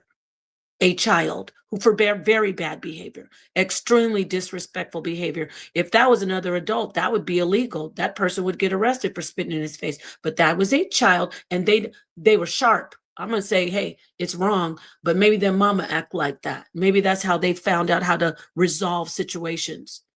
Okay? She didn't just come out finding to spit in people's face. Maybe the mama acted like that. I don't know. What I do know is he didn't talk about corporal punishment. He didn't talk about, I felt like leaving. He didn't talk about, oh, you know, I didn't ever talk to her again in her whole childhood. He said, quote, it took everything in my being to not punch her in the face. Child abuser. No, but if I have a child spit in my face in back. grade school, 7 years old trying to spit in your face. And by the way, I have had a child spit on me before, more than once. Not my own. So I know how to handle it. What do you think teachers do all day long?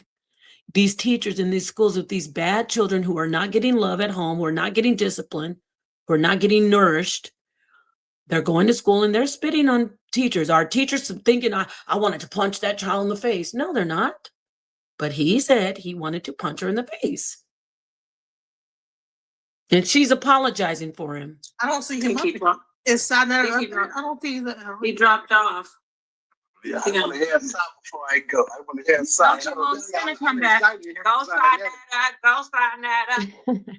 I want to say this is that, it takes a lot of patience to deal with a child that's not yours. Thanks. It takes a lot of patience to deal with children that are yours. Okay, so let's just do that first. Don't do that. It takes a lot of patience to deal with children that are yours, but go ahead. Yes, it does. And what happens is that they always going to try you. My own children, especially when they get about 17, 18, they're going to try you.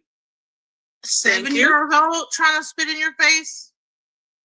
It's not your child. So you're probably like, if you're not used to something like that, you're like, okay, well, you know what I'm saying? You might be on some however you were conditioned to be like, okay, you need an ass whooping. You know what I'm saying? So I get where he probably was like, hold up, No, but if I have a child spit in my face in grade school, this is the problem with all of us. Please take note that she stopped. Nobody cut her off yet. She said what she had to say. I could cut her off. I'm the host. I've been cut off many times on people's panel when they want to say something, but I didn't cut her off. Take note of that. And I'm coming in. Let's see how this goes. I am going to cut her off, but I haven't cut her off yet. Let's because she's trying to apologize for this guy's child abuse. Since I didn't really want to, but since you put it's on the table, I wasn't done. No, I know you're. Yeah. Actually, you were. Let me roll it back. See now. Let's see what happened. Let's see. Yeah, you were done. You were done in more than one way. But let's go back. It takes a lot of patience to deal with children that are yours. But yes, I jumped in to clean that up because she's trying to imply that it is valid to feel this way about children when they're not perfect because they're not your children. I said, no, it takes a lot of patience to deal with your own children, but she's going to speak and let's see what happens. Go ahead. Yes, it does. And what happens is that they always going to try you. My own children. Especially when they get about 17, 18, they're going to try you. 7 years old trying to spit in your face. It's not your child. So you're probably like, if you're not used to something like that, you're like, okay, well, you know what I'm saying? You might be on some however you were conditioned to be like, okay, you need an ass whooping. You know what I'm saying? So I get where he probably was like, hold up, No, but if I have a child. So for me, I don't know about y'all, but it sound like she stopped. And if she didn't stop, she could have just let me say what I need to say. And then she could come back in, but she's going to say, I wasn't finished talking. Girl, please. They're going to try you. My own children. Especially when they get about 17, 18, they're going to try you. 7 years old. And she's saying 7. So she might know more than I do because she knows him. She was 7 years old and it took him all the fiber of his grown man being to not punch a 7-year-old in the face. A 7-year-old anybody, but a 7-year-old girl. Trying to spit in your face. Wait. No, it's not your child. So you're probably like, if you're not used to something like that, you're like, okay, well, you know what I'm saying? You might be on some however you were conditioned to be like, okay, you need an ass whooping. You know what I'm saying? So I get where he probably was like, hold up, No, but if I have a child spit in. She was finished, but let's see what she says. My face in grade school. This is the problem with all of us. Since I didn't really want to, but since you put it's on the table, This Well, is I me. wasn't done. I wasn't done. No, I know you're not. But if I have a child in grade school and I'm a man, I don't have to have everything in my being to hold back from punching the child in the face. That what you should do if you're in a household with children and you know a woman has children, if they're not listening to you, leave. Don't marry her. Don't have babies with her. Because he's absolutely right. He deserves respect. So don't come into. I was trying to help. I was being nice, and he deserves respect. Meaning before he married her. Meaning before he got her pregnant. Of course, he deserves respect. I don't know what was happening in that house, but I can gather that he was the reason those children were acting very badly. I'm gonna go out on a limb and say that. I'm advocating for the children because I've assessed the situation. That statement alone saying you felt you had to hold back every fiber of your being to not punch a 7-year-old girl in the face. There's something awry here. And she's upset because this is one of her favorite guys, her favorite fans. I'm upset that he's up here telling us how he failed a family of 7, 4 children, and one of them being a 5-year-old boy when he first met him. Let's keep listening. A household and be over a household and only treat your child good and have 4 other ones. What do you think's going to happen to them? They're going to turn out just like they turned out because they didn't get any love and they saw that another child got more love than they did. That's my opinion. But go ahead, Genesis, finish. I'm gonna say this. Notice I told her to finish, and check this out. I am going to interrupt her because I'm getting, you see how emotional I am about the situation, but I tried not to talk on it too much out of respect. But listen, he said he didn't love those children. He admitted it. And we could already hear that he didn't love them because he said, I couldn't wait for them to leave. That's the first thing he said when he hit the panel. Is that okay? Sometimes you have some kids that are not going to be the best of the bunch. You know, you might have a few that's going to be PhD. You might have one that's going to be a nurse, and you might have one that's going to be an a-hole. So we can't be up here like acting like that. Some kids is like just they gonna be the best of the best. So you know, in an early age, you could probably figure that out. Spit in the face. Yeah, but I did ask him a simple question. Genesis. Now, see, she's doing these little pauses, and she thinks I'm gonna sit there and let her do a whole soliloquy to defend this man. No, I even let her say what she needed to say. She again, it's the kids. We know there's children who are bad. I know even your own biological children can do badly. But he gave us the case of, I couldn't wait for them to grow up and leave. They were bad when I met them. I told my child not to grow up to be like them. The one kid was 5, and I knew when I got a phone call that it was going to be he's bad and it was going to be his fault. But when the school called about my son, I knew it was the school. He told us all that. And she's getting upset because I'm not even really going in on him like I'm doing now. I'm not going in on him on this panel, but she brought it out. Some kids is like just they gonna be the best of the best. So you know, in an early age, you could probably figure that out. Spit in the face. Yeah, but I did ask him a simple question. Genesis. No, don't know me. See, that when she's doing that no shit over me, she had the wrong one because I was already upset about him telling me the story. And she's up here trying to pander and be an apologist for his child abuse and his neglect, coming into a house and causing kids to be even worse than they already were. Because their mama probably didn't give half a shit about them either, or she wouldn't have let him come in and do that, and whatever men before him. And so when I said, no, I'm hosting this panel, Genesis. I'm being gracious enough to let you dual stream it, which I kept on asking you to stop the troll in the beginning, to stop him, and you acted like you didn't know how to work StreamYard and YouTube. Okay? But now you're an expert at it when you're over there trying to act like I did something wrong.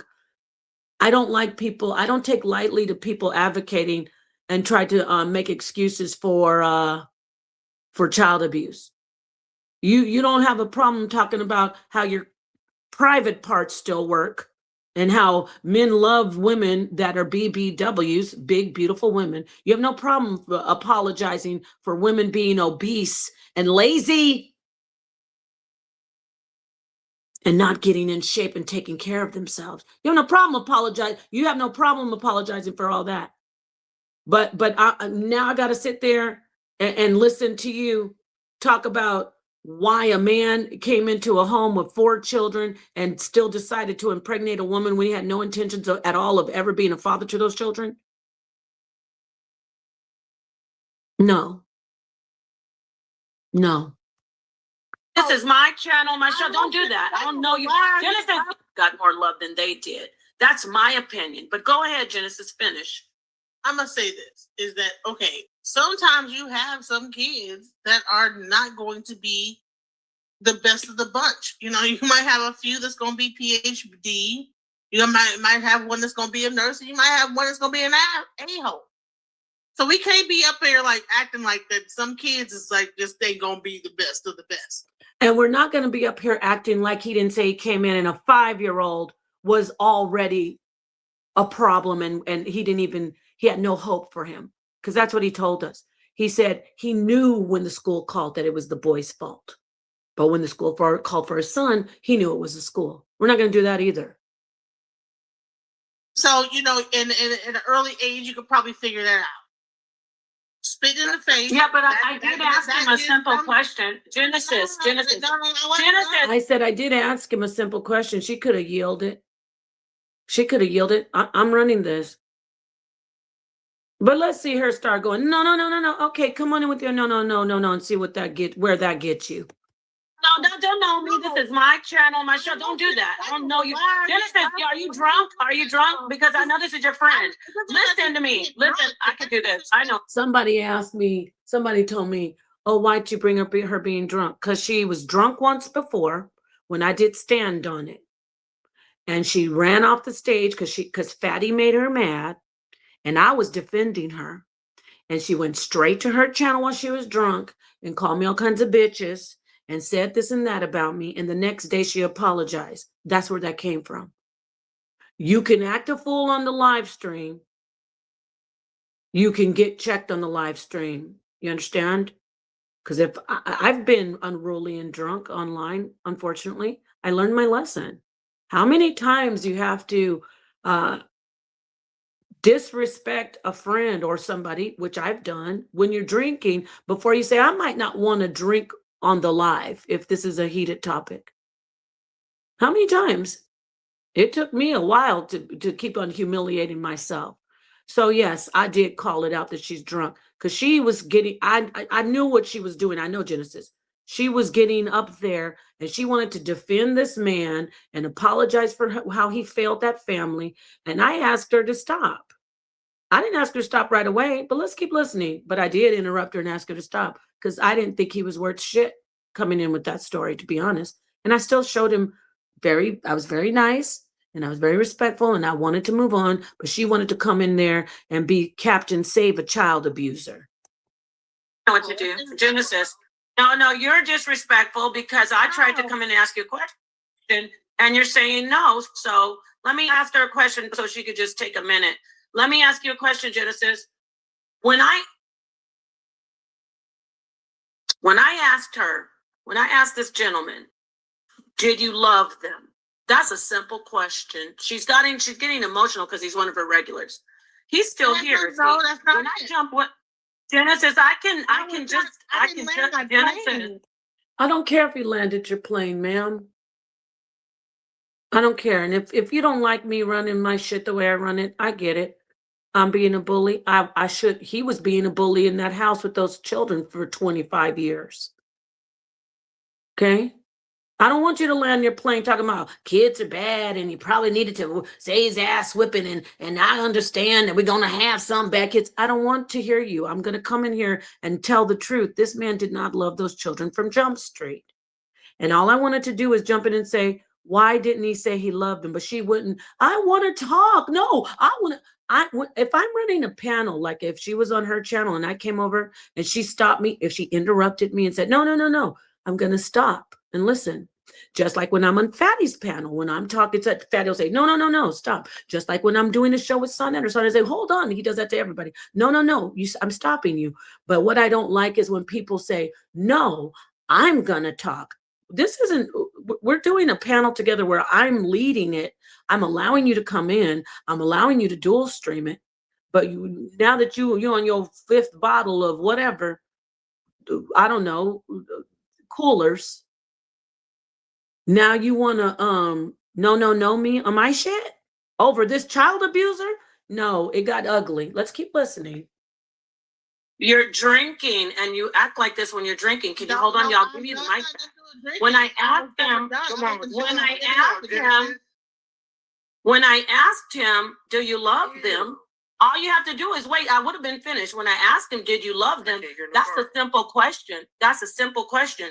He didn't say he loved them. You're getting emotional because I'm jumping in. Yeah, I know you have the mic, but I'm running this panel. I'm giving you the mic back. What you're not going to do is bad enough that he came in and said basically that his stepchildren are all trash and his child is. He didn't literally say trash, but y'all heard him. I couldn't wait for them to leave and grow up and leave. He didn't say trash, but you guys heard him. You heard what he said. I have to hold back every fiber of my being to not punch her in the face. They used to go and tell on me and I had to go tell on them. They set me up because they set me up because there's a conspiracy against me and they tried to tell me, the mama, that I'm still. He probably was stealing that money. Check. The best. He said, I told my son, don't be like those other children. You heard him. He said, I told them, I instilled morals and values into my biological son.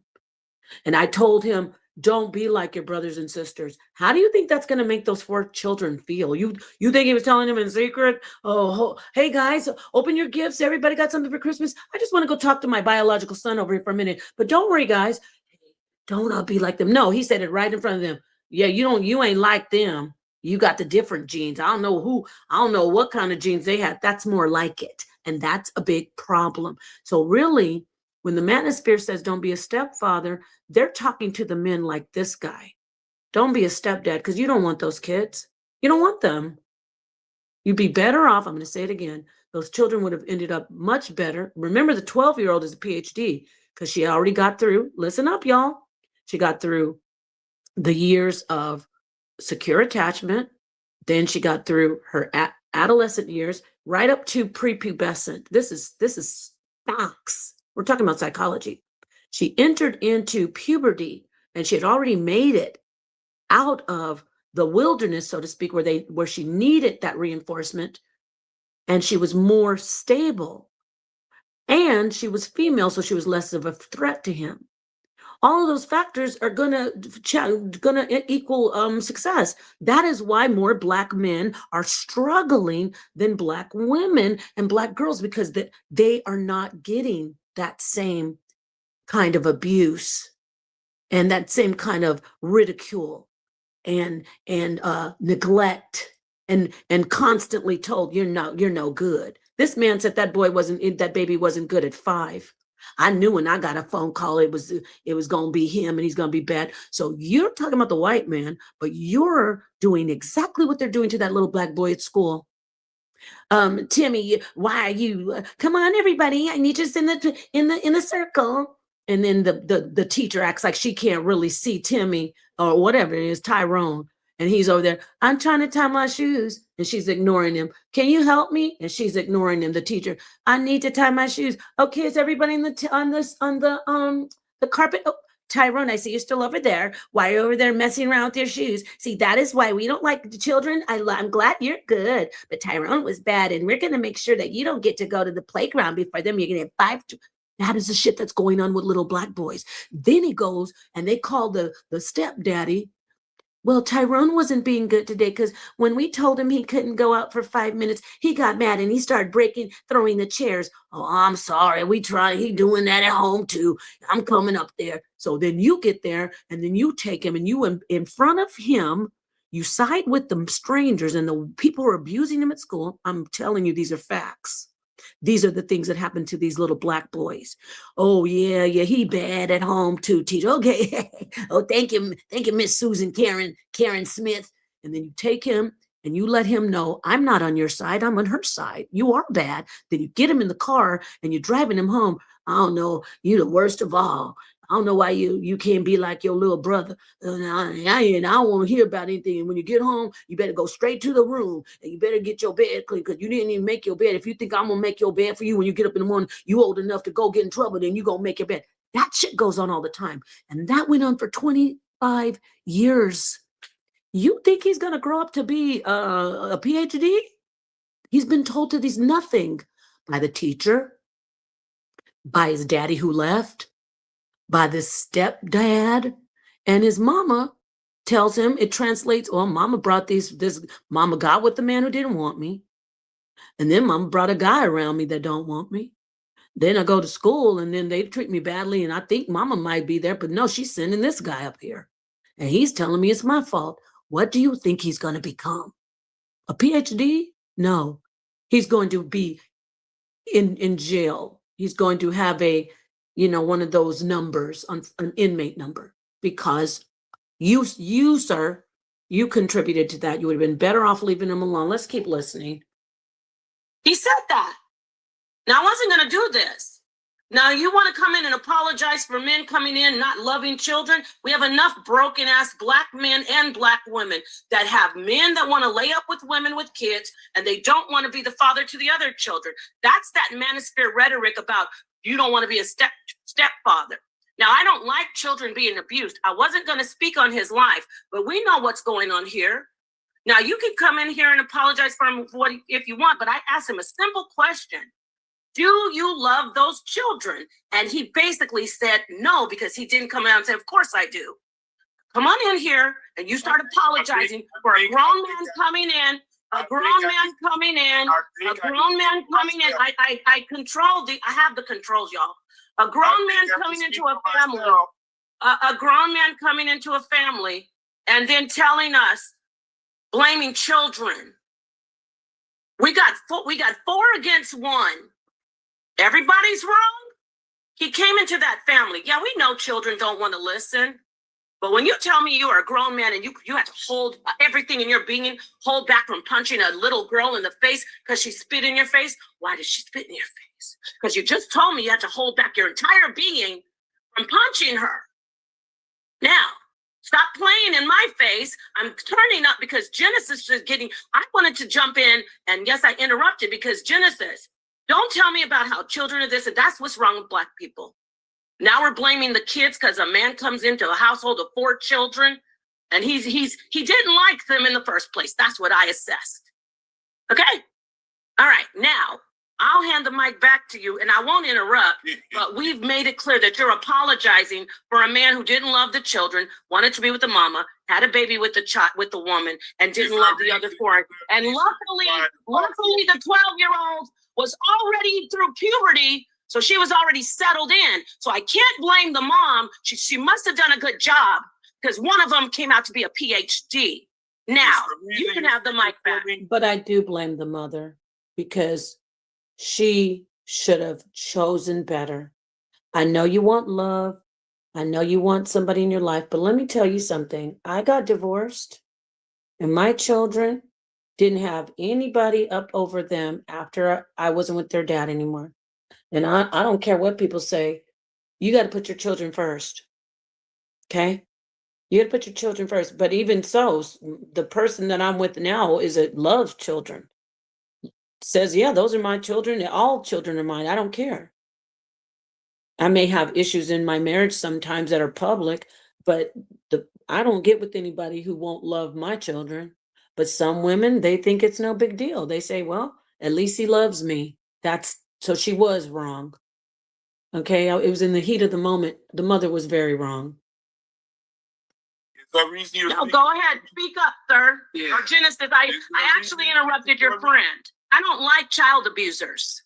I didn't abuse any child. As a matter of fact, I don't know. It's a short time that I had to spit out whatever I spit out, but it's a lot of details that. You notice I'm letting him speak. I don't have a whole hour long to put a whole story together. That was a lot of assumptions. A whole lot of assumptions. A crazy amount. I don't remember saying I hated anybody. As a matter of fact, I didn't say hey. I said, do you love them? And you didn't say yes. I said, did you love them? And you didn't say yes. why would I? You why would didn't say yes. why would I marry somebody and hate their kids? Notice he still will not say he loves those children, y'all. He would have said, well, of course I love them. He has never said he loved those kids. At least he's honest about stuff. He didn't love those kids, never liked them.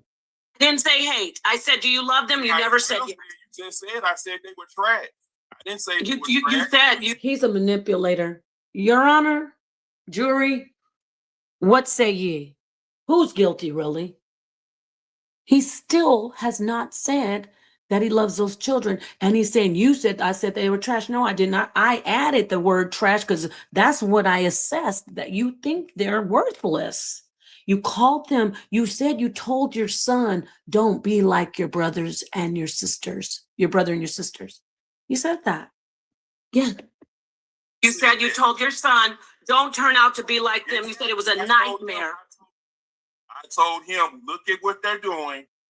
You don't want to be abusive to your mother and talk badly to your mother. At like 5 that. years old, you said when you got a call about the 5-year-old, you knew it was a problem, and that when they called about your son, and when they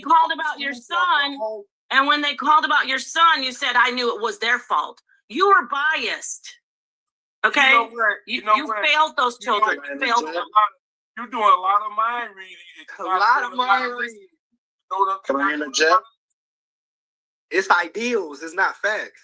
You're doing a lot of over talking and overthinking.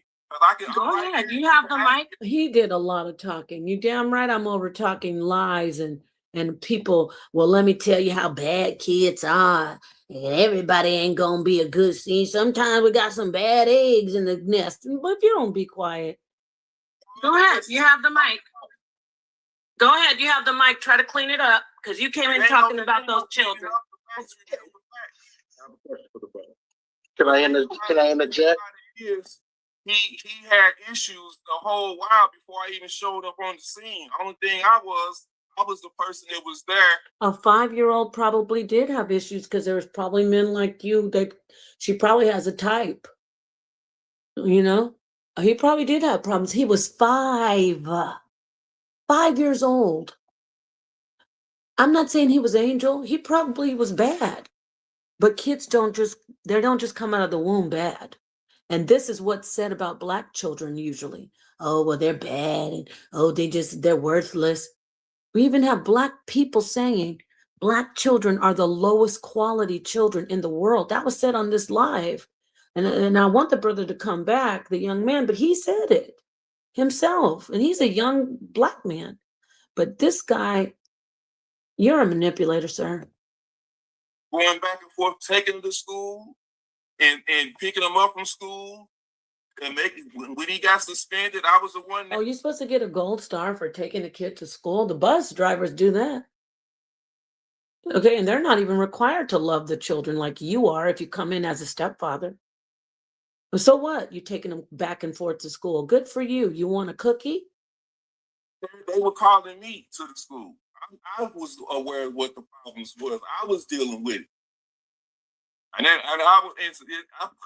And you mentioned how you loathed it. You mentioned how it was a burden. You mentioned how when you saw the phone ringing, you knew it was his bad behind.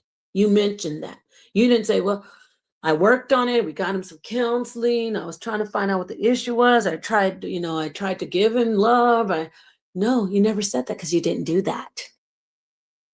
Offense to you I'm thinking these kids are trash. Ain't nobody say no kids was trash. Notice he keeps on saying take the word trash out. And the whole story you told us when you first came in, you said, I was just thinking that damn, they're gonna grow up and leave. That's what you said about these kids. See, I hated the kids. It reflects her bias. Yeah, right. Whatever. Can I interject? Napah? Yes, of course. Come on in. How y'all doing? Let me be the sponge, soak up the shit, right? Okay, so that's it. That's all there is on that interaction. Oh, we might want to get Genesis when she came back in. I think she comes back in. She comes back in acting a complete donkey. Oh, man, you will say for you in many families where a man comes. Oh yeah. So why in the hell would you bring Here it up is. Here it is. Here it is. Okay. Let's get that. She and then she gonna act like Leave my hands off of that. But my child. I will say for you to embrace her and her 4 kids, I'm gonna give you some props for that. Cause Amen. Thank you. Thank you. a lot of men wouldn't have He did didn't that. embrace the kids. yeah, I stopped her. See, now watch when I did that with Queasy, who is a queen. Queasy doesn't start saying, I said, wait a minute, Napah. She sits back and lets me interrupt. Because we're not gonna play like this guy came in and said he embraced those children. He exactly did the opposite. He loathed those children. He made sure that those children knew that he was only focused on his own son. He said they were not good. He only focused on his one child. That causes more pain. That shit all set. Are you drinking, Napah? Okay, see, now she came in and showed her whole gigantic ass. And I have a gigantic ass too, so don't come for me. And she came in here talking about, are you drinking upon? No, I'm not drinking. Because if I was drinking, you would have gotten cursed out and your feelings would have gotten hurt. Then I would have had to take the video down. I'm absolutely sober. I've been drinking water and I had some blood orange kombucha synergy. So, Genesis, you know, you're a decent person. You're ambitious. You're not a friend of mine, but I've been a friend of yours. And you often get drunk and start showing me your ass when you don't like how I dominate. Remember, it's about submission and dominance. I pay the cost to be the boss when I'm on a panel with you. When I'm on your panels, you pay the cost to be the boss. And I yield.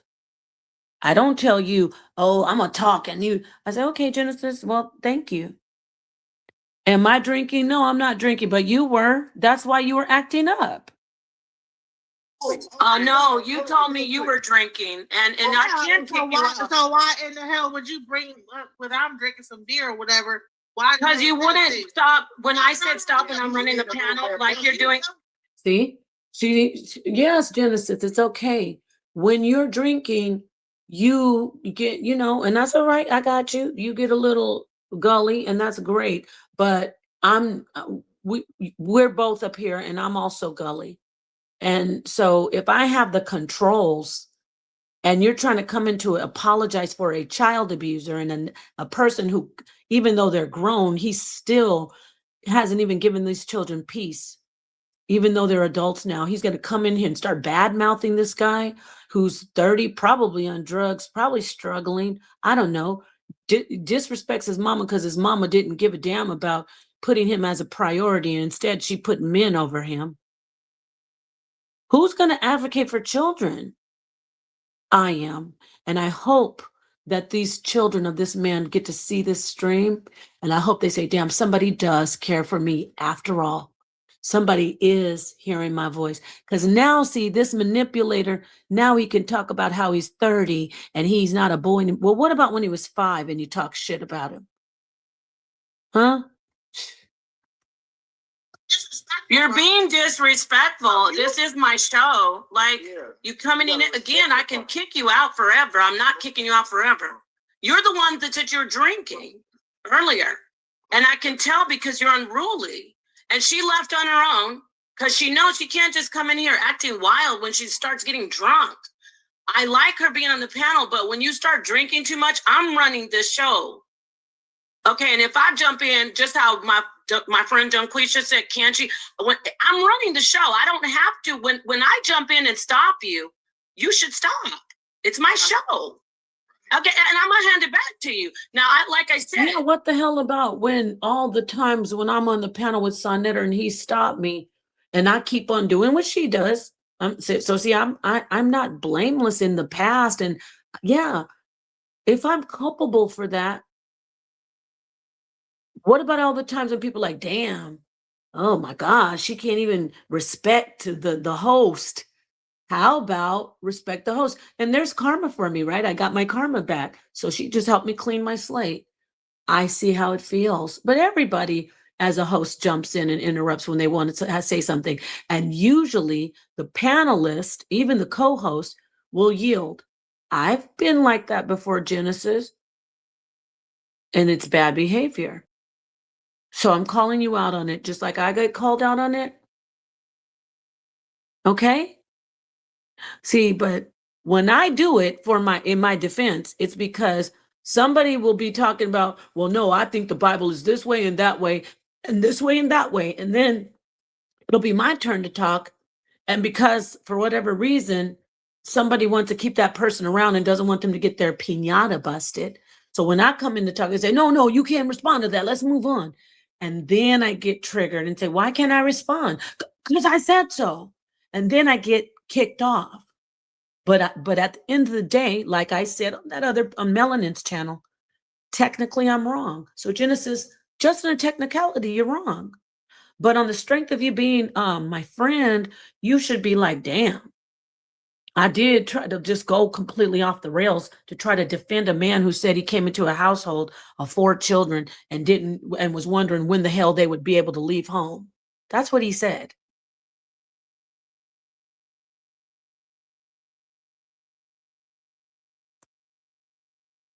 I'm gonna let you have it back. I interrupted you, Dungqueesha, when I said he wasn't embracing the children, because I like to make shit clear.